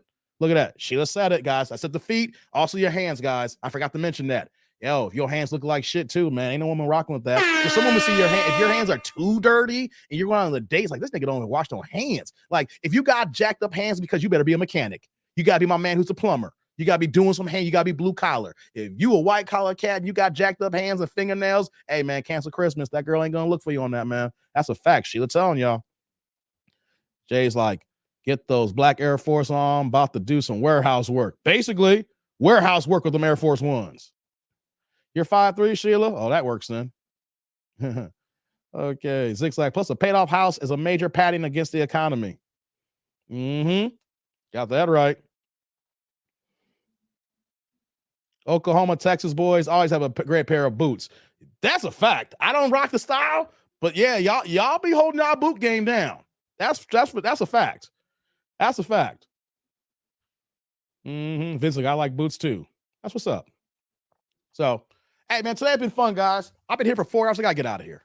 I didn't think I was going to go 4 hours. I thought it was going to be a 2-hour stiff here. But, you know, how we get it going. Kevin Samuels, we start talking, you know, and next, you know, we having a good time. So I got to get out of here, guys. I got to go. Like I always say here, guys, if you guys are not getting notifications, just after since I come live stream and y'all like, I didn't see that here. I dropped the video yesterday. Corey Holcomb, we did a reaction regarding the guy who had 4 kids and DNA tested 3 of them. They're not his. Oh, y'all gotta see that one. Some people think it's a fake story. Some people think it's real. We don't know. But if y'all missed that, go on my channel. The reaction from yesterday is on there. And if you missed the video that's going viral now, it's not officially viral, but we're trending there right now, right? How many views were on that video? How many views were at? We were at 217 when I started this live stream. It was at 217,000 views when I started this live stream, and we just picked up another 3,000 views in the last 3-4 hours. This thing's at 220,000 views, so it's trending towards viral, guys. It's the one that says Corey Holcomb Rose Steve Harvey and Shannon Sharp. Hey, your boy's going viral. We ain't there yet, but it's moving in that way. 220,000 views in 3 days. We're basically almost averaging 100,000 views a day with this video, guys. Show us some support for the kid, guys. Yo, it's going in. So that's the content there, and we'll be back this week. We got more coming, guys. I'll talk to my other editors and everything like that. We got to get it moving here. You know what I'm saying? So we here, we rocking, we cooking. But we just hit the 4-hour mark here. So you know what that means? I got to get out of here, guys. I'm going to get ready. I'm going to give y'all Saturday back, you know. Whatever y'all got going on this Saturday night, enjoy yourselves. Don't do nothing stupid. Don't do anything crazy. If y'all have the opportunity to be in the house and enjoy yourselves, cool. If you're going to go out, be safe. You know it is. You know how it goes down on Saturday nights, guys. Just be safe out there, especially with it being Cinco de Mayo weekend. What's good, Dilly? Dilly in the house here. Eric's like, only 4 days? You know, I can go longer. You know what I'm saying? But, you know, I got to lie too. I want to eat. I want to live. You know what I'm saying? I gave you this work. You know, it's been a long week at my job. And then, you know, we're going to come back. And hopefully we get back on Monday. We back to the regular schedule. Well, like I said, check out the other content if y'all missed it here. If y'all came late, the replay gang is in your future. Yeah, Derek's like, I just got here. Yeah, you can rewind it back so you can play catch up. Derek's like, are you watching the fight tonight? Hell no. I ain't paying for that, Dilly. You were late. I ain't paying for Canelo Alvarez to fight John goddamn Ryder. I don't deserve this fucking fight. John Ryder got this fight because he got a robbery win against Daniel Jacobs when he didn't even beat Daniel Jacobs. And all of us in the boxing community saw when John Ryder got that gift win was like, oh, within a year, he's fighting Canelo. We all said that. Once he beat Daniel Jacobs, we knew you give this man a year and he gonna get that Canelo fight. And what did Eddie Hearn do? He put John Ryder in there with this weak ass fight. He should be fighting other fighters, and no, he's fighting on. He's once again on his UK European tour, fighting nothing but white fighters.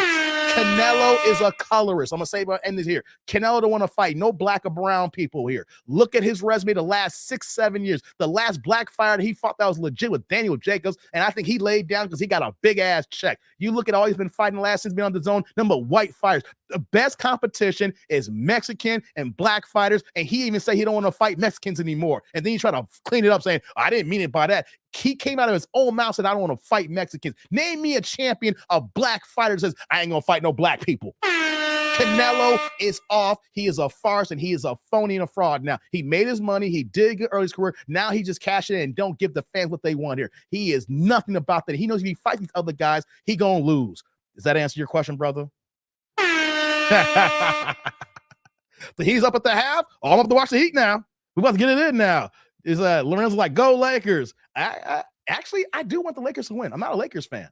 I do want the Lakers to win. I mean, it'd be cool to see Steph Curry go for 5, but you know what, though? I want to see Anthony Davis against the Joker, Denver, LA. I want to see that lineup. I want to see that matchup. You know what I mean? That's why I want to see LA win. I want to see that good ass matchup. You know, so Sydney's like, who wins tonight? Lakers or Warriors? Keep up the great work. If the Warriors are gonna hit another 23s, they're gonna win. That's the thing, though. That's the thing. If they're all clicking, if they're knocking threes, they're gonna win. That's the thing. If it's an average 3 shooting game and AD is going to go ahead and pound them in the post and everything, especially they're back in LA right now, even though home court's not the same when you're going from San Francisco to LA, you know, but the crowd is going to be there. But if AD's able to pound the paint and they're not hitting every single goddamn 3 in the average 3 game, I'm going to give LA today. You know what I'm saying? I'm going to say LA today, you know, but the Heat is up out of half. I want to go ahead and watch that because if Jimmy Buckets is playing, that's my guy. I'm all about the Jimmy Buckets. I'm all about Jimmy Butler. Since he was here in Chicago, I'm up that Jimmy Butler life, guys. Golden State for the W tonight, says Dilly. Hey, here's the way I look at that, though. As I'm about to get out of here. If Golden State wins, that's cool. I'm just saying I want to see Joker and AD. But if Steph's going to get that work, let Steph get that work. I want to see 23s. I want to see him shoot a three with his legs wide open and throw it in, and it goes in, and he's like, I want to see him shoot from 40. He hit from half court. I don't mind that. I'm here for it. I'm here for it, guys. I'm here for it. But let me get out of here, guys. Y'all don't get me going again. There we go. You heard the music? Let's get out of here. He's going off right now, Jay? I'm going to watch it. Yeah, I'm going to go ahead and watch it now. So, guys, I'm that dude named Dave. And it's been good on the Saturday. I got to go. So, hope y'all be good. Like, comment, subscribe, and the bell notification below. And support the kid. We still growing. We still cooking. And until next time, I am that dude named Dave. I'll see y'all later. Y'all be good.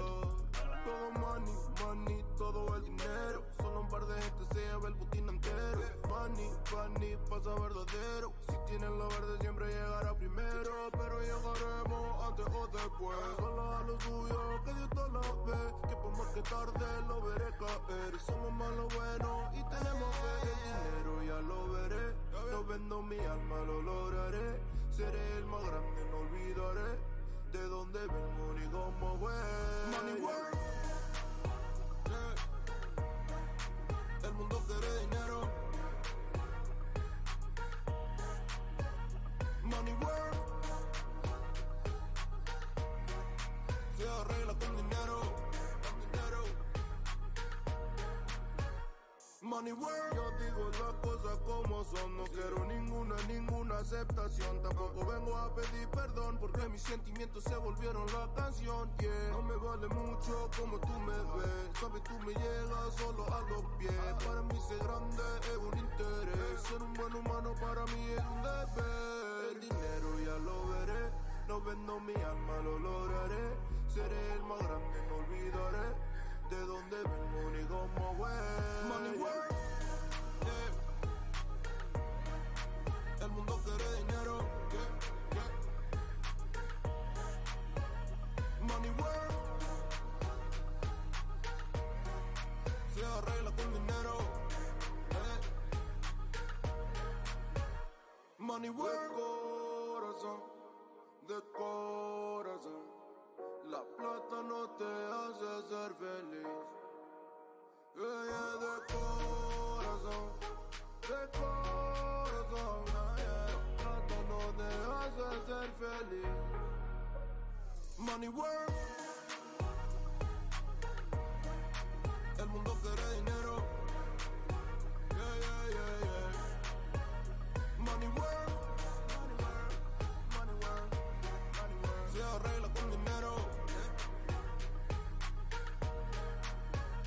Money work. Lunes. Lunático.